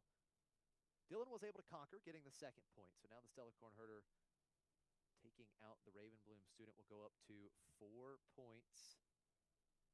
Halfway there here in game 2. Going to be Unguard. That's going to give an additional 2 might to Stellacorn Herder for the turn here because it's the only unit there. And Aurelia. Okay, so they're gonna. Is he gonna pay for Sunken then? Stellacorn Herder is readied up. I assume this was done pre-conquer. Now we don't currently have gain. So then you pay Sunken, then you run home, and you just go to 4, draw 2 more, just have every card in your deck in your hand. I think. Make sure you've got every answer. I guess we're probably Yeah. Oh, okay, so this is. I was wondering Yeah. if they were going to do this. So this was still in the combat, technically. I guess. Maybe. Yep, Charm and Kill Vex. I mean, this is a really good line. Wow, Going that's to massive. Does he have just another charm? Vex. Yeah, he says, I don't care about runes. You don't get to have guys. Oh my god. Go home and draw. I mean, the rune issue is real. Like, it's very real, but the board position is just so heavily favored for Oliver, and he has double redundancy on protection for the Stella right now. Plus, he still has Aurelia in the champ zone. So, I mean, like, his runes is going to make it so he can never play her for a very long time, but he at least has it. Splitter, you can see all 25 of the cards here. Which is good for Dylan. He can play around all the counters and stuff. Oh, it's actually a lot of units. So it's only 3 counters, no buff. Oh, there's a discipline. Okay. Yeah. The discipline and a copy of Vex on Oliver's side as well. Looks like Not So Fast will be the choice for the discard on this Mind Yeah. Splitter, the big Getting blown up by Charm is definitely unfortunate for Dylan. Still have 3 Megan, the Vex got rebuked on a previous turn. He like it's hard to fully explain the situation, but like he committed some spells to like win a combat with his out, so we Ravenbloom, and then the like Stella got pushed back, and he just replayed the Vex that had been played on the previous turn, just like the redevelop.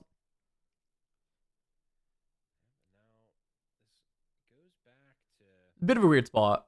Oliver is now To get full context, you'd have to just rewind, but ahead on point tempo from Dylan. So now you're able to recoup those runes potentially here if you're Oliver.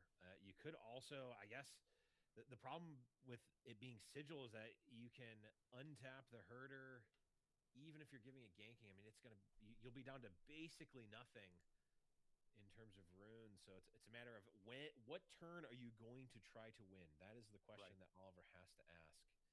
And it's not an easy one to ask, especially as Dylan is now starting to actually recoup a bit of a board. They have a ton of cards in hand, and they now have a full look at least most of Oliver's hand. is going to be an interesting decision on this turn. That Sigil of the Storm has really been quite effective, right? It's definitely making Oliver think twice about getting that additional point on the turn. Definitely much more of a challenge than it was. Charm went kind of crazy there. Double Charm was really strong. You're really stressing your rune count. I'm wondering if this rune advantage is gonna really come to bite the Ezreal or bite the Aurelia, because Shortage of options. 4 runes now. They always seem to have a lot of The cards. counter spells are both gonna be green power cost, so if you're trying to like keep stuff alive, you're gonna have to expend those defies, Yeah, the good thing with Oliver which again, is not gonna let you keep ramping if you are forced into using any of them. not 1 but 2 essentially rebuys for Stellacorn Herder. They have the 3rd rebuy by just playing the Stellacorn Herder. That they Yeah, have you can't really equip the boots either. They're just going to develop. boots Oliver's at 5, right? He should be at 5. He held the 4, or maybe I missed. I think he's at 5. Yeah, that's a great point. Only 1 rune left open for Oliver. The Mind Splitter quickly moving into the Sunken Temple. That is going to take care of Zanya's Hourglass. So now just the Guardian Angel remaining there as protection for the herder. Dylan up to 3 points. And able to Yeah, he should be at 5. Conquer effect on Sunken Temple. Ezreal Prodigy going to move down into the southern battlefield. Up to 4 points as Dylan recycling a rune off of the Sigil of the Storm trigger. Okay. New Vex. Down to the southern battlefield. We're really making things tough now at Sigil of the Storm. We develop further. It's going to be a stacked deck, continuing to piece through the puzzle here. All 3 seals in place. The Blade Dancer, everybody.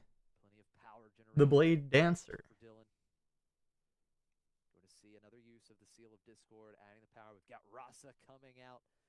So now we're really stacking up the So 13 on Sunken, northern battlefield, 8 on Sigil with the Vex. These are actually really hard to beat. We saw the hand. It was only 1 discipline as the buffs. There's 1 discipline, a couple of defies, a couple of units. These are actually large enough might totals that, especially with the, it's like 5 runes up. I mean, the rune discrepancy is just like so disgusting.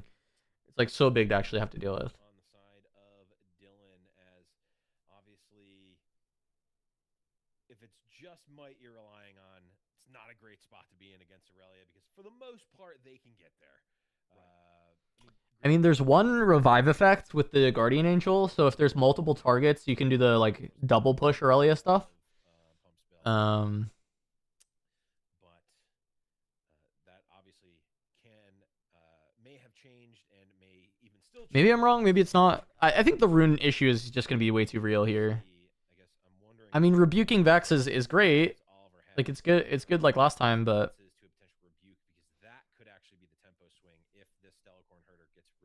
yeah, Herder, very notably not being Aurelia Fervent is pretty important in this spot. Not getting the bonus increase from each target, each ready, all that stuff. Speaking of rebuke, Oliver does play his own. He has really been on it here in this match. Those copies of Vex Cheerless have not been able to stick around at the battlefield. Once again, it's met with a rebuke, goes back to Dylan's hand. And now the Stellacorn Herder moving into the southern battlefield. Currently being held by Ezreal Prodigy alone. I mean, if Dylan's just got like a rebuke or something, buys some good space. I guess rebuke doesn't fully work because Stella can be replayed and equipped, but I think that would just burn so many runes that it pretty much just like gives you full control of the game. Yeah, rebuke makes sense. Not so fast was taken earlier by the splitter, so you think there's like unlikely to be an answer.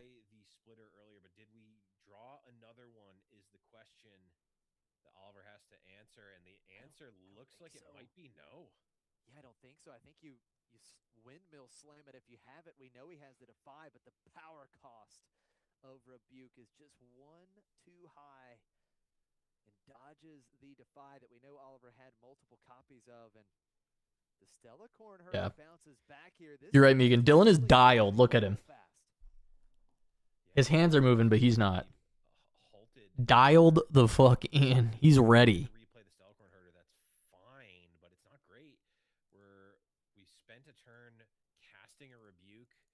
We forced our opponent to cast a rebuke, but they have way more runes in play. They've got way more board, and they're about to go a full turn ahead, and it resolves. That is massive, huge tempo play here. Momentum is swung to Dylan's side. The Stellacorn Herder will just be replayed, but this is a big moment in Game 2 as Dylan looks to force the deciding Game 3. Yeah, it looks like they may have tapped their Aurelia. Are they looking to potentially equip and go in? Yeah, that is the question. We could. Yeah, it looks like that's that. Okay, no, they're not going to go in. They're just going to equip. Yeah, Dylan goes to 6, gets to redevelop. He just redeploys Vex. Like you just play the Vex again. The rebuke doesn't really get anything accomplished here because of the counter rebuke. So Dylan just replay Vex. He also doesn't even have to hold. He could just run home. Look to reconquer. Oliver currently at 5 points. We're gonna see the called shot. That looked like another rebuke, and that looked like another rebuke. is just going to be Yeah, that is 2 rebukes. Okay, I mean that it's Giga done. to overcome in this game. Another copy of Called Shot. Plenty of value here. We're getting I mean, yeah, he could flash double rebuke and just say, would you like to go to the next game? two power. We've got the 3 seals in play. Dylan is set up now. And really set up. No, it shouldn't be 1-1. It should be 1-0 Oliver. Yeah, and this is just pure resource advantage. You can the main massive difference between this game and last game, right? We saw a similar level of control on the side of Dylan. The problem was that they weren't also getting points and putting pressure on to the opponent while they were doing that. They were just dealing with the board, but again, Aurelia can punish that. When you're able to deal with the board while also progressing your The overlay is very broken right now. Yeah, it's very broken. These singularities. They really, I agree, Megan. They're really eating time here when I think Oliver should recognize, and it should be easy for Dylan to say there's no way for you to win. Cards drew out, but it almost seems like a shift in how Dylan is playing the matchup. Well, now Oliver, only 5 runes to work with here. We're down a point at 6-5. It is going to be Stella Cornherder moving back to the Sunken Temple. We get the card draw first. Looking at 13 might on Dylan's side of the Sunken Temple. I mean, this combat's gonna take like 3 minutes when we know it's like deterministic. we know it's not possible. About as perfect as you could ask for from Dylan. Your opponent is going to have to spend a lot of resources just to contest this. Right. Then you can fire off. Yeah, wait, why is he going through the motions? So up to 6 Just rebuke this. would bring a trade with Ross. Just rebuke him. Angel. He's got 3 runes. You have 2 rebukes. Just rebuke him once. If they not so fast, just rebuke him again. Gotta be feeling Why are we playing? confident at this point. Only 3 Wait, guys, might stop playing. with, and The game's done. if that Don't waste 3 minutes. we could just win the game next turn. Yeah, I mean, even if it doesn't. Why are we slow rolling double rebuke? Yeah, that's totally fair. Could still win anyways. It's gonna be so expensive to take this down. I mean, I was pretty sure I saw at least 1 rebuke. I have to imagine that 1 rebuke will get there. It's like someone on both of them here, right? Because like that could have just been. Oliver doesn't know he has like double rebuke. It's probably done for Oliver. Like, let's be clear. I think for the Aurelia, you probably should be scooping by now. But also like Ezreal player should just like his hand, right? Because you played the Mind Splitter, so you know he never beats double rebuke. Just like play both rebukes out, yeah. Aurelia player is going to have to not only conquer here, they're going to have to defend, because this is not like the last game where if they conquer both, they win the game. This is just, I need to conquer here so that you don't win the game. Yeah, that's absolutely right. Stella Herder back ready thanks to the Aurelia legend. Power was paid. Boots of Swiftness on the Stella Herder into the Sunken Temple. Another copy of I mean, yeah. Rebuke. You called it. Dylan absolutely found it, and that is going to be enough to send us to Like the second the rebuke is shown, like he just scoops it up immediately and goes to the next game, right? Like it's silly. It's for sure silly. Called a bit the sideboarding change there, which really do improve the Ezreal matchup here. We didn't really see Wages of Pain. I would imagine they got taken out because But that's fine. not very many I mean, opportunities that you're. If you get Hopefully they don't go to time, because like this would probably be the cause, pretty much. send in a naked Stellacorn herder and have it get Wages of Pain. It's just not going to happen. So don't play the card. Otherwise, you just have the card sitting in your hand, and yes, you may have 10 cards, but if you can't cast 6 of them, you really only have 4 cards.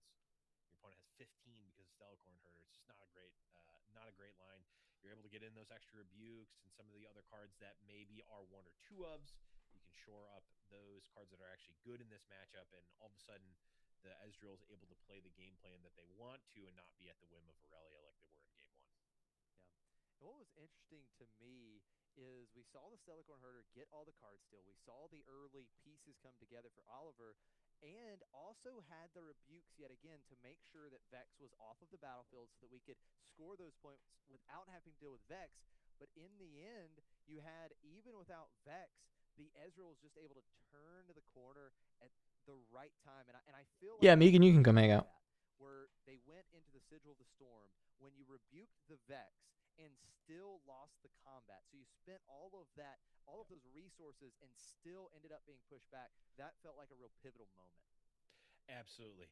And it's entirely possible that they made that calculation. They go, if they have Rebuke here, I'm probably not winning, but I can't play around it. Like, if you, just because I go, oh, I know you have Rebuke in your hand, I'm going to play. Isn't it great seeing Blevin's casting some good old Rifty? I don't know if any of you are Legends of Runeterra heads, you know, but you know, getting Blevins back in that booth is a lot of fun. It was nice to cast with him at Vegas, of course.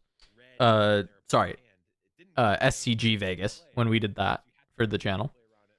But I'm hoping he'll get his shot on a regional.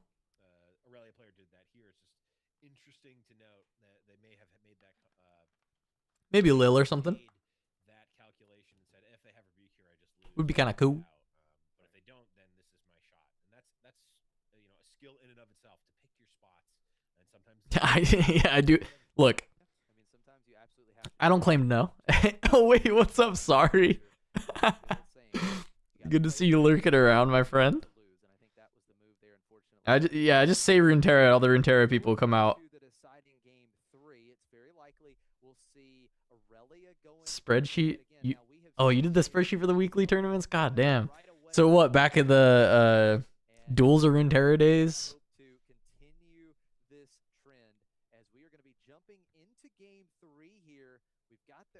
Yeah, Blevins is Ninja's brother for sure. Yeah, it's canon. Holy! I want Lob to play a little Riftbound. I think Lobster would have some fun. Yeah, and the Aurelia player generally plays Obelisk as they're going first. Battlefields. Well, I probably used your spreadsheet, TC. I probably used it.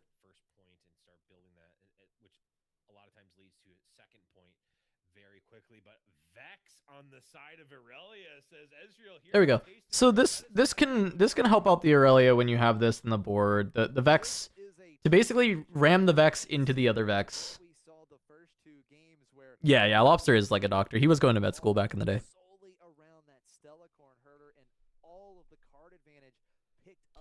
So when the spells are even, when you ram Vex into Vex, I do think Aurelia slightly comes out on ahead. So it's a good way to answer because you just diffuse the Ezreal's Vex.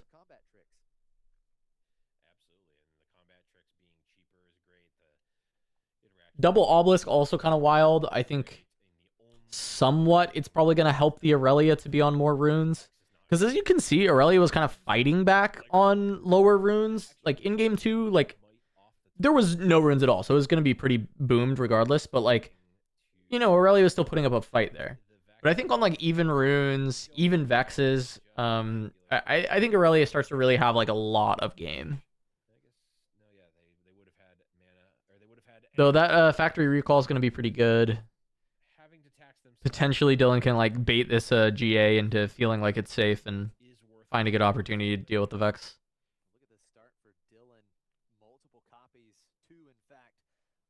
Standings for this event? I don't know. I don't think there is. Maybe there's a bracket. Oh, okay. Yeah, that looks like a bracket. I think I found a bracket. That looks like it's probably a bracket for this. Moving the first Ravenbloom student into the Obelisk of Power. Dylan will lose one of the students to the Vex Cheerless. So now Vex doing some good work early, but again, just the card advantage. That's the difference right now. Yep, that is choke point. Deciding to leave the Vex, saying, hey, I got completely choked on resources before. Let's leave the Vex back here. Now I'm imagining we've got maybe not so fasts, defies, other spells to... Oh, I mean, I probably like Riftbound more than lore. There's just like advantages to digital CCG. I always loved being able to just grind ladder at home. That was really nice. Digital stuff is really, really sick. But game-wise, I mean, Riftbound is pretty amazing. Riftbound is pretty great. lose the chance. It's like one of the best card games I think I've ever played. It actually like fights Fab, you know, with me. It's like really, really good. 3 cards in hand for Oliver, so this is going to be a Like very I might like it more than Fab, to be honest. point here where But I Oliver think part of that is my bias towards like the characters and the art and stuff. Yeah, I probably do like it more than I ever liked Fab. But Fab is, yeah, Fab is also really good. A lot of good card games I've gotten to play. Very lucky. Lore, Fab, Riftbound. Yeah, it looks like the discipline. Discipline's an interesting one because you're essentially giving an extra card to look at to the Mind Splitter, but also a flash in hand, which could have been played. So we've got another Vex, a Stellacorn, a flash, and a Fading Memories. Fading Memories, a great card to deal with those big units like a Mind Splitter. Hmm. Can't crack. Wow, this hand is pretty booty. Oliver needs he needs cards. I low key just get rid of the Stellacorn. Just like strand him with this hand that doesn't like it just like has very predictable tricks. Right? Deciding what gets discarded here. Like I just don't want Oliver to draw any cards. He gets rid of the flash. I mean, maybe he sees with seeing the hand, maybe he can kill Vex with bouncing the GA. I think he probably can kill Vex, right? But there's another Vex in hand as well, so it's a little bit redundant, but it gives you a lot of tempo if you kill the Vex. You flash out. From a battlefield. If you're ready, you can then go into the other battlefield immediately, which is quite versatile.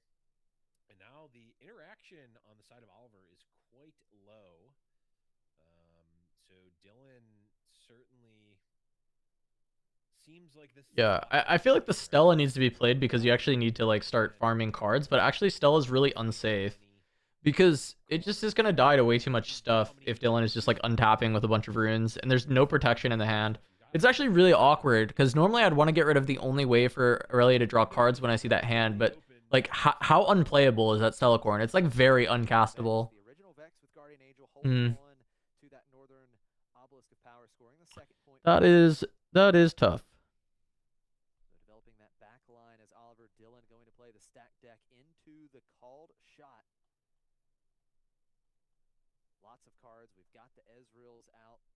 So just getting big value here with the additional cost reduction or the optional additional cost reduction that Ezreal provides. See Wages of Pain. I see a Rebuke in the hand as well. It's really figuring out what we're doing. How much are we risking? I feel like we don't want to go too far behind. We also don't want to just throw our units away for free. It's not the easiest spot for Dylan.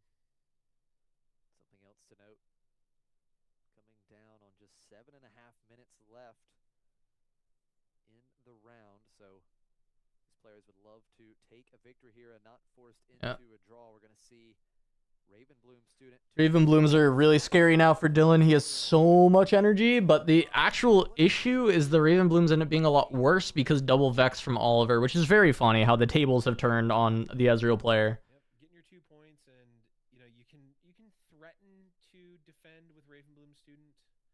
That's fine.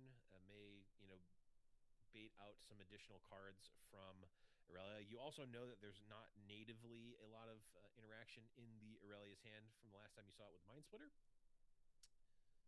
But we are going to start in with the Guardian Angel Vex versus the Ezreal. Okay. I think that's the one.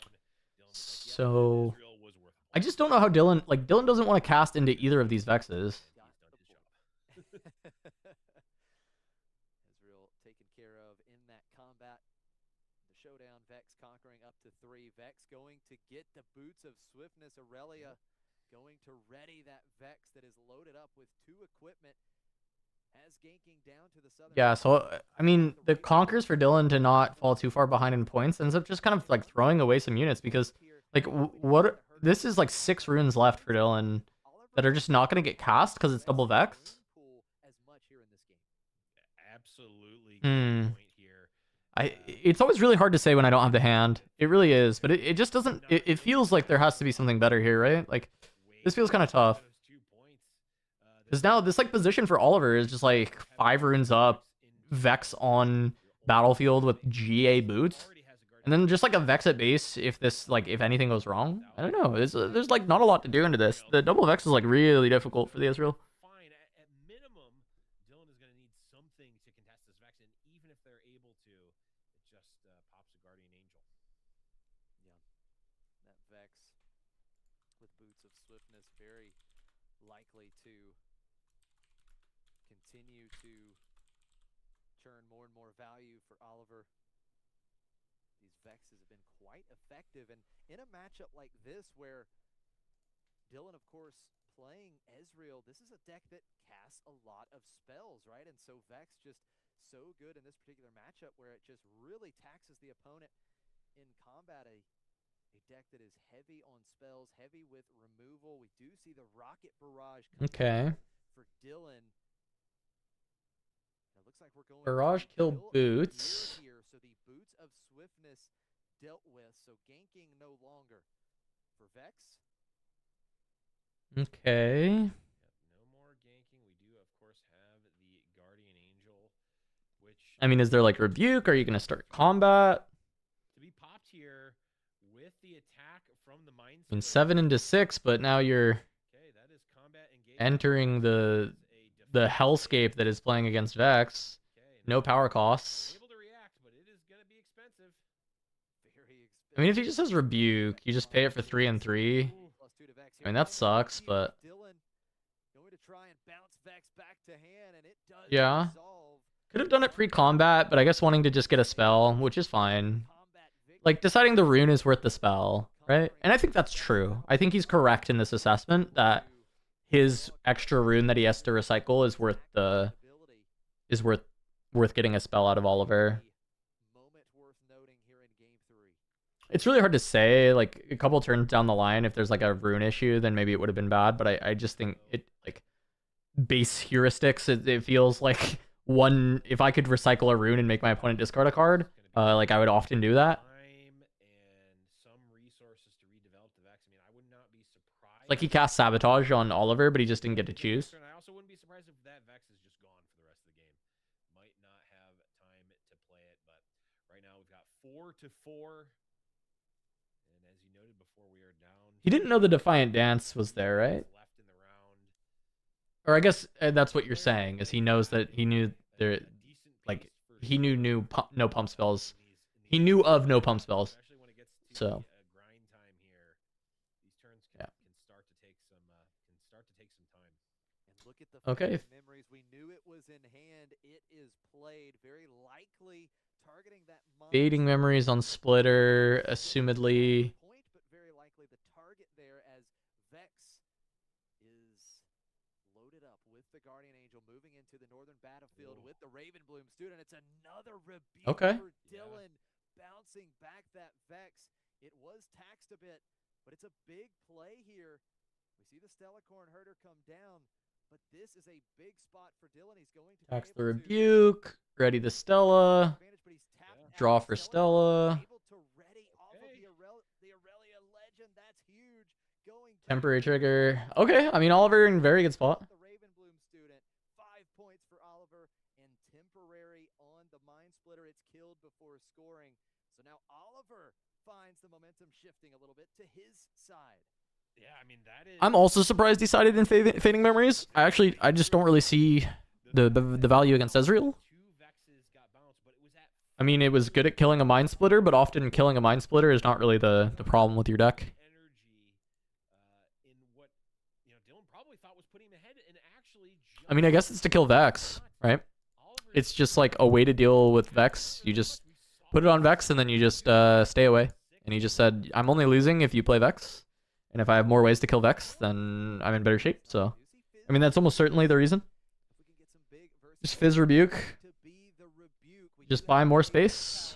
We ignore the energy cost and back to Oliver's hand goes Stellacorn herder. So we will prevent Oliver from holding here. And Dylan now taking the board advantage yet again. Dylan does take the board advantage, but as we've pointed out before, does not take much, and by much I mean anything, to give your units accelerate. It's on the board. It's Guardian Angel. Yeah, I mean, Mundo's another potential call out, but we didn't see a Mundo in game 2. I don't know how scared I am of the Mundo. I guess you actually don't pump over Mundo very easily, so it's maybe reasonable to be scared of Mundo. Angel back. That makes things a little bit more tough for Oliver with that ability to just essentially accelerate the Guardian Angel back in hand. Yeah, I mean, the thing is we're still able to do that. It's just going to cost all of our energy in 2 runes, but with the hidden card, all of a sudden. Alright, I mean, what can Oliver do from hand? 6 runes, so Fervent and a 1 cost to ready it and run in. Dylan goes up to 5 points with the Prodigy. As the hidden card along with Ezreal at the Northern Obelisk of Power. 6 runes, you called it. We know we have Stellacorn in hand. We've got the Guardian Angel, so effectively we could ready up that herder and move into a battlefield. I mean, is it finally Aurelia time? 2 runes for Dylan. Deflect actually becoming very real. Not if this is what you need. 6 runes. Yeah. Yeah, I mean, what you gotta do.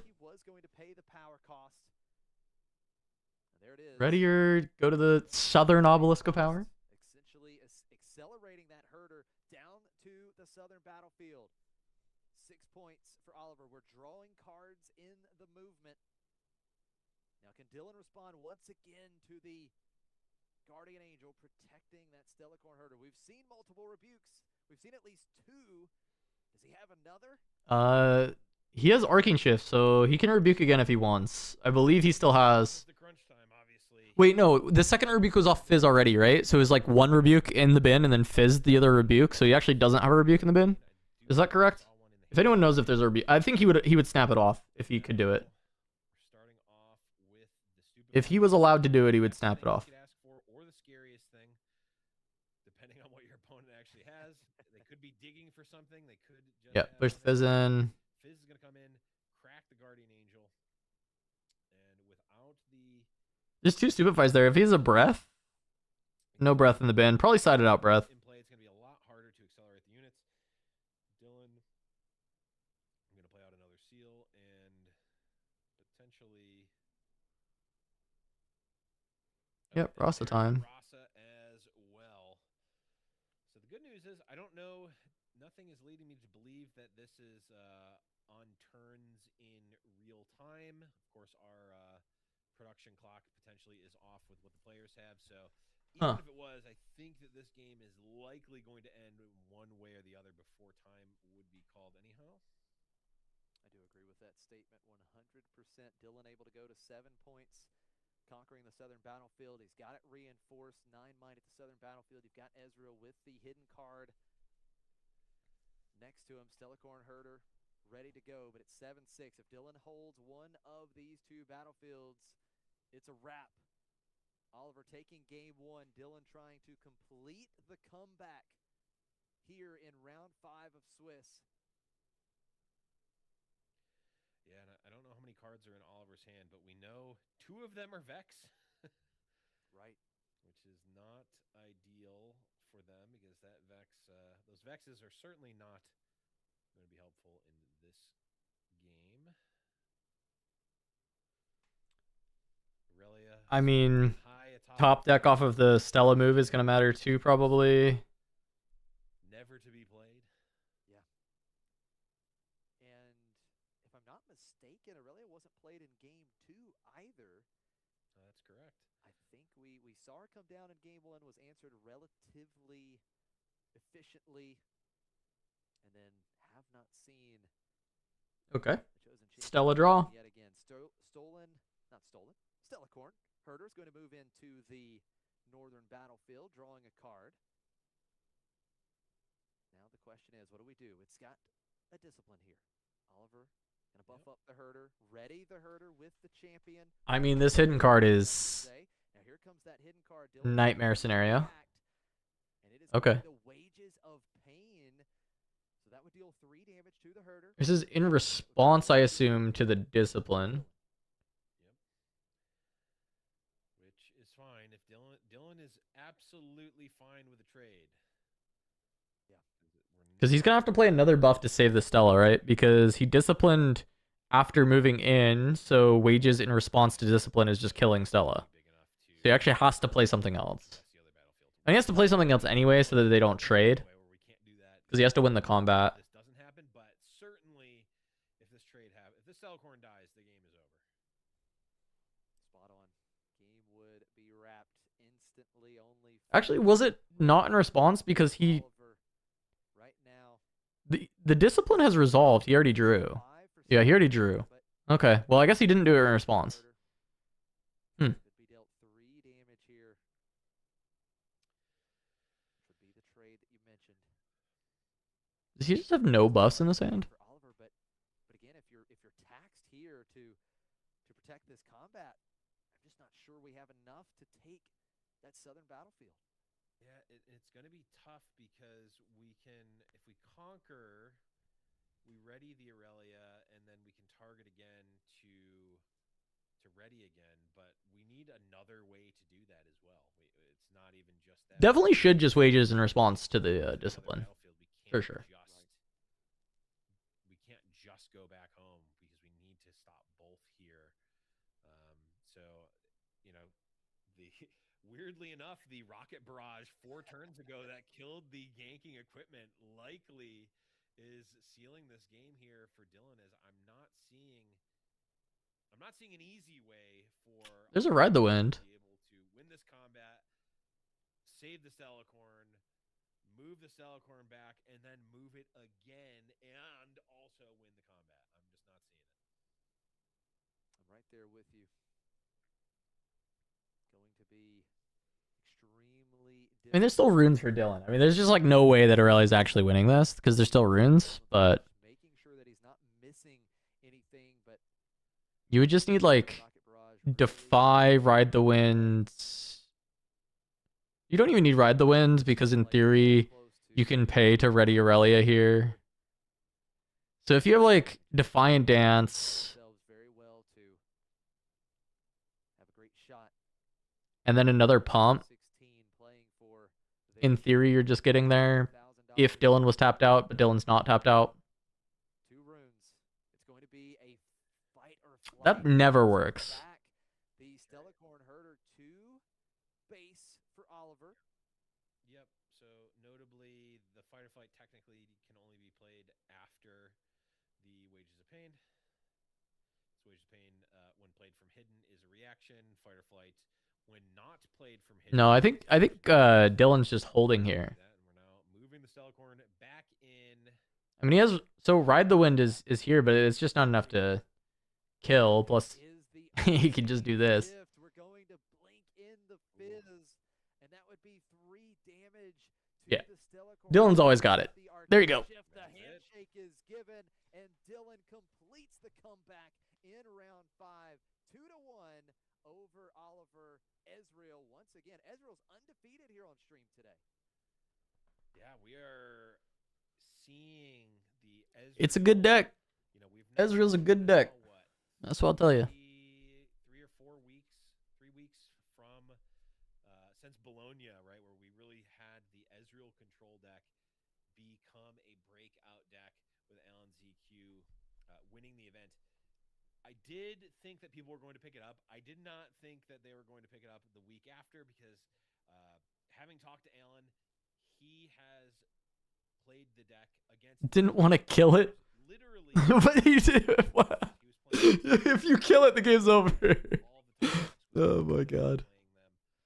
Playing them. So Seems really didn't wait for a response into this one. Yeah, it's very possible that that was the case. The matchups in and out. It is not the type of deck like a Kaisa from last season, a mid-range Draven. One of these decks you can go, I can see the cards. I know how they play. If I play them in roughly a correct order, I'm going to win a lot of games. Yeah. It is not that. You can, and I have. I agree, Blev. The Ezreal deck's pretty hard. You can definitely play that. Pretty difficult deck. Poorly, and it does not look good if you're not playing it well. We saw it played very well there in that match, and in all the matches, honestly. Did it to Aura Farm. Yeah, I'm down. That's true. The results. So really That's true. pilots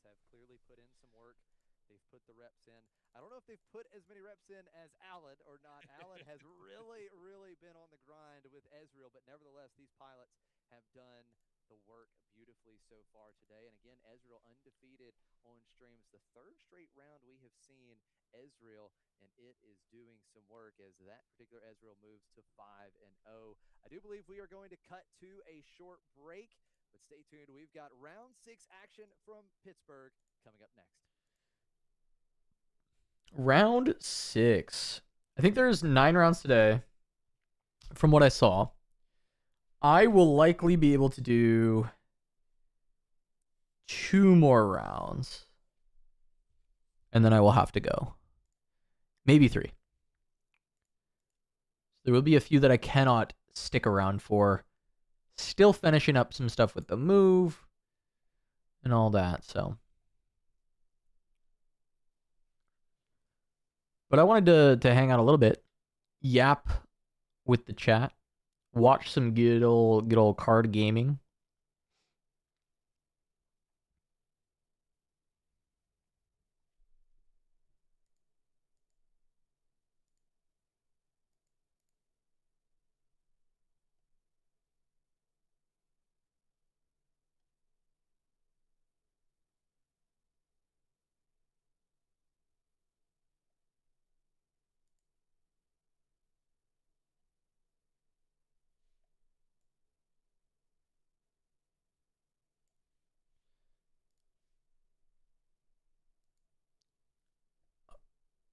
I got a big question. I got a big question for everybody. Why is Jack so popular? Why was everyone so hyped on the Jax deck? Was it just because it made top 8? Was that what was really getting people excited, or did people like Jax and then they saw that it could actually win and they were like really hyped on it? Because I've been seeing a lot of people talking about Jax now after Very Best Gamer topped. Our deck tech with Very Best Gamer is like one of the most popular videos on our entire YouTube channel. Why do people like Jax? What's the appeal? I feel like I'm missing something. Because I think his deck is like a little, it's kind of like, it's fun. Okay. I guess it has like a lot of interaction. It does like, I think the playing spell equipment at reaction speed's pretty fun. I did that in my like pre-rift. I was playing like an Aurelia deck with some Jax stuff, but he's a lot of fun. I mean, that's cool. Yeah.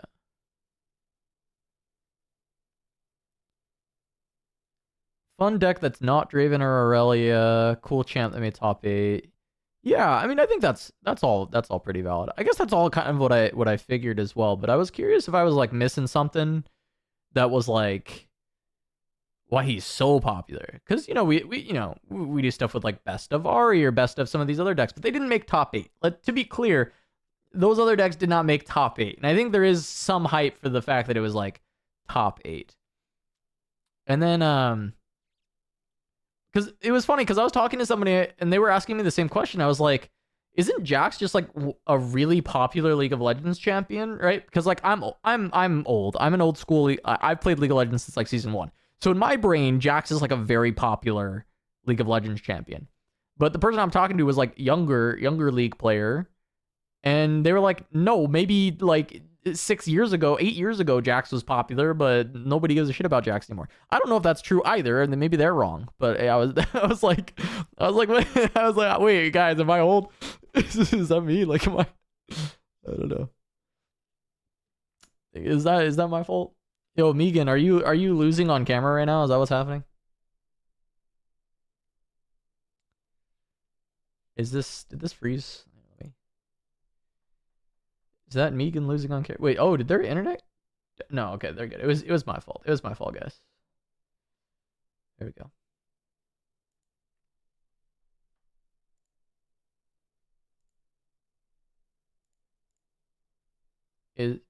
Is my stream lagging? Or are you guys good? You can hear me fine? Oh, no, it did go down. Oh, shit, wait. Oh, no. Uh-oh, guys. They were having issues this morning.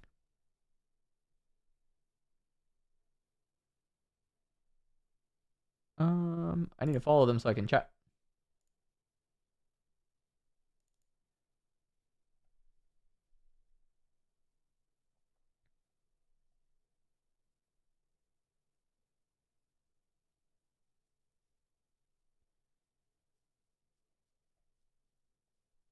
Yeah, Megan, they play that. They're playing that footage on repeat, by the way. Every break, it's that game.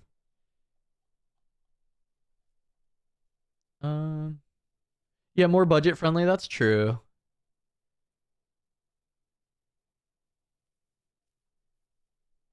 That's cool. Well, I appreciate everybody's opinions on it. Cause like I expected that video to do well. Because I think Very Best Gamer is also just like kind of a funny guy. Like he's really funny to listen to. He was fun to interview when I had him for the stream. Oh, it's dead for now. All right, guys. We'll see how that goes.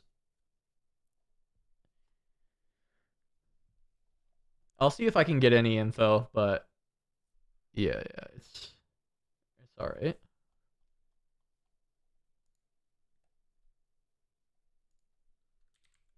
Let me ask the good old Belvins what's happening.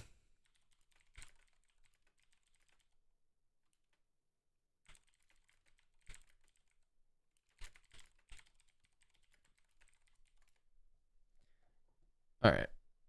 Yeah, he was pretty likable.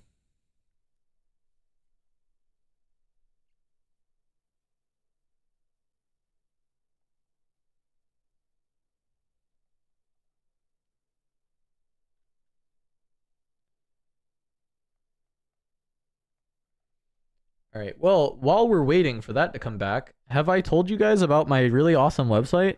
If you were curious about the best of Jax and how he placed, wow, 7th place, and there were only 44 Jaxes in the entire tournament, I wonder what his deck looked like. Wow, it looked something like this, with the sideboard and everything, and you can export it. And you're right, it absolutely is a budget option compared to some of the other things. That's very cool. Also, if you're curious about a tier list, we've moved him up to B because we think that he actually is a pretty impressive deck, especially after the ability to re-equip Brutalizer. There's also plenty of other decks if you're interested in Control Ezreal, and some insights written by Prismaticism about the deck. Wowee, check us out at turnupsideways.gg. It's a very fun website that we worked really hard on. And I'm struggling to figure out how to make it so people know about the website more and come visit it and come learn about all these different decks. And it has like just about every deck in the game. Sometimes we're missing some stuff. Let us know if we are. You can always message me, hit us up in the Discord. Like it does some cool stuff. The best ofs is really, I think I'm really happy with this. This is new that we just added. We even put Houston on here, even though, like, you know, obviously this is not super valuable. Super valuable. Do I not sound excited enough, Anton? Do I not? I'm actually I'm really proud of this site. Like, this was like, yeah, I'm very, very proud of it. 5-second ad in our YouTube videos. I think you're right. I think we need to do that. I think we need to start putting it in like all of our videos. So that's the thing. You actually don't have to throw money at the screen at all. It's entirely free to use. It subsists entirely just on Google ads right now, and we're going to hopefully get better ads, but yeah, like you can just use it for free. It's just a lot of really great information for free. It's not as good as like maybe a Metafy guide if you wanted to completely jump in and learn everything about a legend, but if you just want to take something to your Nexus Knights and you want to not go in completely blind, you can come here and you can click on whatever legend you want, and it'll give you an idea for a deck list and then some tips. Woohoo! Megan says Volibear's too low on the tier list. All right, well, you know, fight with Randy and Priz. I moved him up. He was lower. I moved him up. I said, you know what? He's not that bad. He's pretty good. Pretty decent.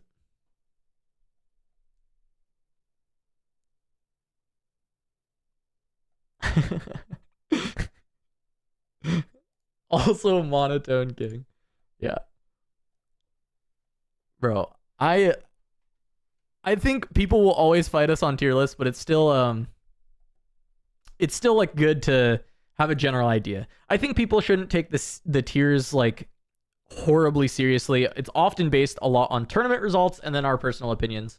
But yeah, it's I think the site is really useful personally. I know I'm biased because I made it, but I think it is a very useful site, especially if you have newer players or more casual players. If you are like super hardcore in the game, maybe it's not as useful for you, but the best of site should still be really useful to you no matter what, because it's just a very easy to find collection of the best of decks, right?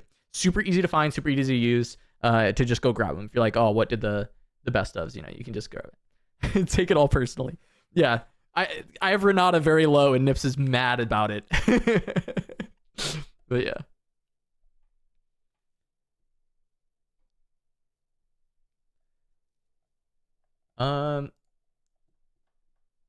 Power at the venue went out, by the way, guys. I got the update. The power at the venue is completely out. So waiting to see what happens here. So Tommy, I love this idea that you're saying, a matchup matrix. Biggest thing that I want to add is a matchup matrix. Very hard to update, and right now getting actual data is near impossible. So it would entirely be opinion based, and I think some people would like that. I just need to figure out how exactly to do it. It looks like we got it back. Maybe. Just want to. Should I play hot? Should I play league? I'm like, whatever one your friends are playing, play that one because you're gonna like that one. Hey, we've got it back, and I think Blevins doesn't know his mic is hot. Any game that makes me do a quest for a lazy fisherman to go collect 15 crab meat for him, I'm not playing that game.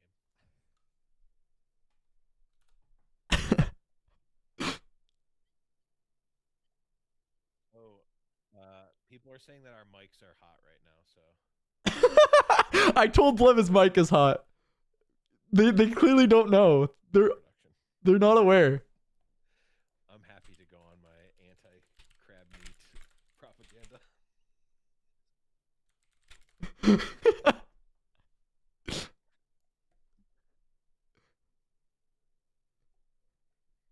Hi, chat.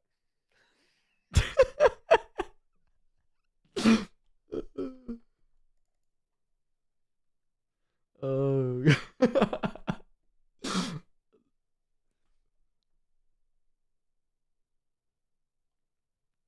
All right. Sorry. This is great. I don't think that Blevins has a feed to look at right now, is what's happening. So I don't think he knows that there's like a game being set up.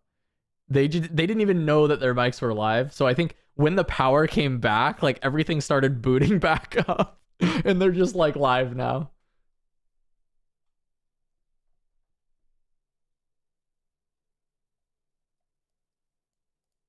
Yeah, lights were out. All the power at the venue went out. All of the power went out.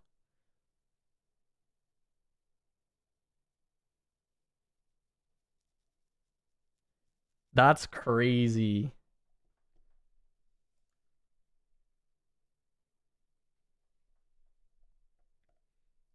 Lucian combo at Nexus Nice Night? Hell yeah. I think that deck is so fun, actually.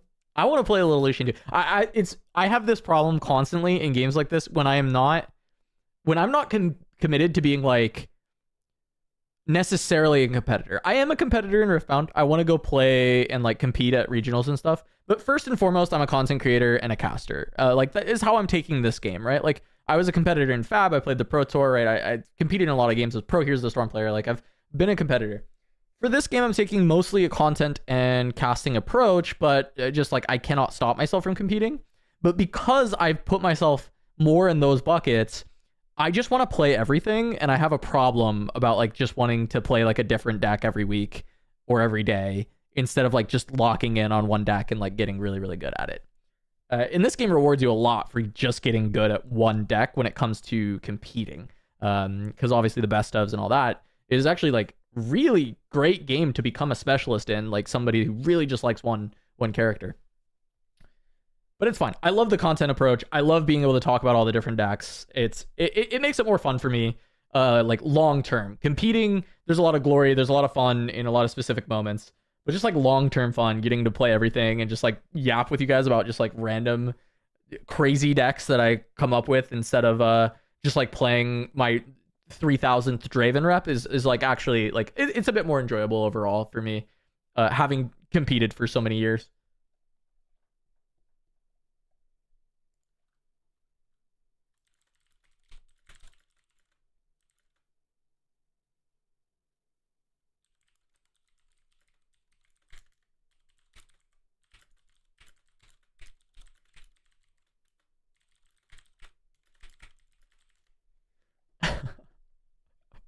Blevins messaged me back. You shouldn't have stopped me.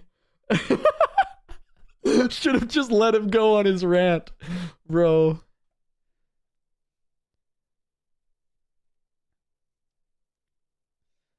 Yeah, I played 4 different roles professionally, TC. I played ranged, I played offlane, I played tank, and I played flex. Yeah.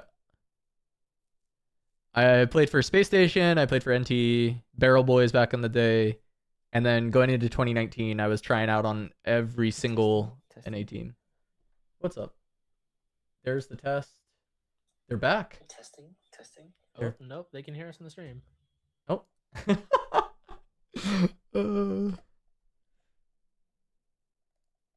Best friends never stop each other when mics are hot, bro.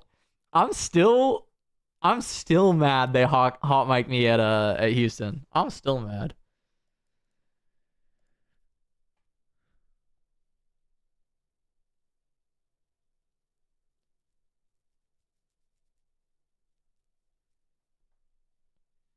Yes, hello, Pro Play Games Live. I can in fact hear you.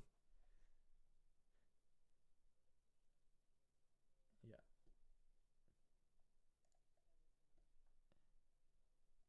Wait, actually, it's not working. Oh, we're live. Oh, they're on the game. This is the actual game. Wait, Megan, can you talk again? I don't think chat can hear you, Megan. Yeah, I can hear realize you. it started. All right, I thought this was just like them getting set up. All right. Welcome back, everybody. Sorry about that. We just. Go again. Chat, tell me if you can hear me again. One more time, Megan. No, they can't hear you. I don't know why. One sec. Let me see, because I hear you just fine, but I don't know why it's not going. To chat that you're just talking to a ghost right now. No, you should be good now. Okay. Go one more time. Hello? Yeah, you're good. You're Mic good. test. Okay, we got Megan. All right. Perfect. The matches that we are Okay, doing, what's like happening feature here? matches, but it Another almost Vex. seems like, Oh, they're part of the way through this excited game. and feel All right. more confident with Ezreal than anything else, to the point that it almost feels like there's as much Ezreal representation as what I think a lot of people would have expected there to be Draven representation. So they just got Andrew back on the stream. Okay, so Megan, what decks have you been playing recently? Because you were still playing the bear to play for best of, right? I played the bear at Bologna, and then I talked myself out of playing bad decks. Okay. And Okay. I played Aurelia. Oh, and yet I can't put him in D tier. Okay, I see how it is. Yeah. Okay. No, he's a bad deck, but I can't put him in D tier. He's bad. He's not that bad. Okay. Like, All right, sure. I really like my Volibear. Show Strength is one hell of a card. Sure. Yeah, I've gotten quite a few reps in on Aurelia. That's like the main one right now. And other than that, I've just been playing a whole bunch of everything, really. Okay, how are you feeling about the Aurelia matchup into Ezreal now that Alan has plagued the world with Vex? Because So it should be somewhat unwinnable for Aurelia based on our testing with Alan, but there's been more time now and a lot more people exposed to it. So maybe you got some stuff. So let me know. I mean, yeah, tell me how you feeling about this.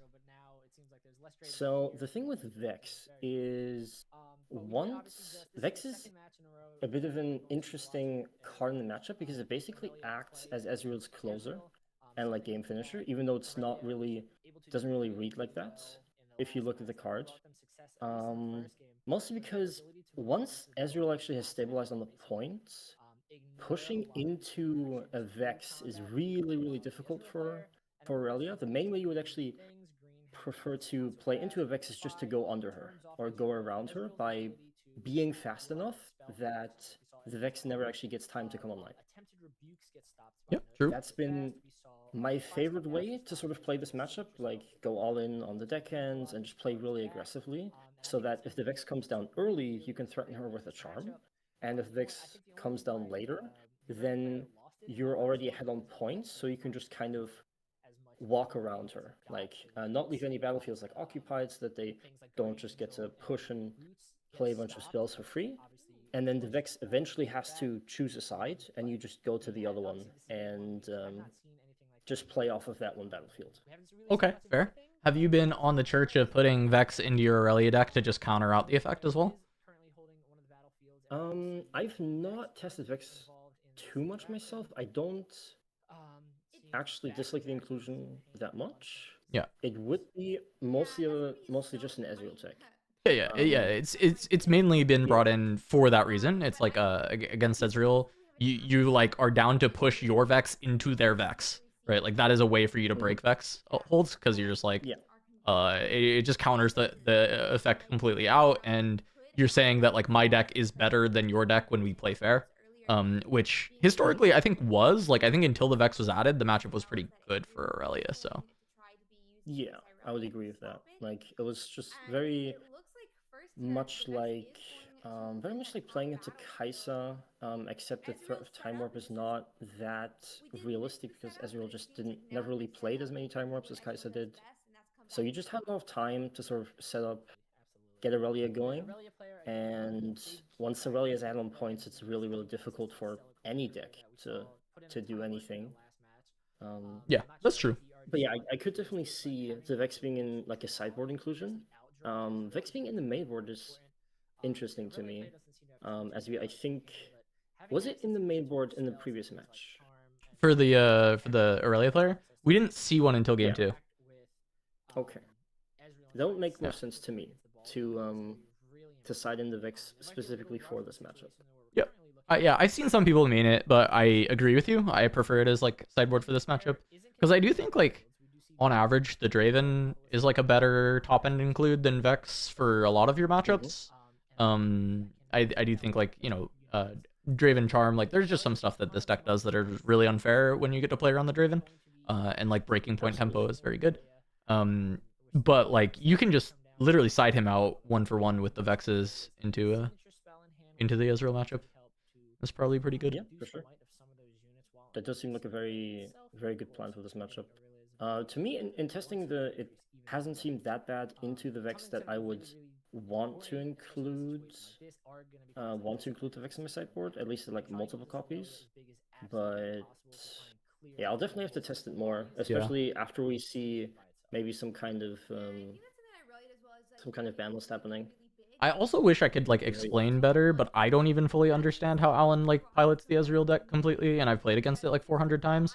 But there is a difference against playing against Alan's Ezreal playing this Vex list into Aurelia, and like probably like every other Ezreal I've watched play.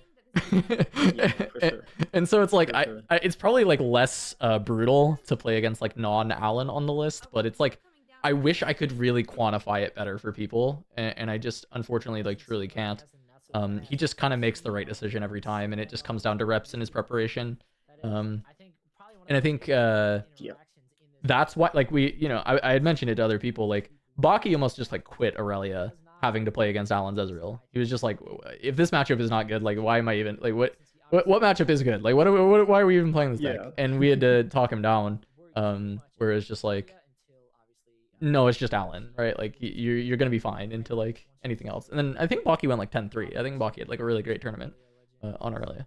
Yeah, like I went up to I like talked to Alan in Vegas after round 7. Like pretty much the entire squad started like 7-0, like Prisma, Randy, Alan. I myself was also 7-0. So it was like talking to... Yeah, I was 2-3 at the time, if you were wondering. I was doing really well. Yeah, I mean, it's a good performance. But yeah, I was talking to Alan. I was like, I really don't want to queue into you. And he was like, oh yeah, Ezreal is kind of... like, he asked what I was playing, and I was like, oh yeah, I'm playing Aurelia. And he was like, oh yeah, Ezreal matchup. It's kind of tough, and I was like, no, I specifically don't want to queue into you. That would be preferable for my tournament. Like at least until top cut. Yeah, of course. No, he's scary. He's got aura in this game right now, man. He really does. It's in testing too. It's like he's a tough opponent no matter what. But yeah, I mean anyone with like a ton of reps under their belt and as much experience in card games as him is always going to be dangerous. Yeah. All right, back on this game, Andrew has like a insane board. Aspirants going to 9. This was game 1 aspirants that he likes into Aurelia. Against Draven, this was his game 2. Game 1 aspirants. What is the... Oh. Is this... It stops the point tempo of deckhand on the Obelisk game 1, right? Yeah. Exactly, yeah. Oh, okay, that makes this is sense.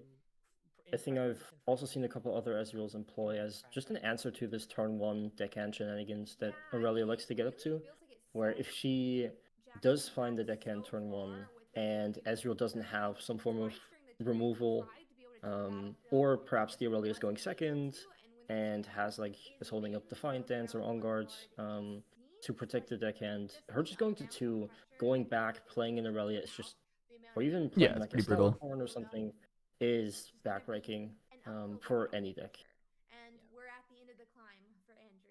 Yeah, it's why this it's not a coin flip, but the quote unquote coin flippy game 1 Obelisk is so annoying because yeah, for a lot of decks trying to play game 1 Obelisk would be a coin flip, but for Aurelia it's just kind of always good. It's you're going first, it's good. You're going second, it's also fine. So, but yeah, he's gonna scoop it up. There's not That's really a risk attached to the card in this or in this deck. Ooh, Beast Below. Yeah. Oh, I don't have this full screen. What am I doing? Sorry, guys. Since since very early in the meta, it's been a long time since I've seen Beast Below. Yeah, Randy was playing it in his Draven deck for a bit, but I also think, I mean, we saw this from Andrew earlier. He had the Beast Below. It's looked pretty good in his deck. This is some little background. I mean, Alan has had this in the Ezreal deck before. It's something that we tried a bit. Huge, another one of our teammates, was a really big fan of this card in Ezreal for a while. And I think it's fine. I have no issue with it. Yeah, for sure. We had it originally in our list as well to sort of counter the Aurelia matchup, because we believed at the time that it was a pretty solid trade for Ezreal to just force out a not so fast or just cast a rebuke on the Aurelia essentially. To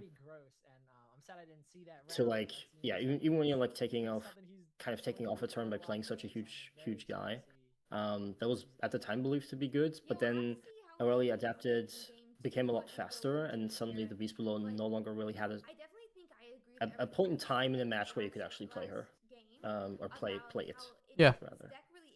Yep. Feels like Andrew's found some good spots for it, because it does the good thing of bouncing your Fizz too, or bouncing your Ezreal. But yeah, I agree with you. The struggle is always just finding a spot where you can actually play it. Obviously, Raza coming in for free. The use of his own resources is so. Ooh, Max is on He doesn't have casting to use here. as much, and Yeah, the it's one guy- Max and Blevins and Ursi, and then oh my god, did I forget his name again?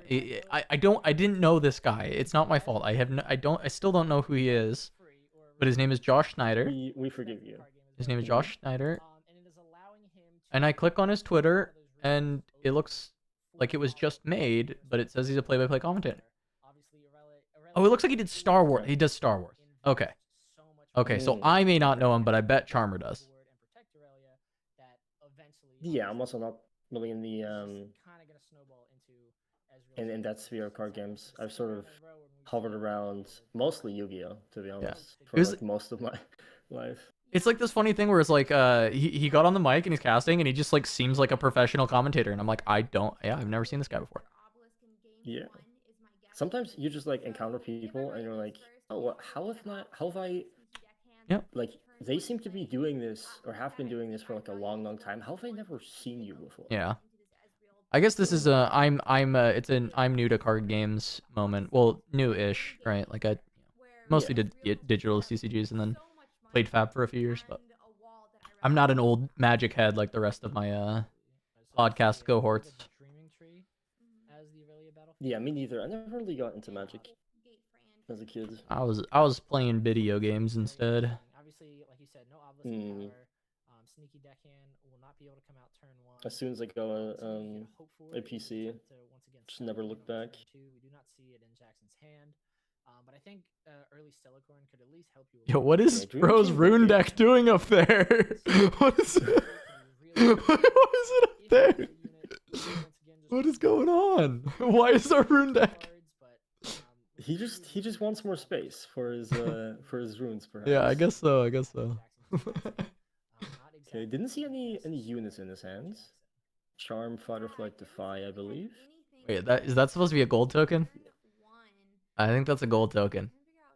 So you said yes to the card sharp. That would make sense. That would make sense. It doesn't make sense, but it is very likely a gold.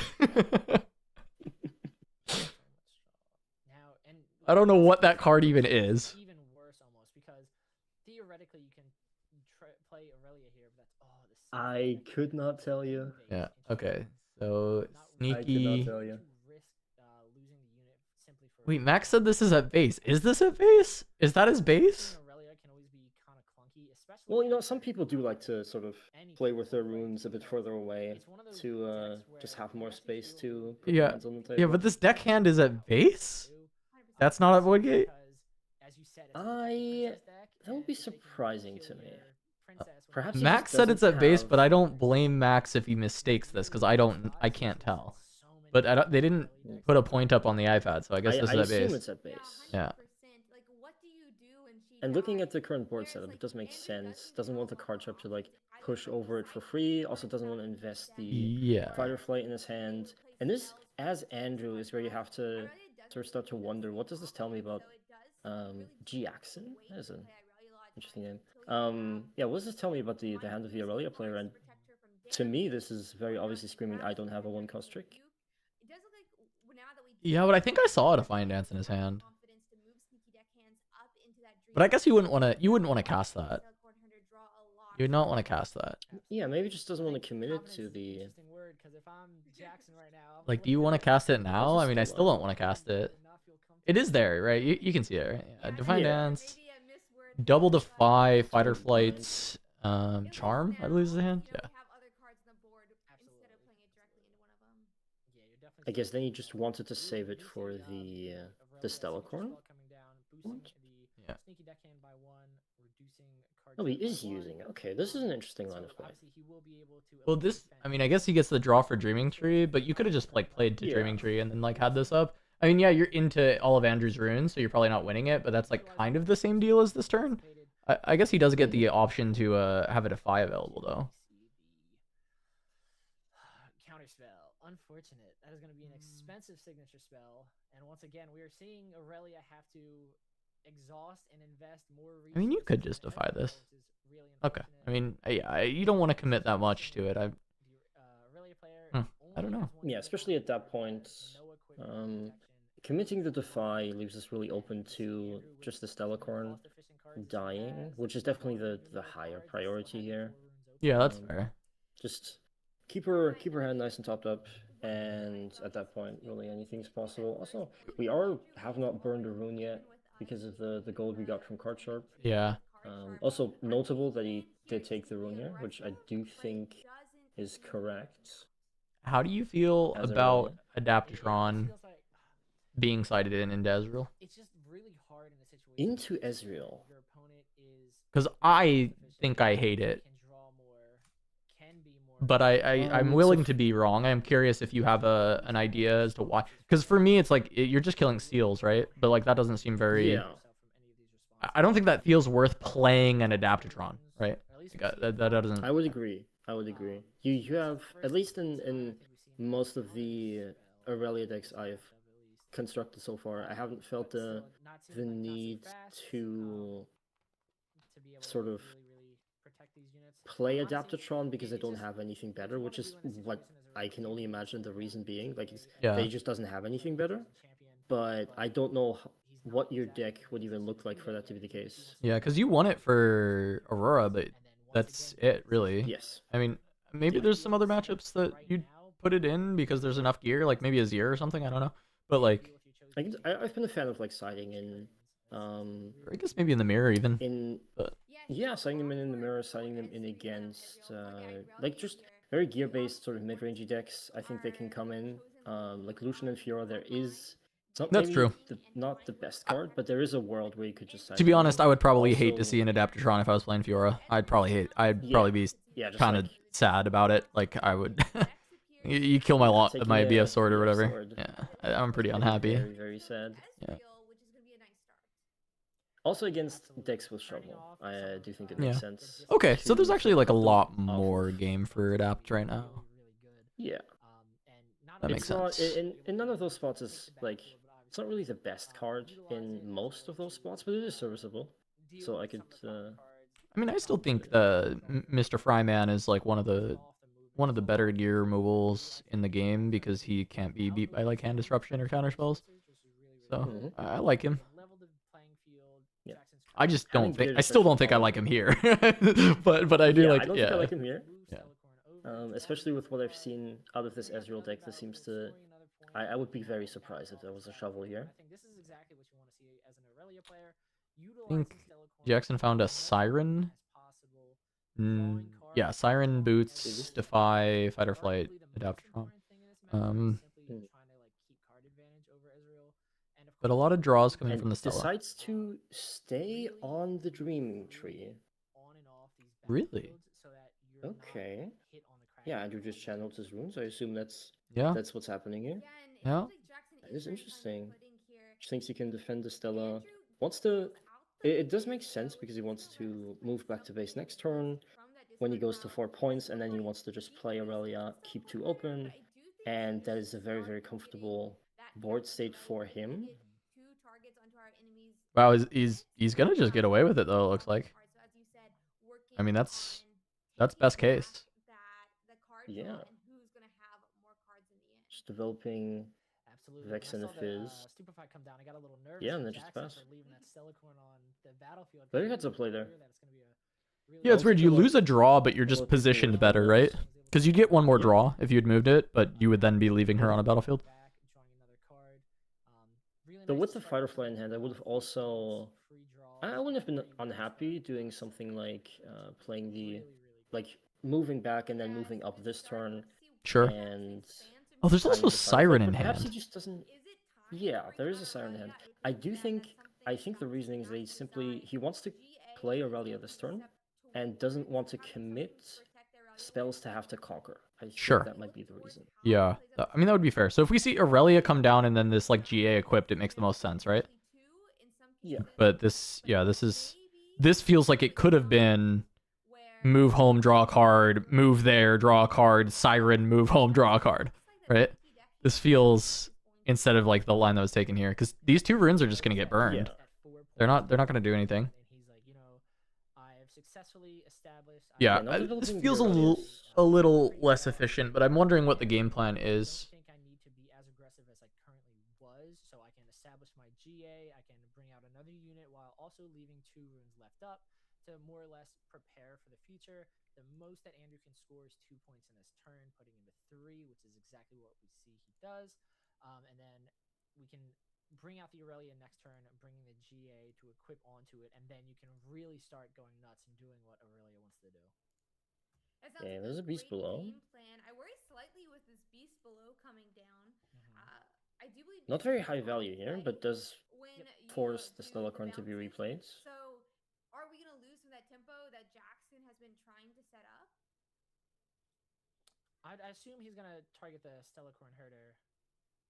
If he does target, I believe it's. I don't think it has to be exclusive to Battlefield, but yeah, yep. So we do see the Stellacorn, and if I'm Jackson, I don't think once again don't think I mind this position too much, because I think at this point now you can bring out your chosen champion and you can really get the ball rolling, and if you're able to do this and maintain enough. I mean, yeah, that would have sucked if he had played Aurelia and gotten beast blowed, but I don't know that it sucks that much more than what happened anyway. It's about the I think I same. would be very happy playing having the Aurelia on board. Yeah. Over the GA here, or even forcing the Aurelia to be bounced, forcing Andrew to recycle a rune, and then we just replay Aurelia, push Stella, go to 5, and yeah, you would be moving Stella instead of moving a deckhand basically, because the Aurelia would have been bounced, and then Okay, now Aurelia being accelerated here. I'm not a very big fan in general of accelerating Aurelia from the champion zone. I've just found that through testing that leaves you in very vulnerable spots, even if the play is successful. Like on your opponent's turn on the crackback, that does leave you in very vulnerable spots most of the time, especially against a deck with as devastating of an out to Aurelia as Ezreal. This was a very expensive defy. Yeah, this is not the route you want to be taking. As I said earlier, maybe like trying to go around the Vex here, just going onto the Draven tree, scoring a point, leaving the Aurelia in base. Maybe would have been a better line here. Frigid Touch will be able to decrease the same might on Aurelia, which we have 2 runes up, but we'll have to. So this Aurelia is an 8. I didn't see if this was repeated. I think he like went to repeat and then took back. I don't think this is repeated. No, he hasn't recycled, so he's only using it once. Yeah. This Aurelia currently +4, so currently an 8 -2 now. So still one bigger than the Vex. I'm assuming he wouldn't have a second one because he probably would have attempted to stop the second called shot. But yeah, so the -4 is going to be really painful, at least. Okay, so what else you got, Andrew? One more thing. Yeah, we need one more. Deal with it on a second time. That would work. Ooh, so we're gonna bounce GA back to hand, so he won't be able to protect the Aurelia. Yeah, fact. I think it's. Does he have nothing to play? Is the card is so nice getting to. Yeah, that That would works. be very surprising here.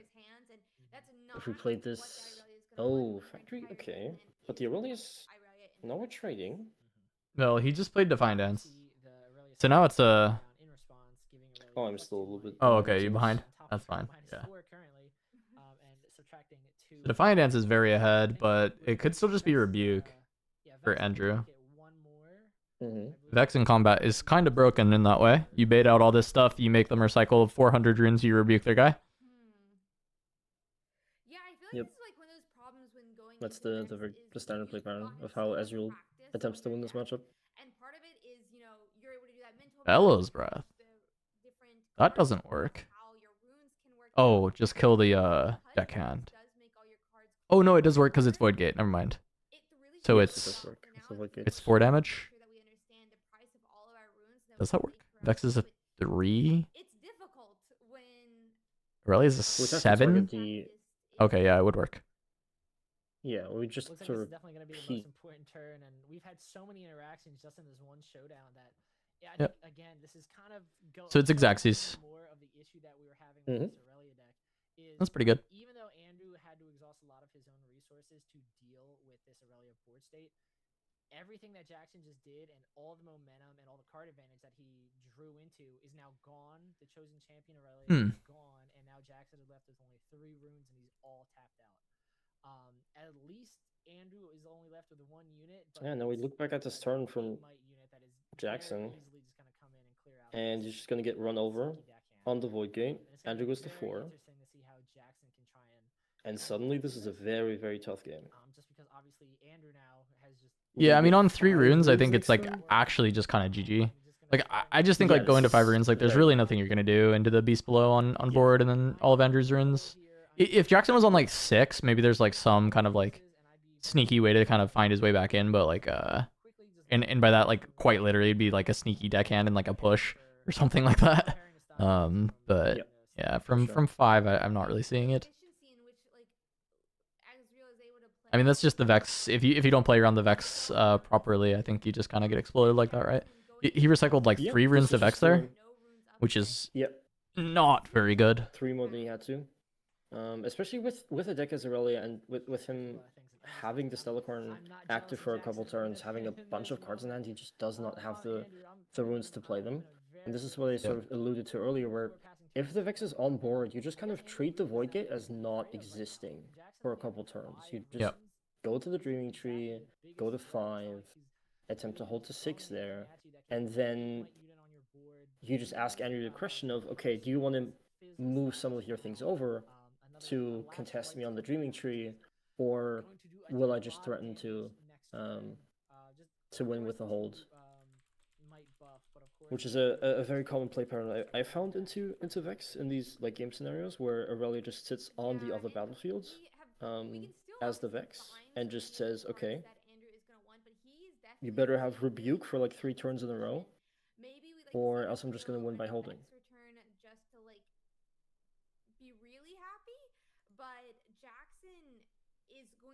struggling to make any All sort right. of dent Well, back.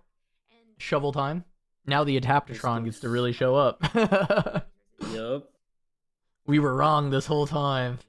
We were wrong. He's gonna turn the whole entire game around. With the shovel. We'll see. I'm assuming moving into Dreaming Tree. That's exactly what we do. Yeah, that's tough though. He can just bring Vex back if he wants. Yeah. Vex with he'd still have 3 runes up, so Vex with 3 runes up is actually like pretty reasonable idea. Yeah, I'm interested to see what he decides. I don't know. What's It's... Aurelia's worst matchup? Question chat. Yeah, what do you think? You've been playing it a lot. Sivir, for sure. Which version? Aurora or Miracle? Because I think Miracle is unplayable for you. I actually think Miracle is more playable than... So there's like 3 versions that I think have been going around. There's Aurora, there is Miracle, and there's also some sort of hybrid version that's kind of...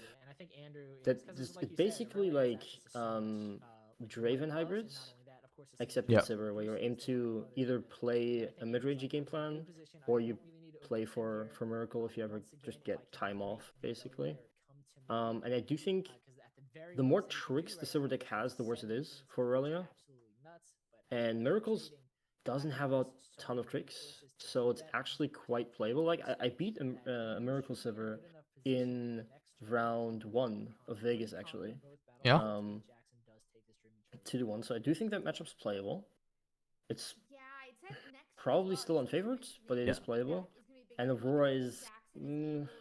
Aurora's very swingy, but it's definitely not favored for you as well. Like, sometimes you just beat Aurora because they don't have a really good curve, they don't find Mind Splitters, and sometimes they do, and you just don't find or get your Stellacorns ripped, and you just, like, lose on the spot. And then... at Vex Ezreal, I don't think it's actually Aurelia's worst matchup. I think Sivir's, like, good Sivir sort of mid-range decks with a lot of tricks are by far the worst. Yeah, I felt like the Randy version of Sivir is like very hard because they'll just like sabo you 4 times and then kill your Stellacorn with like a challenge and then say, all right, good luck. Like so it makes sense. Also, Victor mentioned in chat, I don't actually... Now, I don't know if this is a hot take or not. I haven't talked to very many Aurelia players outside of my team, but I don't think Victor's that bad of a matchup at all. It's Like, just call check, isn't it? Like if they find the calls and you don't have an early drop to go with your Aurelia, it's kind of boomed, and then if they don't, then you just like run them over. Isn't it like very often that? It's like call check with the Fi. Like if they have it, you don't. Like it's kind of boom. Sort of, but I don't actually think Aurelia is the win condition in a matchup. This is like again a matchup I faced in not in Vegas this time, but in what was it, like a side event, like I think the rebound in Bologna. Yeah, the rebound in Bologna on Sunday. I faced a Victor, and I just conceded my Aurelia in like multiple games and just won the game by like playing a GA, equipping GA onto a Stellacorn. Yeah, Stella's always very good. Yeah, like Stella's much better than Aurelia in that matchup.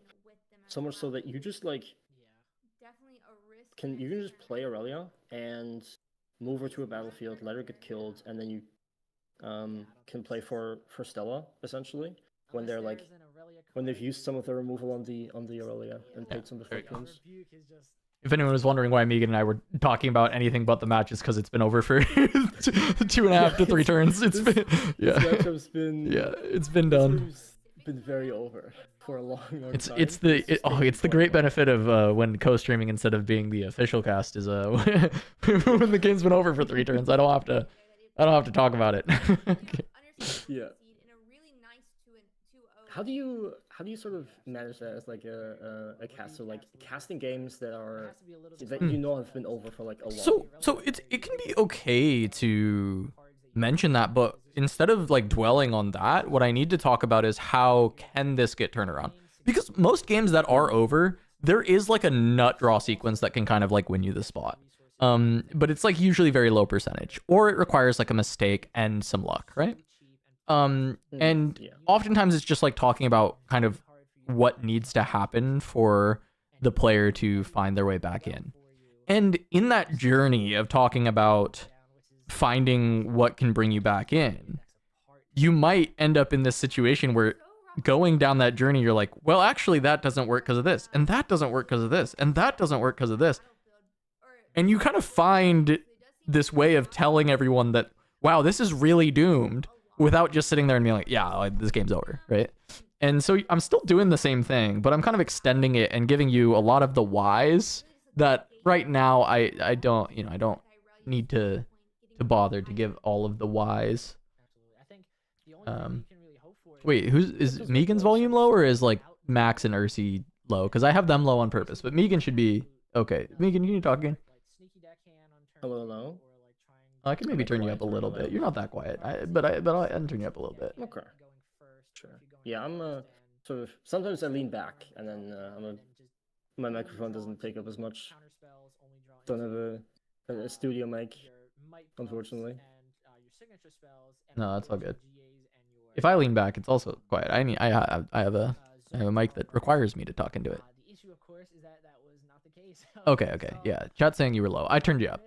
Super low? Super. Okay. Well, I think my OBS is lying to me. But let me adjust a little bit more and see. Now, if I just lower myself a little bit, you should be able to turn up the stream a little bit for me again. Hello.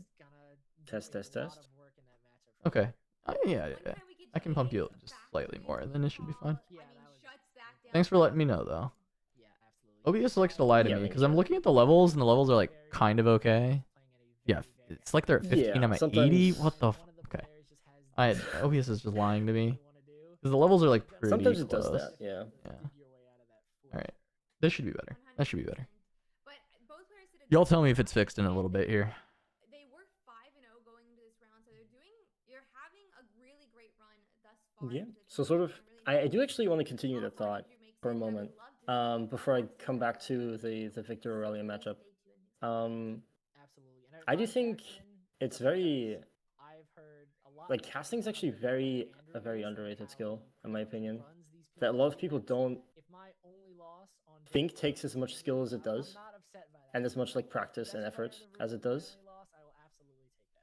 What are you talking about, Megan? I'm just talking. I just meant like in general. No, I'm fucking with you, dude. I'm fucking with you, because that's what people like to say about casters. Is, oh, you just get up there and talk. No, thank you, Nips. Yeah. I'd rather the levels be good. Thank you. No, it's all. Yeah, I'm getting lied to by OBS. OBS is gaslighting me and saying Megan's levels are fine, and then y'all are the ones listening. So. Yeah, y'all know, y'all can tell. Alright. Yeah, no, I agree with you, Megan. I think I'm a casting nerd. I like the mechanics of it. So I really like people who are really like technically good. And sometimes the funny thing with casting, right, is it's still like an art and entertainment. So it's like there's a lot of like technical aspects of casting that people can be really good at, but at the end of the day, if you're not entertaining, you're also just not. It also doesn't work. Like the audience just has to vibe with you. They have to like what you're doing. So there's like two elements of it. Of like one half, it's just being like very technically good at casting, and then the other side is like being a personality in some way that the audience wants to listen to or likes or respects or whatever it is. Right? It's just and you have to be yourself, and that's like intangible. It's really hard to like yeah, it's hard to teach and hard to like practice that outside of just doing it. Like there's a lot of things about casting that you don't really like, as with a lot of other things that you can't really learn unless you do a lot. Oh yeah, it's a lot of reps.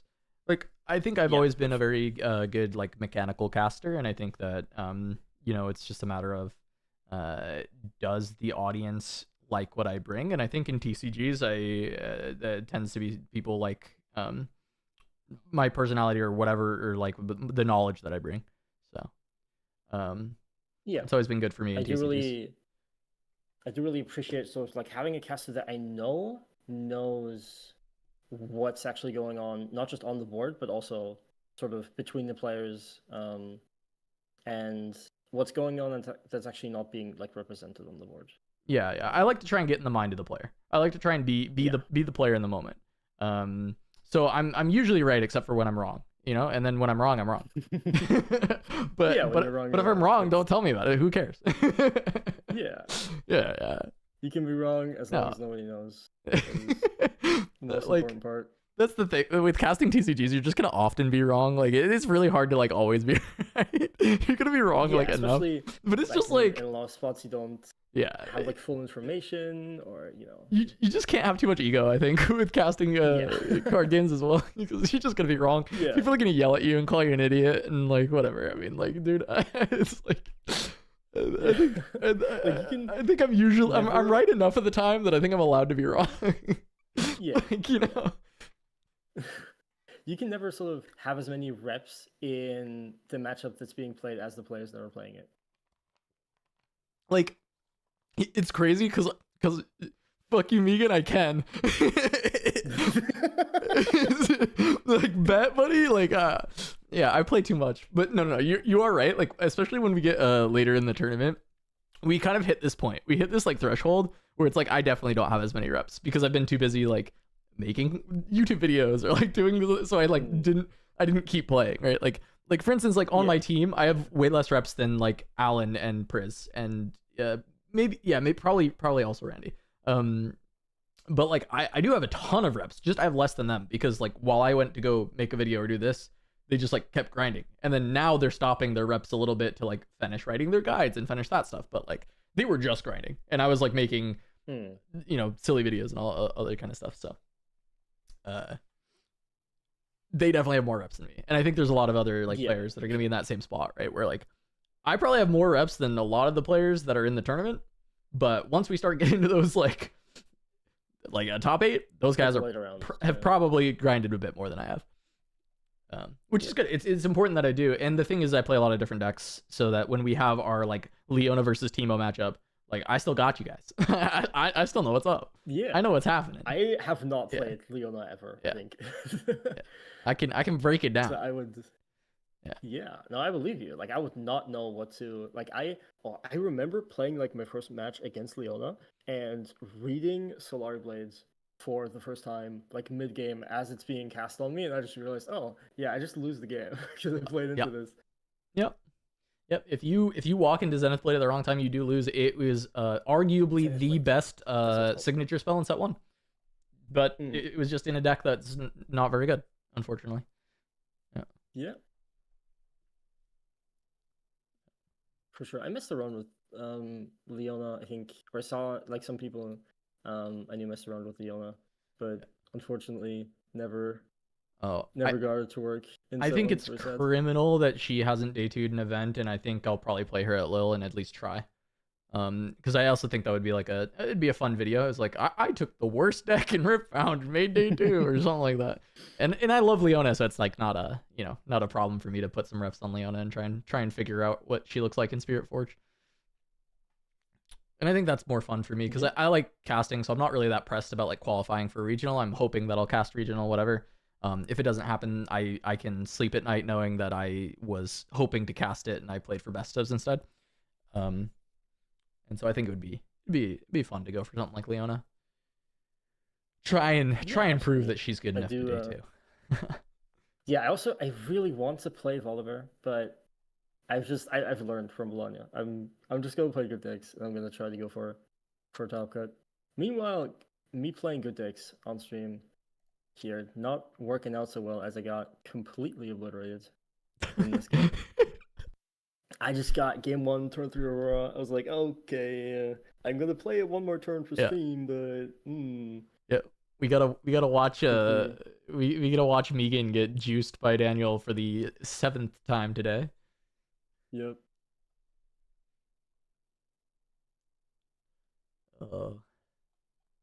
That is exactly what happened. I don't think I played the second game optimally here, actually, but that's besides the point. Yeah, coming back to the Victor thing from people are asking but minutes people are ago. asking about the Victor Aurelia matchup, and I was in the camp that it feels flippy, but you've played it a lot more. And the reason I say it feels flippy, I think it's favored for Aurelia, but it's just like you have to like survive a coin flip in some of the early stages of the game. But you know, That's been my opinion of it. But you feel it's even that coin flip's probably not even that bad. Is basically what you were explaining. Yeah, I do think it is flippy, but I do think Aurelia has, especially with some of the cards that were sort of mentioned, like the Imperial Decree is just hard to play around, but it's actually not impossible. No, I mean, you could have a hidden fight or flight. You can have a flash. Yeah. You can get away from it. Yeah, like flash especially. Sort of saving that and going in, just baiting the Imperial Decree if it's like played on defense, or just going in on offense is like very. There's a lot of things you can do to deny Victor sort of like a lot of value with a lot of where he wants to decree you, and then what he prefers to do is after he decrees you on his turn is move in a unit. So if you actually never leave units that are like valuable to you on boards on Victor's turn, then he has to save it for defense. And on defense, it's a lot easier to play around because suddenly Fight or Flight also becomes an out. Suddenly, it's not just flash. Sure, right? yeah. And suddenly you can also just move in an extra 2-drop to just trade with a battlefield instead of having to move in like your Aurelia or have your Aurelia be attacked. So I do think, yeah, as you said, it is very flippy, but it is sort of a lot of the control of. It's like a weighted coin in a sense, you know. It's like it's a flip matchup, but you're as Aurelia, you have more control over some of the conditions, whereas Victor, it's just like, all right, found call the turn you played your Aurelia, I'll rip it. Oh, you have no Defy. Oh, you don't have a Stella in hand. All right, well, GG. See you next game. Like, you know, like you end up in these flips, but like there's more opportunities for Aurelia to just like have the answer and have like a way to play around it. Especially because the deck hands are in the deck, right? It was like way worse and more flippy when the Aurelia decks were like very queen oriented. Like they just like didn't have like 2s or anything like that. It was like literally just Stella, Draven, and Aurelia probably is like 6 units max. And it was just like, all right, you play Aurelia, you don't have Defy. All right, here's call. All right, GG. Handshake, go next. And one more thing that actually was just checking if I can talk about it, and yes, I can. So what I played in Las Vegas was actually a list I worked on together with the Hat Case, who some people might know. She's a very, very cracked at card games. And what we eventually settled on was playing Desert's Call, of all things, in the sideboard for these yellow decks. Yeah, that makes sense. For one, have more units, have more 2-drops, and also you just repeat Desert's Call on turn 2, and then if you want to, you can just leave them in, like one of them or both of them, in the base forever, and they can just never call you. So that's sort of, just one way Aurelia can like gain a lot of insurance against a lot of these yellow decks. But it's like, what are they really going to do if you just have a Desert's Call and they like all of their calls are dead?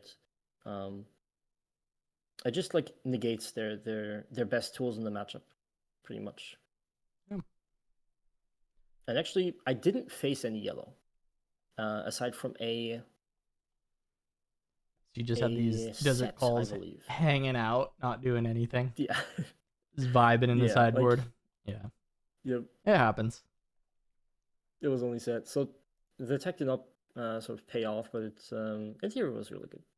And then also you can play stuff like Fizz to replay it, which I really like Fizz as a unit in stuff that isn't using it to just always replay Stack Deck or Call Shot. Yeah, fair enough. I enjoyed playing Fizz. I had this Jinx brew that I was working on, and it was like pretty good at beating midrange Draven. And it was like playing Ravenborn tomes, and it was like Phoenix. It was like Phoenix control Jinx. And the idea was that you would dump your whole hand like normal, which sounds really bad for a control deck, right? But almost every card in your deck like was actually like 3 cards once you had the Phoenixes dumped, because you'd like play Fizz, and then Fizz would grab like Piercing Light, and then you would Piercing Light and kill 2 units, and then you would use that to resummon Phoenix, and then you would like go in and conquer, and then you would pick up like a rocket, and then you would just like keep this like loop going. It played 6 seals. It was like very aggressive at like dumping hand. and it was really fun. It was a pretty decent deck, but I just don't think it could really like play into anything else. But it's like does some really cool stuff. I like Fizz when you're getting a little bit more creative with it. Definitely some fun, Yeah, I think, different things. Toolbox card. Yeah, very toolboxy card, especially in a very toolboxy color. Yeah. Speaking of Phoenix, actually, someone else from Teemo, which is my testing group, in case people don't know, it went to Vegas as well with Rexai and played a sort of just control Rexai with Phoenixes and stuff, and ended up, I think X4 was like the second best Rexai in the entire event. Missed the, well, it wasn't really, I think the best Rexai was like X. He was like 3 or 2, I think. Was it? No, he might have been 3. Something. I can't remember. He either bubbled at X2 or it was he did insane on that like full yellow Rexai. He did very well. Yep. And there was a match that he told me about on day 2 where he played against a Kai'Sa, a control Kai'Sa, and he reanimated 2 Phoenixes that he saw very early on in the game. He like resummoned them 11 turns in a row. That's kind of fire. And still lost. I love it. Still losing is crazy with that. Yeah. It was just like falling star, falling star, falling star, piercing light, single. The Kai'Sa had all of the removal. Yeah. Just keep scoring, I guess, right? Yeah. It was a very, very grindy game, and usually that matchup is actually Rexai favored, or for like Phoenix Rexai. But that was just a very, very funny outlier. What do you think, Under Titans or no in Phoenix Rexai? I myself haven't played that much Rexai. I do think, from a deck building perspective, Under Titan offers you so much power and like explosivity that even if you're not actually planning to play it for its the giving everything +2, it still should be a very high consideration just because like gaining 2 free mana is that powerful. I knew I liked Megan. Guys.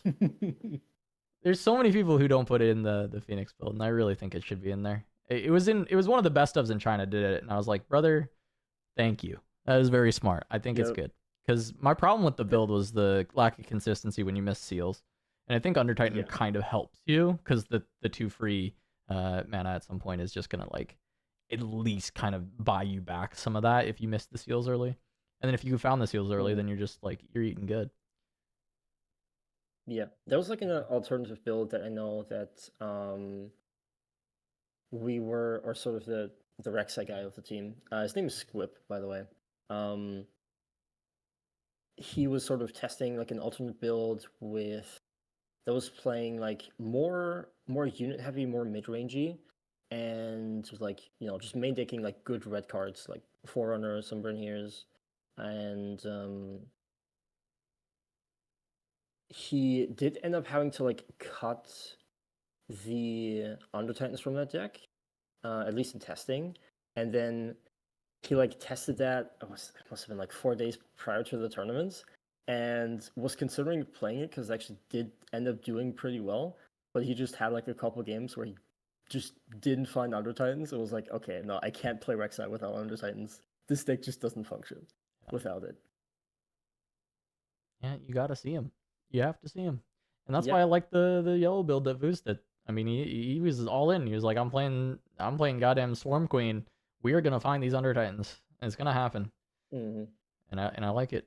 I like just for a while I'd been talking about like I wanted to try out a more mid-range Rexai that was like all about optimizing finding Under Titans, and I just never had found the time to like play it because I was like trying to commit to something for Bologna, and I think Voos actually found the build that I wanted all along.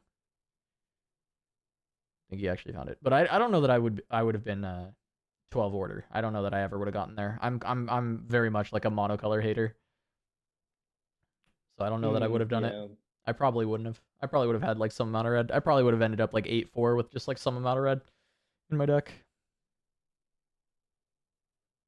Yeah, I'm also not a very big fan of mono reds.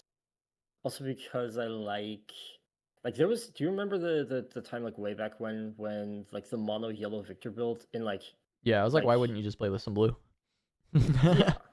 For one way when you just play it and play some blue stuff, but also why wouldn't you, even if you're not playing blue cards, why wouldn't we put blue runes into a rune deck?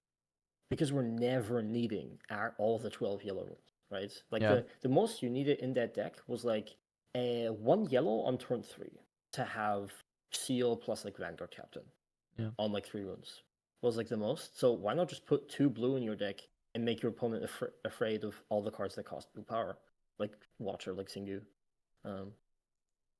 Yeah, it makes much sense. to me Play at at the least time. 2 of them. Play 2 so that at some point, sometimes they see you with 6 runes and 2 blue runes and they play around Singo and put themselves in a worse spot. Yep. Yeah. And you do not lose anything from sort of doing that. Yeah. That is fair.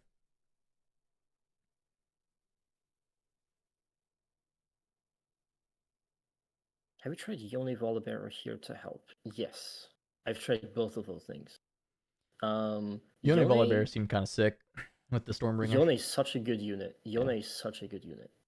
The volley, without going too much into detail about the volley build I was playing, it did play Yone, and it was a similar to a lot of the I think volley builds we've been seeing. It's sort of more mid-rangey. It wasn't Dragon Tribal. I don't think Dragon Volibear is a good deck. You can burn me at the stake if you want to, but I don't think that deck is good. I think it's too inconsistent, too reliant on finding the thing that discounts your dragons early to actually be very explosive. So I think just playing more mid-rangey in general is the better way to go.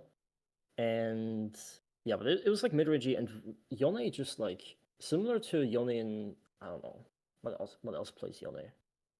Lucian can play Yone. Fiora can maybe play Yone. Silver can play it. It just puts your opponent into very awkward situations. Minotaur Reckoner against purple does sort of the same, where it says like, oh, you have to fight me on my terms, and Volibear is very powerful if you have to fight on his terms.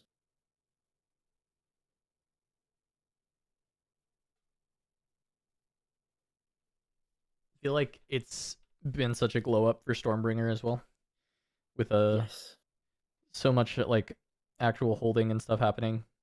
Which is funny because people are avoiding combats, but there's also just like mega holds happening as well, right? So Stormbringer being a way to like beat those mega holds, beat things like Arena's Great, or not Arena's Greatest, sorry, Overzealous Fan. Yeah, a lot of cool stuff. And the Stormbringer Yone combo is very funny. Clear the battlefield out, conquer, kill the backline as well. Yeah. Yeah, I never actually ended up doing that, I think. Your opponent does have to walk into it. Bologna. Yeah. Yeah. But you have to walk into it. I think especially Bologna and Vegas, it was pretty easy to walk into. I think a lot of people didn't know it existed. Like, we were just not aware that this was like a thing that could happen to them. Yep. I was mostly using it as a way to... You have such a big board in Volibear, and usually you have to be very committal with how you position your units. Like, you have to be very all or nothing, because you're always behind on points. So you usually just have to do like a Doomstack. And just having the Stormbringer in those late games to even just walk over a small 2-drop is like I found to be very useful. Yeah, I think I've seen this matchup before. That's actually why I ended up Daniel versus me again. I think so as well. Huh, wow. Mobilize into Catalyst. Pretty good. Pretty good start. Oh, if he has the Catalyst of Aeons here on the turn 2, that would be devastating. Wow. Be only worse if he has the Aurora to follow up. Oh. That would be perhaps I would just concede if I was his opponent here. Yeah, if my name was L&D Megan, I might concede this game.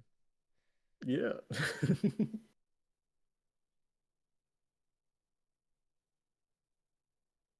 Bushwhack is cute actually, but Confront is the better card, in my personal opinion. I think Confront is just outshines Bushwhack. I didn't play Bushwhack or Confront myself. I do think both of those are they're like the 40 first card. Like pretty good, but not actually needed to accelerate units out. Like you can play a lot of units that just have accelerate. Like Misfortune is a ridiculous unit. Yone is a ridiculous just 5-drop that puts on so much pressure. Same with Minotaur Reckoner. And they're just having the inevitability on of cards like Shovel Strength, of cards like Cadogan. It's very in theory the deck works. It just does not work in practice.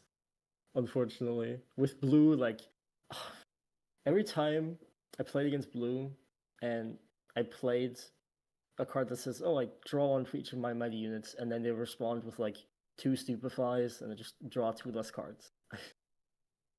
It's very sad.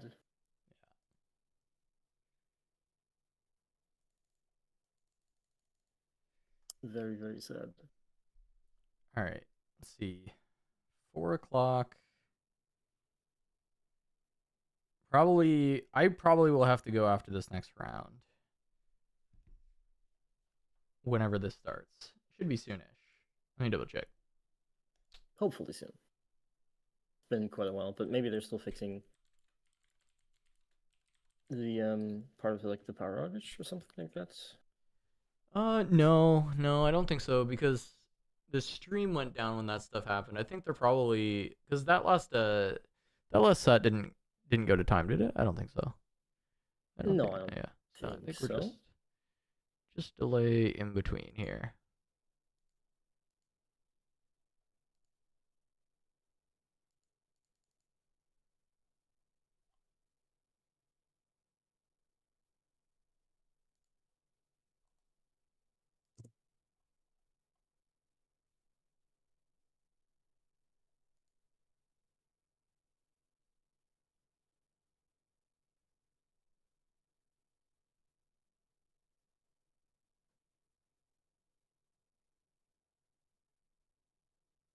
Yeah, I agree, Ganchat. Volley's very fun. I've been playing volley since a trial deck format. I've been trying to make him good, but every time it's blue is and forever will be just your kryptonite as Volibear. And there's not really much you can do about it. Deflect is good, yeah. For sure.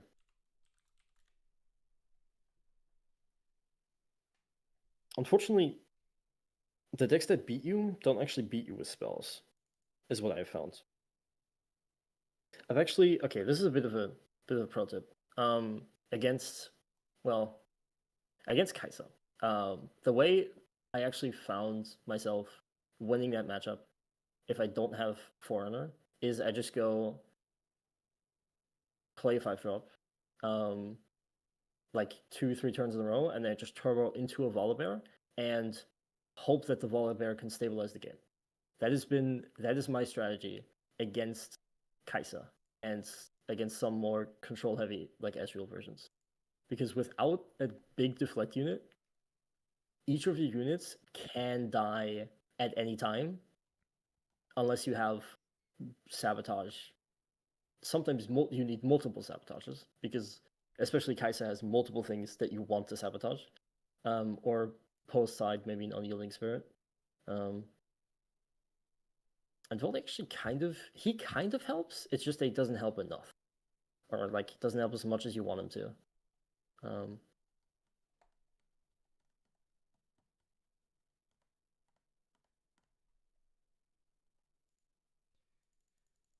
But he does allow you to just sort of start the catch up.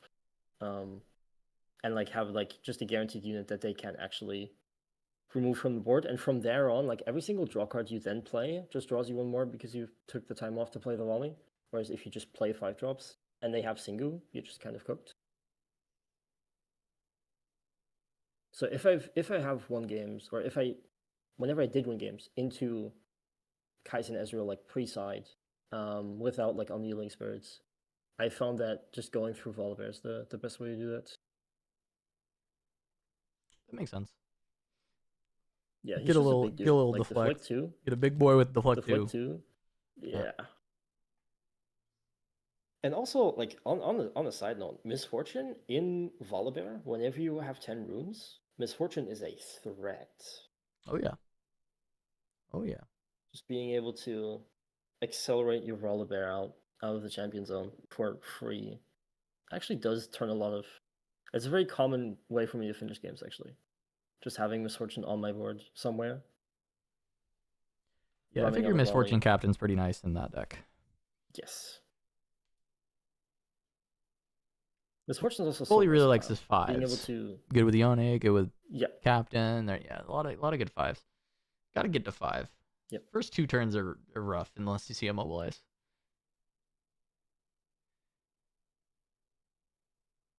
Yeah, I mean he does have a couple like 4-cost 5-mana units that you could play, but Captain Farron and Brazen Buccaneer and Kraken Hunter aren't exactly like it's not that exciting.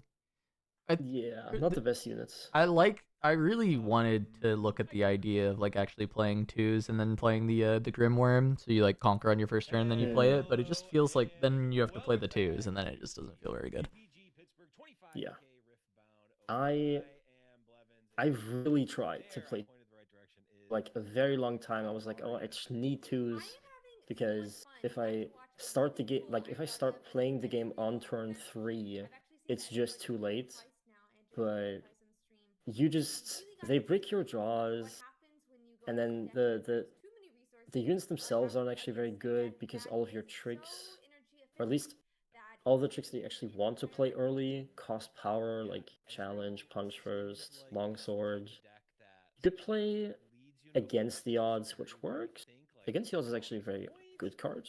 I've got like 15 cards in hand. How could I possibly lose? You have no. But You've been. Yeah, I haven't found a way to. Maybe if we get more unpowered like combat tricks in Volibear's Carlos, you could actually play 2s. Ezreal's Yeah. dominating, but it's quiet. It's the strong silent type. Yeah, I feel like Miracle is really good at coming back from you having a lot of points, me not, and Ezreal does it even better, especially like Ezreal control. I feel like sometimes it even just like stops you from doing it, and it almost basically like out aggroed the Irelia deck in game 2, which doesn't make sense for Zyrelia, but it's so flexible of a deck that Ezreal can do anything, and with a beast below in it as well, Andrew has a really All right, what matchup we got for us, Bliv and Ursi? What do we got? More Ezreal, more Draven? Show us. More Show Aurelia? us. This card is disgusting, and then one of my locals actually plays it unironically in their. They've been playing it for a while in their Ezreal Brew, which is like a downwell Ezreal. It's a little bit off kilter, but it is sweet, and that card is unironically amazing. One more thing to talk about, actually. It's sort of been doing the rounds on Twitter. What's your take on the ban list currently? Oh, I mean, like, do you think there should be one? how do you think they should go about it? I'm a little indifferent. I don't think they should ban on power right now. I think it's kind of. I think we're okay for set 2. I think there's a lot of stuff you kind of can play. I do think Draven's too strong. I don't think people should ignore the like 60% win rate or whatever, but I do think that some of that is also. It's like influenced by the best ofs. Like you have to take both sides of it, right? Like we can't say, oh, Draven is only 15% win rate because of best ofs, or sorry, 15% play rate because of best ofs. So it's still a problem. And then also be like, yeah, look, Draven has a 65% win rate, but okay, but like, yeah, I played against a bunch of dog shit decks as well, right? So like you can't look at both numbers and then just like use them both to say that Draven is giga broken, right? It's not fully fair, right? But I do think that Draven is probably too good, whatever. But I don't think I don't think we're at like some turbo broken, unplayable meta or something like that. What I will say is I don't like the precedent of bans, and then every time something is a little too strong, everyone whining about bans, and that's like the only thing, but it's gonna happen regardless. And then I do think that the potential of bans for me, more than anything, is actually getting games done in time. And unfortunately, there's a big skill issue in trying to pilot these purple decks. And Riot needs to take a very good look at the game and decide, do we want people drawing their entire deck already? If the answer is no, and this is kind of a bit of a mistake, then yeah, sure, we got to ban called shot, right? We have to ban, we got to stop some of these things. But I don't really see it as like a big power level thing or something. It would be like a more fundamental game, like, hey, we don't want this thing to be happening, and people are playing too slow and that kind of thing, more than anything. And so I would only ever really want to see like maybe a call shot ban, nothing else with that in mind. I do think Riot obviously has a different perspective from us for that, because they know what's coming, right? They know the few upcoming sets, so I think it's very reasonable of Riot to also ban things that aren't actually a problem right now, but could be a problem in the future. I could see that happening, just like them banning a couple of cards that they think might become a problem for set 3. I could see that happening. And I also think it's reasonable if they take a couple cards out behind the sheds just to improve what they think is like the health of the format. Not necessarily banning cards because they're too powerful, but banning cards because they create games that aren't very fun to engage with. Yeah. That's, I mean, I think, there's another side always of the coin. there's always an anti-fun ban, but I also think we're just like far too early in the game to do a lot of bans. I understand some people's thing of like playing a bad meta is like more detrimental than having early bans, but I think there's like a lot to consider. And especially setting precedent of like banning often is scary, especially because like rarities of bans is another thing you have to look at. Like people are going to be scared to buy into the game if you're banning like purple Ezreal and they just spent $300 on their playset of purple Ezreal, and it's like there is a level of like, okay, sorry for you, banning for the health of the game, whatever, who cares? But like it's a very real thing, right? It's like tangible amount of money, like a large amount of money people are spending on these cards. So to not be able to play them is like, it can be an issue, and this doesn't defend against like egregiously OP stuff, but like you can't just be so laissez-faire about like banning anything all the time, because then it's like, why would I ever want to buy cards? Yep, they could do limits. I do think restrictions are sometimes harder to explain to people than, hey, you just like straight up can't play that card, but bans are probably better than erratas. I think the format's actually in a pretty good spot right now. It's just that a lot of the I do think people are overreacting in a sense, where it's like the format's actually it's not as bad as people think it is, but aren't as experienced or like new to the game. Maybe the format is like worse for them. Oh, have you played against Draven as a bad player? It's really, really bad. It's really, really tough. Yeah, I can like, do you remember the first game you played against like an optimized Draven deck? I feel like you probably did not have fun. I didn't have fun the first time I played it. And then, you learn how to play against it, but sometimes some people are not able to like learn how to play against it. It's just like, is what it is. It's not able makes it sound like they literally could never. It's more just like casual players are like not very likely to solve the Draven matchup for themselves. And it's not like that intuitive to just like be able to beat Draven. I don't think. Like, you actually have to think like a reasonable amount to play optimally into and you Draven. have to consider a lot of things. Yeah. Like, and he's very punishing to make mistakes into. Yeah. Which is I think the bigger problem actually. That he's so punishing. Which is sort of on top of the game already is very punishing.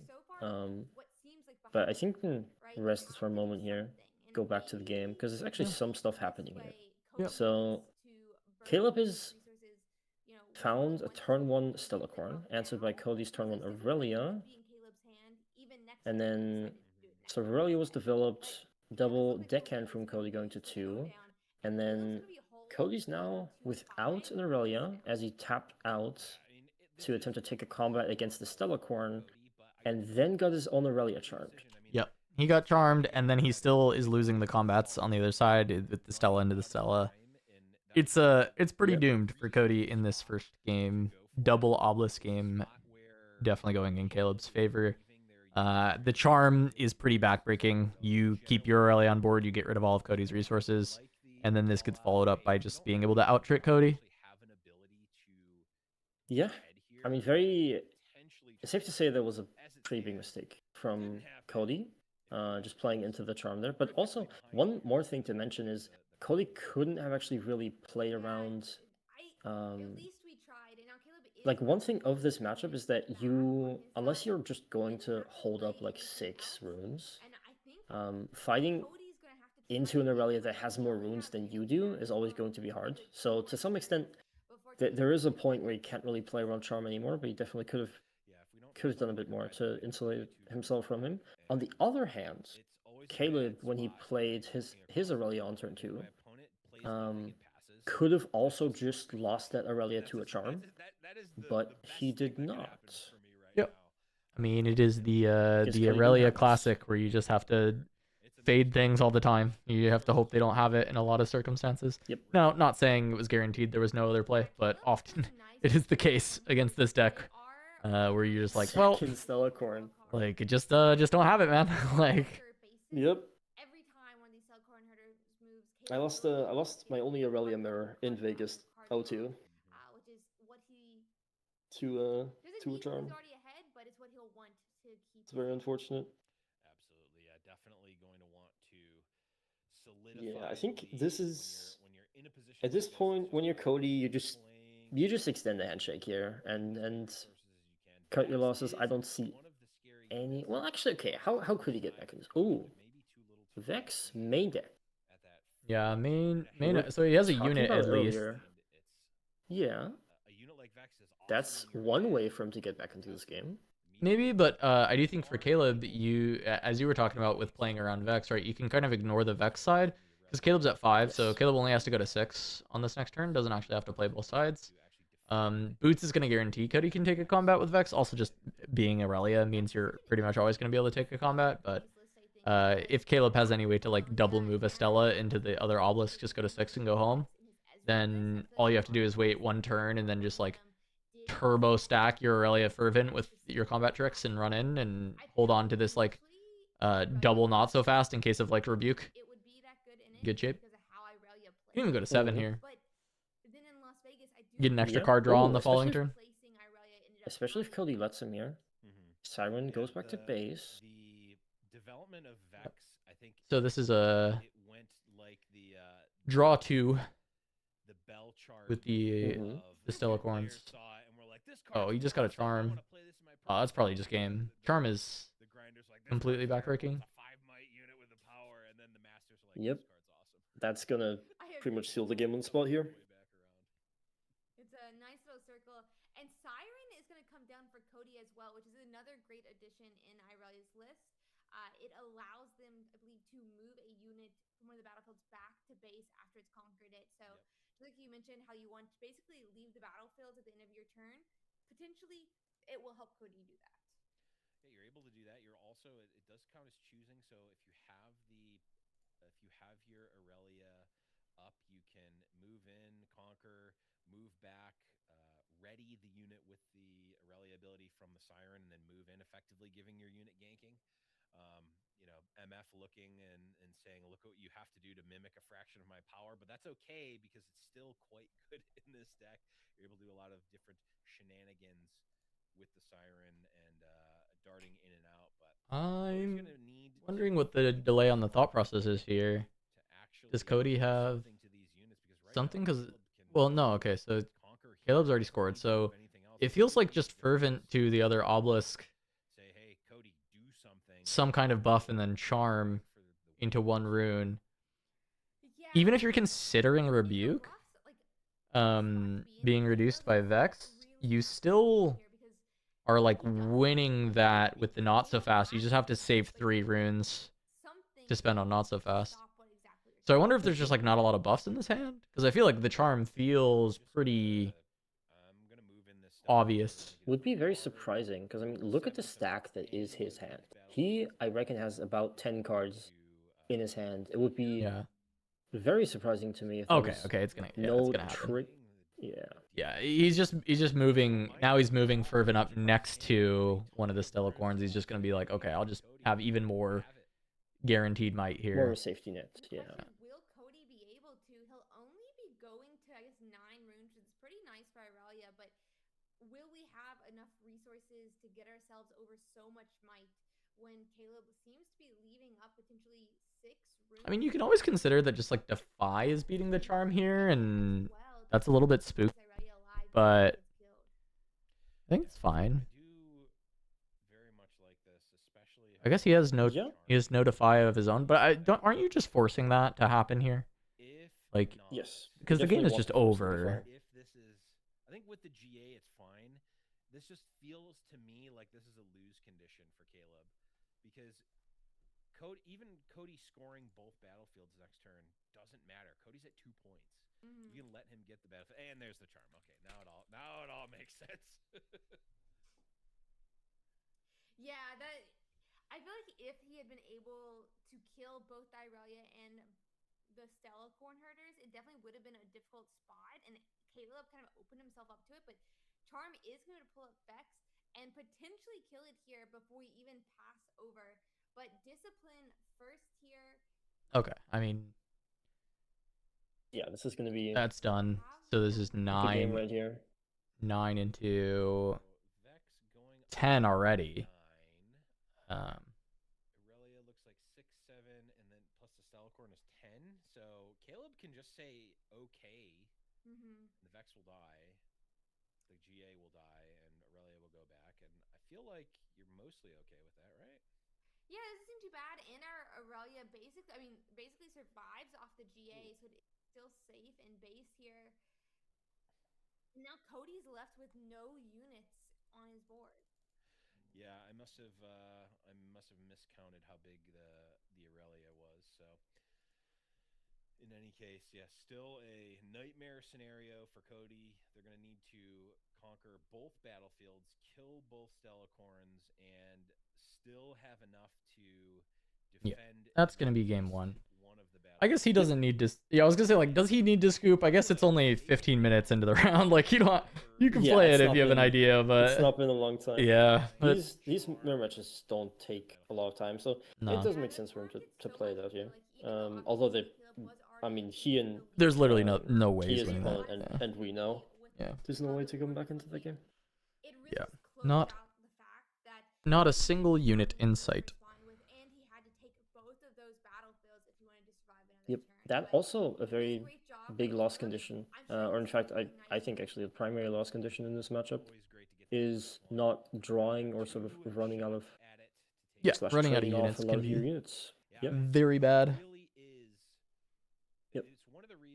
Sometimes even if you sort of do protect your units, fight a lot, sometimes you just get charmed and you end up dead drawing, and that is unfortunately, as it sometimes goes in mirror matches, just a very frustrating way to lose, where sometimes your opponent just draws more units than you do. Oh yeah. And you just lose off of that. Especially Stellacorn. If one player has Stellacorn, the other one doesn't, man, it's very rough.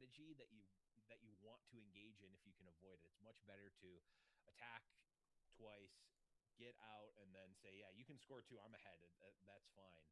And Irelia is really not great at doing things that aren't that. So we'll see if they're able to turn it around in this one. Is there any like specific mirror tech that you have? Because we were talking about the Adaptatron probably coming in. Just like being able to kill GAs is pretty nice. Killing boots is pretty nice.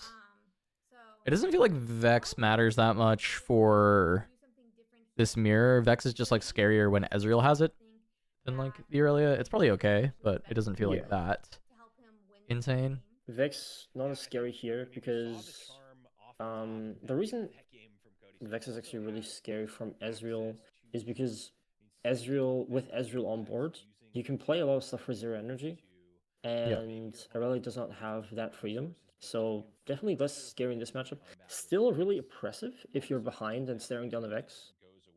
Having to take that combat is probably just going to leave you on, even if you win it, it's going to leave you on too few runes to actually do anything for the rest of the game. So I do think Vex has some leeway in this matchup, and I would expect Cody to leave it in here. Other than that, there's nothing specifically for the mirror, I think, that you're citing in. It's just a lot of stuff that happens to be good into the mirror, such as hard bargains, defies, more rebukes, perhaps, and I assume we'll be seeing both players citing the third charm in here as well. As a community, I think, are up in the air about battlefield choices in terms of what ones you bring, and then also what. And there's a charm for Caleb. I think and no charm for Cody. To me, for Aurelia, Obelisk is I know I'm going first battlefield. So if I know that I'm going first, I'll bring out Obelisk. I am a big fan of mulliganing very, very aggressively for my good cards in this matchup specifically. Because it is so volatile. I would be very surprised if we don't see Cody mulliganing 2 cards here. Opponent is going to bring Obelisk when they're going first. If you also bring Obelisk, all of a sudden you now have turn 1 Aurelia, which is not bad. So I don't know. There's a lot of mind games. There's a lot of levels. I'm on level 0 with it, I think, for Aurelia. So yep. Yeah. Mulligan 2. Yeah, and it'll be interesting to see how it continues to develop. I believe that was a no, I thought it was a Vex for a moment. Okay, do we have a 2-drop? Ooh, there's the Adaptatron in the hand of Cody. No turn 1 play. Which is when you conquer here with 1 or more mighty units. You get, if you want to pay an energy, you can draw a card, or Dreaming Tree, which is when you select. And there he is. The units with the spell, you can draw cards. So both card draw battlefields, and both players. The good old mustache man, mustache Fryhead. Mustache man. Stellacorn again from Caleb turn 2. Yeah. This time, I mean, I will say the Adaptatron is gonna do some work because this was Caleb using a lot of runes to just like develop this. Oh well, never mind, he's dead. I forgot about the charm. Yeah. Yep. There's the charm. Yeah. Very, very aggressive play from Caleb though. One thing in this mirror match that I usually like to avoid doing is recycling a lot of runes very early on, because now Cody, like, he's just going to be 6 to 2 runes on his turn. So there's a world where he just, if he finds the charm off the top for the Stellacorn, there's always the if, that he has to find, then it can certainly be playable. We'll see what the play is. They're waiting on the judge right now, it seems. Is not safe when you're playing against a green deck. You've got the charms, even when they don't have a unit in play, as we saw there. Of course, Aurelia is able to effectively accelerate and get a unit onto a battlefield work, and then charm. Yo, what's up? What's up, Stress? Yeah, I mean, I think great job by Caleb, especially like I feel like sometimes hello. Charm, you're like burning through resources, but when Adaptatron obviously is threatening. You flying to the States right now, James? To use that choose from a lot of these gears that it would have been threatening. This is. And also. What is the judge call about? Out of Cody's. I am not sure. Out of Cody's cell. There we go. Is going to be really nice because he's paying to get these units set up, and if you can stop them from doing anything, then you paid for nothing, essentially. Right. Hey, what? Yep. Looks like I'm not sure what they're actually discussing here. Seems to be something about the charm. Yeah, I mean, did he like draw for Dreaming Tree off of charming him or something? Like, I don't know, because perhaps that's you don't do that, but I didn't see him. Yeah. I don't. But it looks like Caster's confused too. That makes sense. I have no idea. End up in the trash. Yeah, I have going no over to clue. Cody's turn. Yeah, it may just have been a lack of communication or clarity there. And if you are ever playing and you're unsure of a call or a scenario, not a problem to call a judge. So Yeah, calling the judge is always the safe thing to do, and they are there to be your friend, not to be your enemy or anything like that. They're not looking to, you know, rule against one person or another. So always nice. That being said, the moment a judge Okay, what's in his hand? Does he a deckhand? Does he a guardian angel? Does he 1 to 5? I guess. I don't see a charm. shaking in rage. Yeah. It might be a problem. Yeah. No, I'm Yeah. just very Deckhand scared. GA it looks like a defy, which he was tapped out for the charm last turn, so that's a bit of a bummer. Okay, that's the Vex. I mean, okay, the rune advantage can matter for sure. The rune advantage Vex, can actually like yeah. be okay, it can be playable, but it just depends on the hand for Cody. I didn't see the whole thing, and then also Caleb doesn't have that many cards, but this is Dreaming Tree with a Stellacorn. Like he's gonna have Yeah, cards. he It is soon will. not, yeah. It's not gonna be an issue. He soon will have a lot of cards. One thing that's interesting, I think, from Cody here is playing the Vex now instead of playing the Aurelia. I think might be. It's fine. I'll just keep racking up skirmish wins. I do think it's interesting because the Aurelia's much more of a threat by itself than the Vex. Like the Vex itself actually isn't that big of a threat, as we already talked about. If you don't have points, then the Vex isn't really a big threat. So I do feel like developing the Aurelia first also doesn't cost you a rune right now, and then perhaps looking to develop the Vex on a later turn, either this turn or the next. I think maybe in a better line, but No, surely I has some think fun I'm in with mind, you. I so think we'll see. saving the rune makes a little bit more sense. Because there's like no world that you're getting a Vex combat on this turn anyway. Like there's just like 0% that it's ever happening. I mean, you could try and hold with Vex after this, but I think you'd almost rather just like keep developing. Like, I don't know, push Aurelia in, maybe bring her home. You could even draw off of Sunken Temple or something.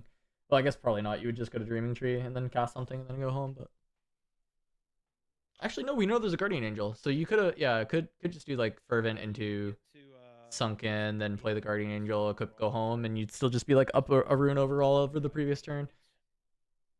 I mean, the same line's going to happen with the Vex, but it's just like I'm with you where I think maybe could have been better. I guess you don't have to go home; you can just stay, but could have done the same with Aurelia. Now I think is where this exact line is gonna run into issues because Cody's currently asking Caleb a question, which is, "Do you want to fight me with 4 wounds open?" And Cody might have missed that Caleb can simply say no. He can just go to the Dreaming Tree and get his point. He's still up on points 3-1. Draw some cards. Probably he's going to go back and get a draw of the Dreaming Tree here as well. Wouldn't be surprised to see that here. And suddenly Cody's just down 4 runes of development, whereas Caleb can just play out some units this turn and be pretty happy. Even has a J on the board, can just play the Aurelia out, be safe from a charm.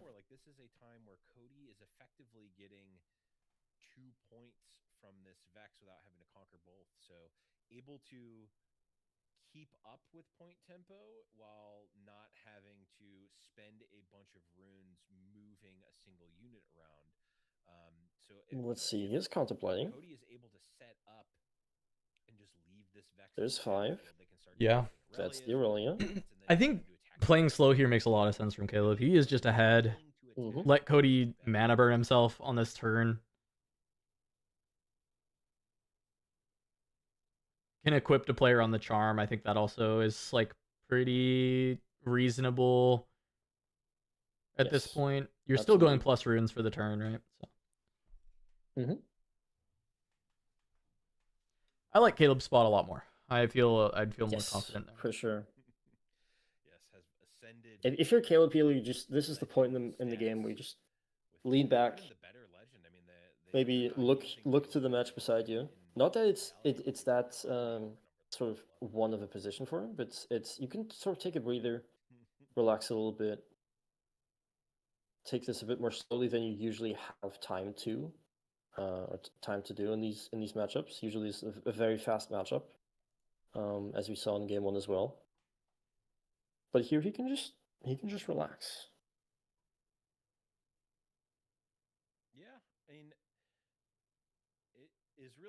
all about the macro plan for Cody. Like, when are you picking your spots? Because now, Caleb, Now the Aurelia is could played. potentially go up to 5. 42 points. Really change the turn math, but Cody. Yeah, it's just another free draw, another free potential develop turn. I mean, ideally for Caleb, it's like another unit or just like more gear, like boots GA or boots Zonias or something like that. Just maximizing the resource advantage that you've already been like accruing over the past few turns. It's definitely the play, and then there's not really a risk of really anything from Cody's side right now, but we haven't seen the hands. I mean, this is also fine. Like, I'll throw away a deckhand for a point here. Like, fine, sure, why not? It's a little awkward because it's like off point cadence, but it's like whatever. It's this deckhand is probably not doing much else. And then you can potentially score both on next turn and then just like set up to hold and win, which is also reasonable. I very much like this from Caleb going to 5 here. While we always talk about point tempo and being on evens is very good, but actually knowing when you should be on odds and when you should just take the free point. Not because the point doesn't actually do anything for Caleb right now, but when we get to the next turn, and Caleb's going to be looking at presumably a board from Cody, who he's going to be at 4 points. He's going to have Aurelia on one battlefield, and Vex perhaps on the same or on the other one, and then Caleb's going to be on 5 points instead of 4, so he doesn't actually have to double conquer to stay on even points. He can just conquer one, and again play this very, very slowly, take another turn of development and draws, and just and for the win.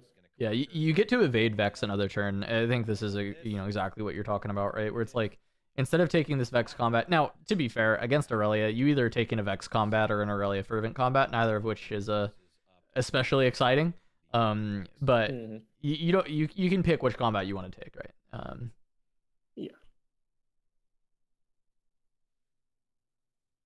Because that's the spot we're about to get into, right? Cody is probably gonna pass with just like a million runes up and say, this is the fight, See if you can. Yeah, that's what I'll expect. And we just sort of coin flip the game and hope that it lands on heads. Yeah, everyone shows their hand, and what we have to do. And whoever has better cards wins. Yeah, this is a really important turn because it's not just. Cody does have a lot of cards actually. Different ways that Cody. I guess he just hasn't. He has not actually played that many cards. He's played. That's another Vex. Yeah, okay. Ooh. Well, you can go fight Vex or you can go fight Vex. But I think I'll fight the Vex that isn't standing next to an Aurelia Fervent, if I'm being honest. Yeah, that would be definitely preferable. I'll go fight also the Vex. Also giving our opponent cards on the Dreaming Temple when we have a Stellacorn. It's not preferable. Cody has a bunch of cards in hand, and now when the combat starts. There's one more thing to note. When you do have Stellacorn in this matchup, there's actually times where you just don't want to be on Dreaming Tree if your opponent does not have Stellacorn, because you're drawing cards every turn off of Stellacorn, whereas they are not. So if you're finding them on Dreaming Tree, you are giving them cards that are they're worth a lot more to them than they are to you because they have a lot less of them.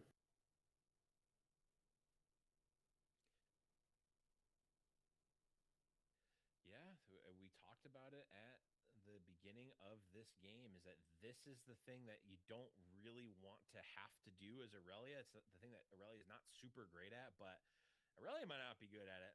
Vex is pretty good at defending here. That is for sure. It's gonna be really nice at defending here. And I do think Rebuke's pretty good here once again. I think he has not so fast though, so I don't think this is gonna He does have it. Yeah. This shouldn't just resolve for free. Yeah, I believe he also has a Defy. Yeah, I mean, Cody has to consider. I was about to say, you have to consider if just letting this bounce and then guaranteed defending the other side is worth it, but I think he's just gonna get mana burned again. Oh wow, wait, yes. not just not Stella? Oh, you draw. Okay, it's the same because you draw with a Sunken this way. Yeah, we get a draw of Sunken. Yeah, that's fine. So this means Caleb's gonna stay there. This means he's not coming home. Yeah.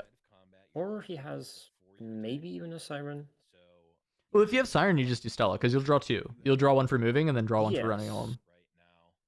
So in some capacity, Caleb is staying there. We're playing the hold game? Yeah, no. Yeah. We are both playing the hold game, and I'm ahead, so you not I mean, it's double GA, so it's kind of okay if his stuff ends up dying. A very good response by Caleb as an answer to it. I wonder if now that Caleb. I do have to question the hold here, though. Yeah, I don't know the hands, but it's scary. We are on points. Yeah, we have another turn where we could just mana burn Cody out of this 4 open that he has right now, and just draw more cards before we actually go for the big fight. But maybe he's afraid of giving Cody time to replay the Vex and then establish the same board he did this turn. And perhaps Caleb just doesn't want to deal with that again, so that's why he's going for the hold now. That would make sense. We're still going to have to contend with the Vex, though. Extra when you cast them in combat against Vex, but you can also just play them before attacking, and they don't cost more. So it is. All right, this is the turn. And I don't hate that decides the game. Line there. It's just I think Caleb seems to have it covered, kind of regardless there. Yeah, difficult. Caleb definitely seems to be covering his bases. I mean, is the only answer now then, I guess, for Cody to be able to break this hold that Caleb has in Sunken Temple? Because otherwise, these holds are just going to keep, I mean, bring us closer and closer to 8 points, and I'm not sure what else we can do. I guess potentially Charm could help us at least, like, lessen how many Chat, Factory Recall over the Adaptatron is an option, but in Aurelia specifically, Adaptatron actually has a lot of value because you can trigger him repeatedly and not just have it be a one-off thing with the Factory Recall. Yeah, killing the stuff for good's pretty nice. Yep. I mean, Factory Recall, especially against decks like Aurora. I think Factory Recall probably counters Aurelia a little bit more than Adaptatron, but holistically, probably Adaptatron's probably better. Well, that's a question that Cody needs to answer, and it looks like he is deciding perhaps not. Okay, so gonna send the Vex.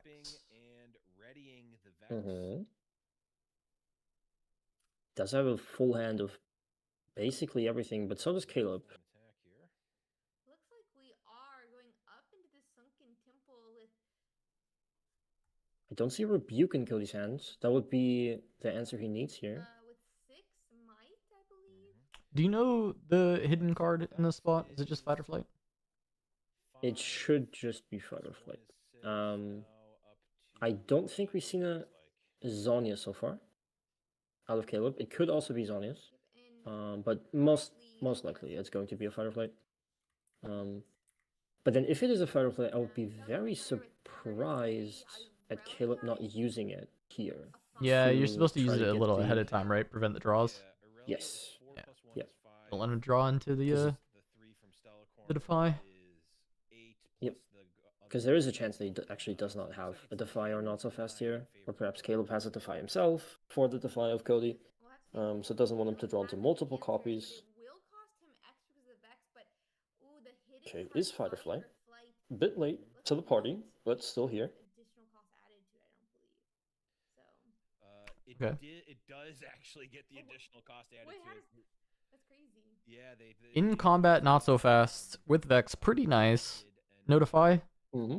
Paying an energy and Notify. Power to cast that. Air quotes free. But then unless there's a charm, Caleb is still rather happy just letting this go. Unless there's a charm, which Caleb does not know if there's a charm. Vex is just so strong, I feel like, with not only decreasing their own costs, which feels like okay, just on guard. But Mm-hmm. making everything Caleb tries to do in response costs even more. Yep. So it's just +2 from on guard. Being an on guard, which Let's do with math. This Vex is a 10 currently. That is 4 on guard should cost plus maybe they 5 and plus 2. Let's see it. So it's currently 11 on the side of only +2, one from the Caleb. being targeted, one for the +1 because there is another unit there. Yeah, I'm surprised he's trying to take this fight based on might against the Vex, and what was 11 open runes. Yeah, I yeah. believe. Caleb should just kind of let it go, right? Like there's He should there's like just let a it go. yeah. Like He's Yeah, burning a it's lot of a runes into Vex. here, I feel like it seems like a really, Yep. really important combat here between Cody and Caleb. but that's a skill in of itself. Like knowing when you can just let your stuff die, trigger your GAs. As a thing in of itself. Yeah, Caleb needs to walk the line of, potentially trying to stop this attack, but also needs to be left with enough resources to do something on the backswing, right? Like you have that extra turn because this would be Cody going to 5, not 6. So you can let this all happen. Obviously, your guardian angels die, which is not great, but you don't necessarily you don't want to throw away all of your resources here just to win this one combat because it will probably lose you the game. Yeah, and it's putting Caleb not only down on energy, but we're down to 4 runes as well.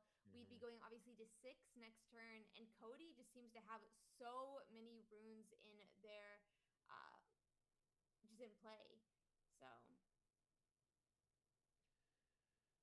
it looks like the Defiant Dance ended up resolving, and looks like damage is being divvied up. Okay, this isn't a trade, right? Vex is just over. Yes, Vex is bigger. Especially with the Defiant Dance that was played there. This Vex is 12, and I believe Caleb's side is currently 10. Yeah. Yeah, I'm lost in the sauce now of what units are at what might. So we might be seeing. Okay, so Caleb, surely not. He's fighting. Yeah, I mean, I feel like really fighting wants is to just focus. like turbo throwing, right? Cody is just gonna be Yes, this is a 400 very good runes mistake. against like 3 runes. Especially as Caleb here, you even have one more turn, which I think you might not have realized. Like Cody's going to 5 off of this Conqueror. Caleb could just go play some units, pass after this combat has resolved. Cody holds to 7, and then Caleb can still win on the follow-up turn by conquering to 8. I don't think he quite realizes how much time he has. I mean, to be fair about play this that, like game. I don't know if that exactly will work because then you're fighting into Vex on both battlefields again into like full open runes from Cody, which is Very good point, yes. that's still gonna be really tough. And that is why he did this hold. I just didn't. Most likely, that's why he did this hold in the first place, right? Yeah, so To you avoid the you double hold one Vex, but side and then now- you hold the 7 and then you just have to like push to 8 after. Yeah, I guess so. Yeah. And the problem for Caleb is that. But then, I mean, as we'll see right here, Cody still has enough rooms. He can still play the second Vex. Don't know if that's going to be happening. Looks like he's But he hiding has a enough card. tools to actually Yeah. protect. Yeah, he has enough tools to protect this Vex now. If you're trying to do stuff in combat. Yeah, if that's fight or Actually, flight. never mind. Cody was going to 6. My bad. Yeah. Only needs to move into the Dreaming Tree side. He'd go to 7 points. Cody would then go to 7 points, and we could still win by holding to 8. So we could avoid Vex potentially on. But Crypto, I played a Jinx deck that was around the idea of playing around Ravenborn Tome, and it was actually pretty good specifically in the Draven matchup, but it was kind of bad everywhere else, and it's very slow.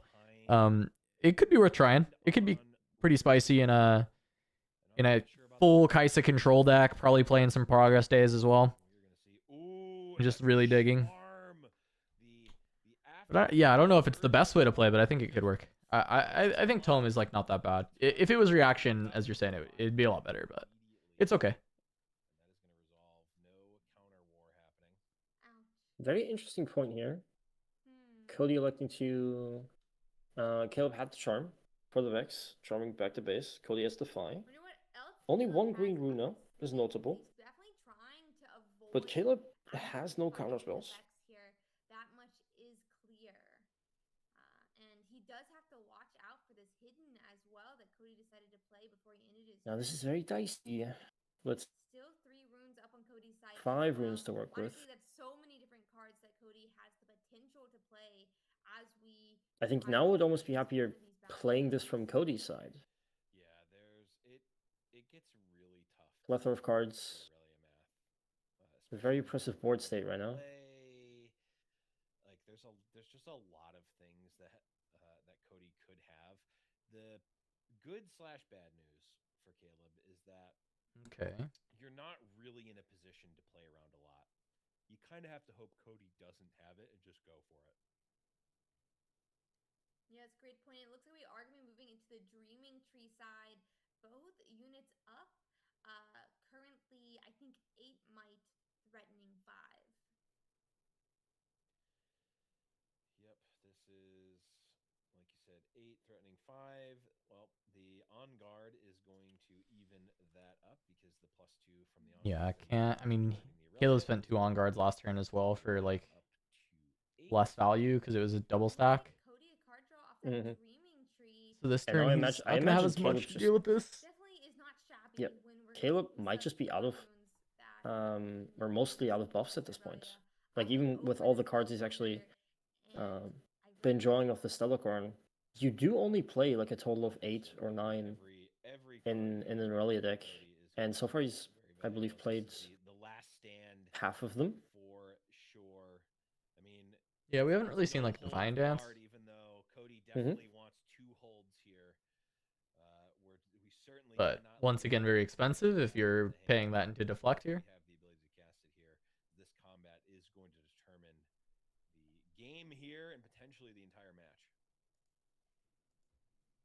Let's see. It looks like we are going to be using our own combat tricks as well. It looks like at least a Defiant stance here, increasing our Aurelia and decreasing Cody's Aurelia's. Yeah, very expensive to find tents. Yep. Costing 2 power because of the deflect on Aurelia. I mean, the Vex has made it awkward. I will say That is. it is. Yeah, it the has Vex felt is pretty definitely- good. I'm not Yeah. gonna try to figure this out. In part because Caleb perhaps took a more forcing line than he should have, but the Vex does very much constrict your options. So nope, we are back to whatever we were before. There's another counter spell. We were back If to it's one Cody. if one thing's gonna win you If everybody green be mirrors, gone, then it's gonna be having I'm more trying counter to spells than your back for a little opponent. bit. Yeah, I applaud. I applaud the try. I can't do it. We still have runes up. Maybe we have a second Defiant stance, and I'll just, say that it's the same number.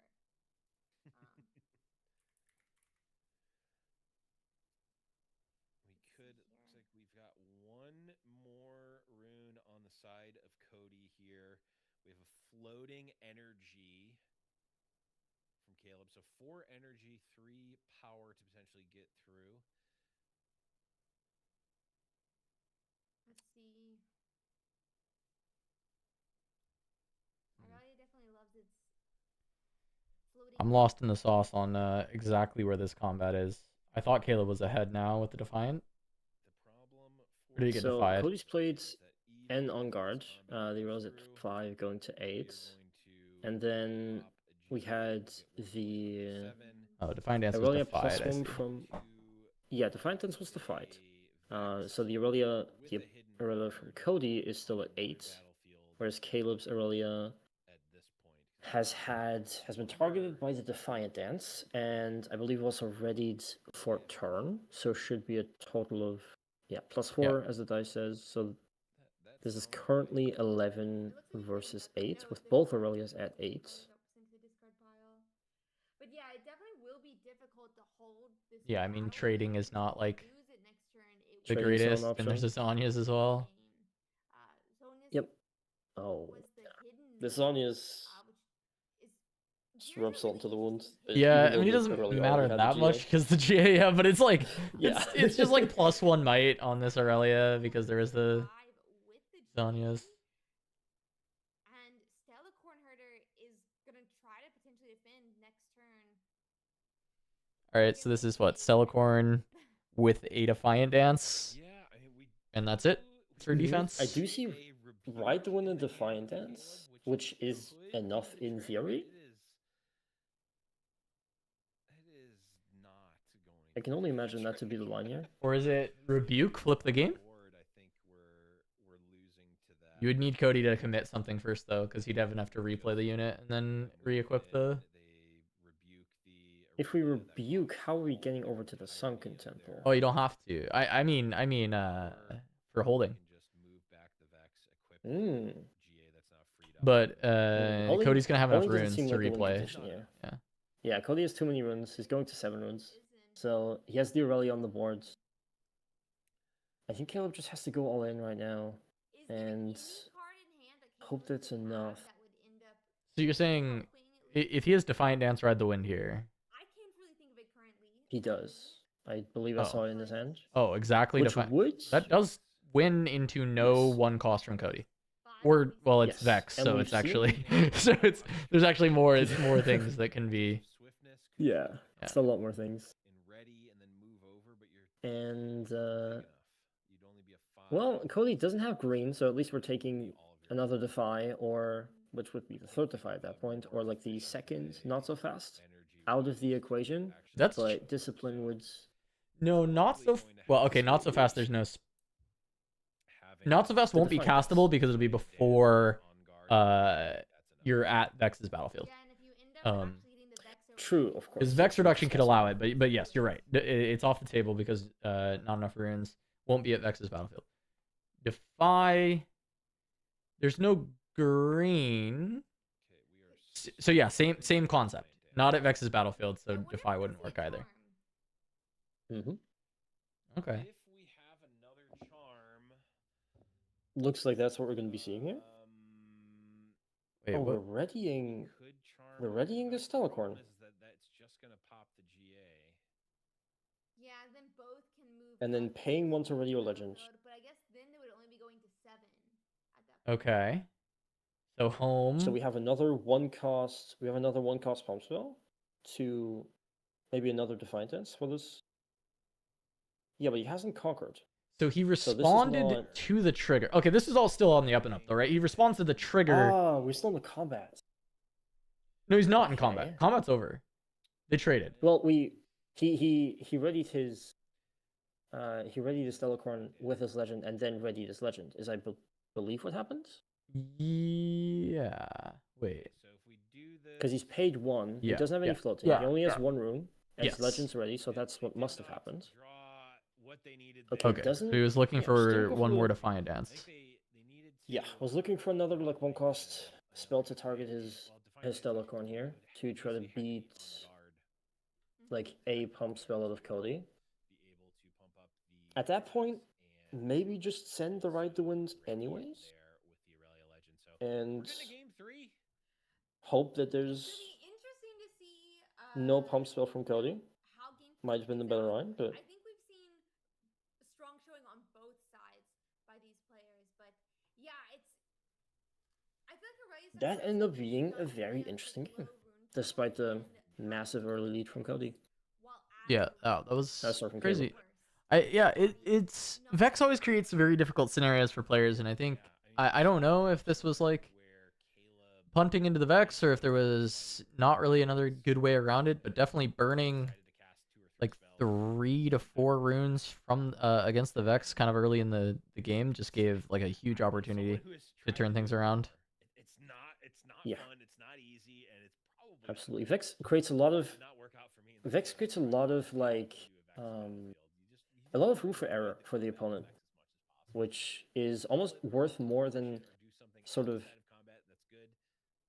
the threat of just playing a bunch of spells is allowing the opponent to make a mistake by not recognizing how strong this Vex actually is and how much might and how many spells it's representing. And that's what ended up happening. Caleb overcommitted. Perhaps went for a hold like that. I can't remember the name, but it, Perhaps with this hand believe the you can't score was optimal, perhaps not. 3 turns, And yeah, just got burned for it. it's the All right, we're game 3 Monument. Straight into it's game one of those battlefields. I'm pretty sure it's So, Monuments. no Going deckhands, I suppose. No deckhands, I suppose, yeah. since I opened Well, it. we did see That makes. yeah, we did see only one Obelisk. Yeah, I wonder which it is. Huh. I can't wait to see which name pops up on the side. It was Okay, really Adaptatron, do you accelerate your yeah, you do just because you want to get the kill right away? Here until their 3rd turn. So you were okay. correct on your first guess. Nice. Mhm. Nailed it. And I imagine we killed the boots. Adaptatron Yeah, is yeah. now up and Yep. ready and is munching down on some equipment there. The boots of swiftness getting taken out for free. We now have a 6 might unit at the Dreaming Tree. We've got an energy or a rune up. I mean, this is a great spot for Cody. Yeah, I feel like Caleb probably felt some. Actually, thinking back to that previous game, if we had the Defiant Dance, why didn't we save our Aurelia and then ride the wind the Aurelia over to the other battlefield? Honestly, I could not tell you, Megan. I didn't see the ride the wind. I believe you, but maybe there just wasn't a ride the wind. Maybe Yeah. maybe my eyes were just lying to me. I could just be wrong. Because like I believe that you saw it. I just am like, if it was there, I don't see why we didn't. Like this like Aurelia ready line with the Celicorn didn't really make sense. You would just go for the Defiant Dance into the ride the wind. Like you would just try that, right? Yeah. I'm not a level 1 judge. And hope that it works. I'm basically just guessing here. Yeah, I'm gonna be honest, I got like a 27. I guess while this game is going on, I will quickly scrub the VOD and see if my eyes did betray me or not. Yeah. That's out of 100. Oh, That's 100%. okay. I didn't Google the might of different cards, but yeah, Fair. but so I don't try to know the exact rules. Look, James, that's what we need in at this time, right? We need to analyze the caster cams. We do end up playing. I have no idea. We're going to get her into play. I need a Riftbound shrine like Blevins. Blevins got more stuff than me. More Riftbound drip in the background. Cody's going to be able to capitalize on that. Already playing Defiant Dance to make Adaptatron larger. Why does Cody have 1 rune? Yeah, this is. I mean, I guess it's gonna work, right? Absolutely nightmare scenario. This is. Caleb, obviously, It looks like it's gonna work. Yeah. Oh boy. It really goes to grave. Cody in game 1, where it's like, I mean, yeah, I guess you go down to 1 rune for that because you can also go do this and kill the Siren and just. Yes. Probably not. So I just have to go for it now. If they have, And suddenly the game is very, very doomed. or I at least lose my Aurelia, and that's. But I mean, we saw a turnaround in game 2. Could happen again. Caleb, and Yeah. Cody is sitting pretty right now. I mean, it's 3 runes against Is for sure. 7. I mean, I'm not He's really also sure playing Vex. how Okay. I would come back from this spot playing. I mean, if Cody gets just like locked up by the Vex at this point, Protected, obviously. is this his own It's Defiant possible. Dance? Oh no, it's On Guard ready, right? On Guard ready? And No, it's Defiant Dance ready. Into but it does into 3 open. Caleb putting Vex in as Yeah, Okay. 3 open, but with Vex going in. I guess he can respawn. With Vex, yeah. Yeah, you can just respond to this. game 1 or 2. Yes. So really interesting. Cody is allowed to respond here if he wants to take this fight, which he doesn't have to. Cody has to decide. I think there's Especially he doesn't want to burn any runes here. So he'll be Because 4 going into down to- 7. Defiant Dance and He Riftbound has Discipline On Guard. has So he can actually just pump to 8 and say, all right, you've spent your runes, don't come in here. to threaten this Adaptatron, but Cody is going to respond. That's true. with But then at that point, what if Caleb just says, okay, you spent your 2 combat tricks, I just go to Dreaming Tree now. Yeah, he Take my totally point can. anyways. And also, Caleb has a rune up. So if he has an On Guard of his own, 7, 8, 9, 10, minus, I think 8. he still just pushes over this. I think And then Cody's thrown away all these buffs as well. +4, -2. But I guess you would have On Guarded instead of Down to 8. That's my Defiant Dancing if you had I'm locking the that in. On Guard? Yeah, because you would still be above. Yes. Really interesting Yeah, to so you see what would- goes on and responds with some of these different might increasing cards before Vex moves into the battlefield. And I think Looking back at the VOD, by the way, I lied. It was a rebuke. Okay, okay. It was not. I mean, a it recommend. makes more sense that it was a rebuke. You know, it's just like, Yeah. They become, what was 1 energy, 2 energy, and a power, which slowly or very quickly eats away at your rune count. Yeah, and now Caleb, if they had another spell, could eat the Adaptatron. But they can also just go to the Dreaming Tree if they want, or they can just pass. I mean, this effectively is leaving the Vex hanging out to dry. I would imagine if they had another pump spell here, they would just cast it now and eat the Adaptatron. So I have to imagine they don't have one. That's at least the read I would have if I were Cody, and you're just able to gank over, potentially kill this. Okay, Vex, Caleb does go to the other one. eat away. yeah. a I mean, is Vex just dead? cheat resource. Is Vex just He might be. like, If okay, I will say this: if Vex dies here, we should not have pushed at all. Get a point. Yeah, But then I again, agree, I agree. Cody is way up on points, so you have to try to get something started here. That actually they wouldn't be able to cast.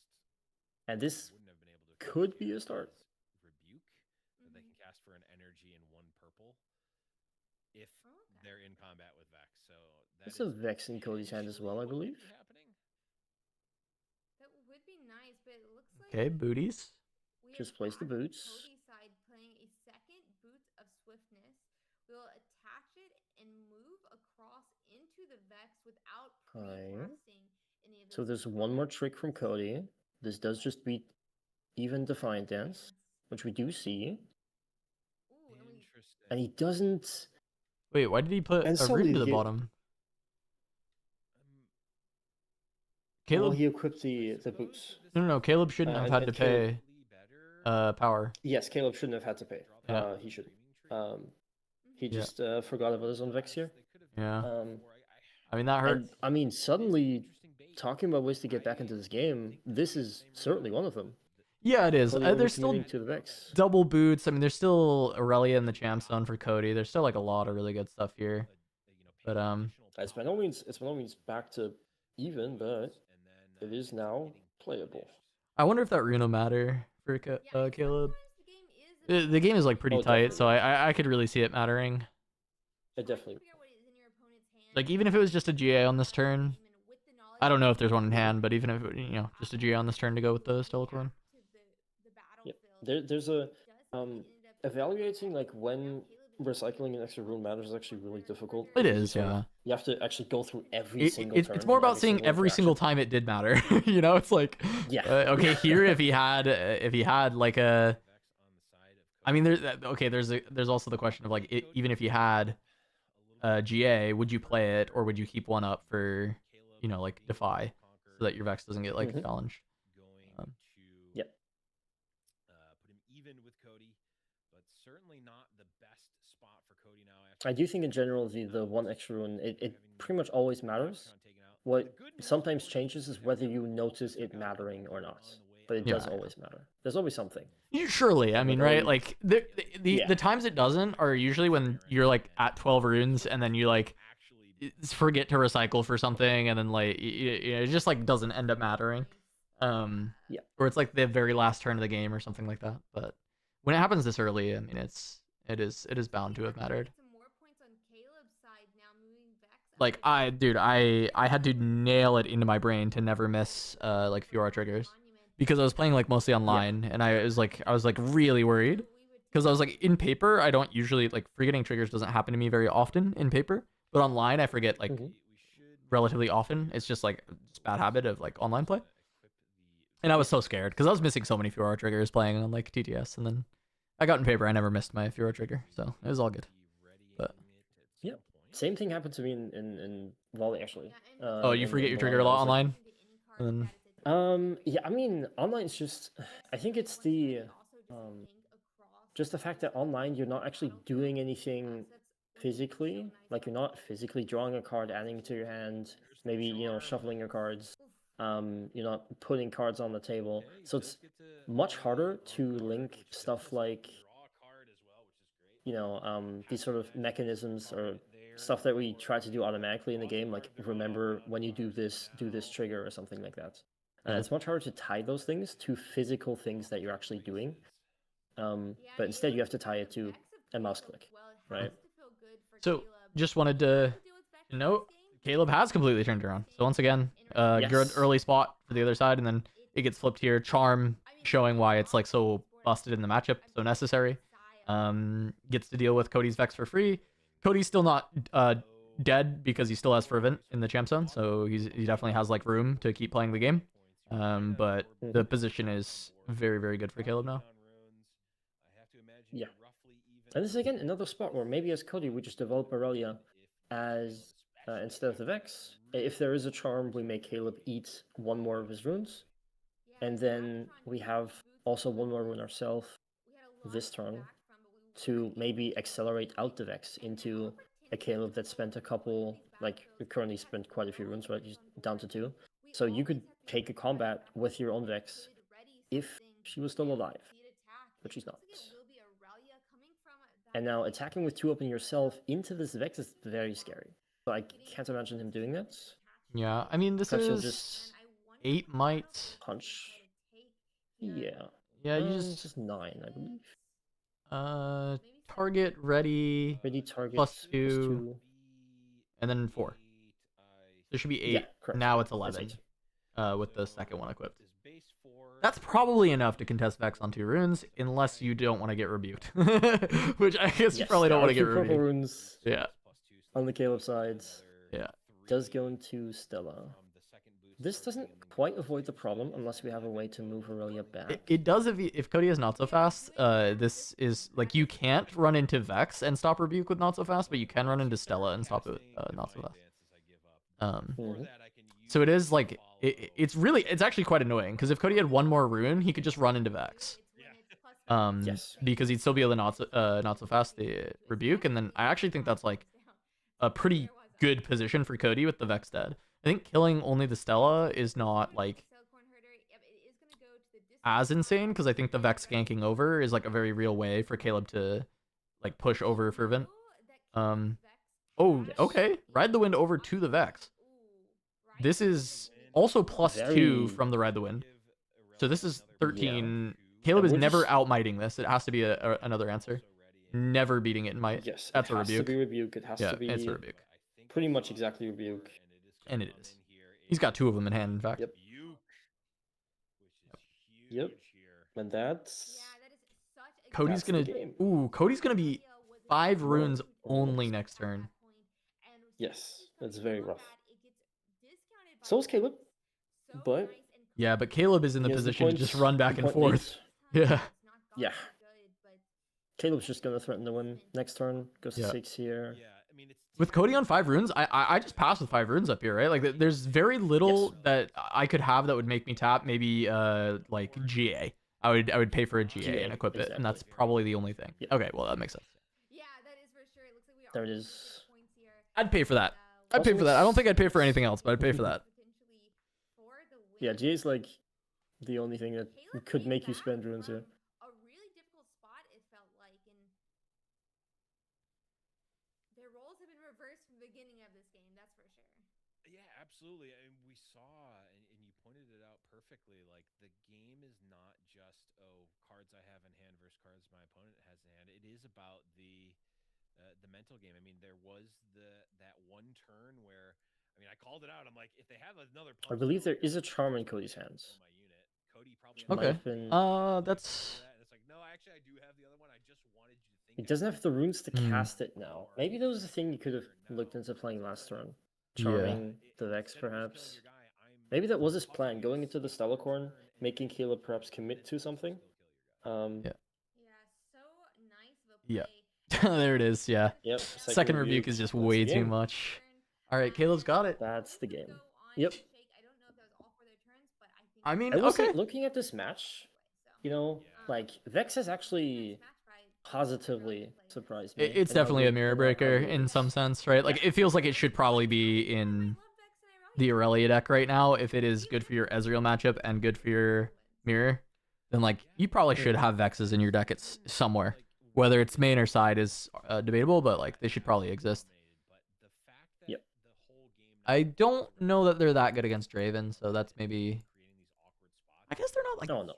No, they're not good. I was gonna say, are they that bad? They Yeah. kind of are. They're just like not. They're just not good enough. Because you're just getting like spinning axed anyway. It doesn't like. Yes. Yeah. You're getting spinning axe, you're just getting fight or flight like pre-combat. Yeah. And you're not very much not happy about that.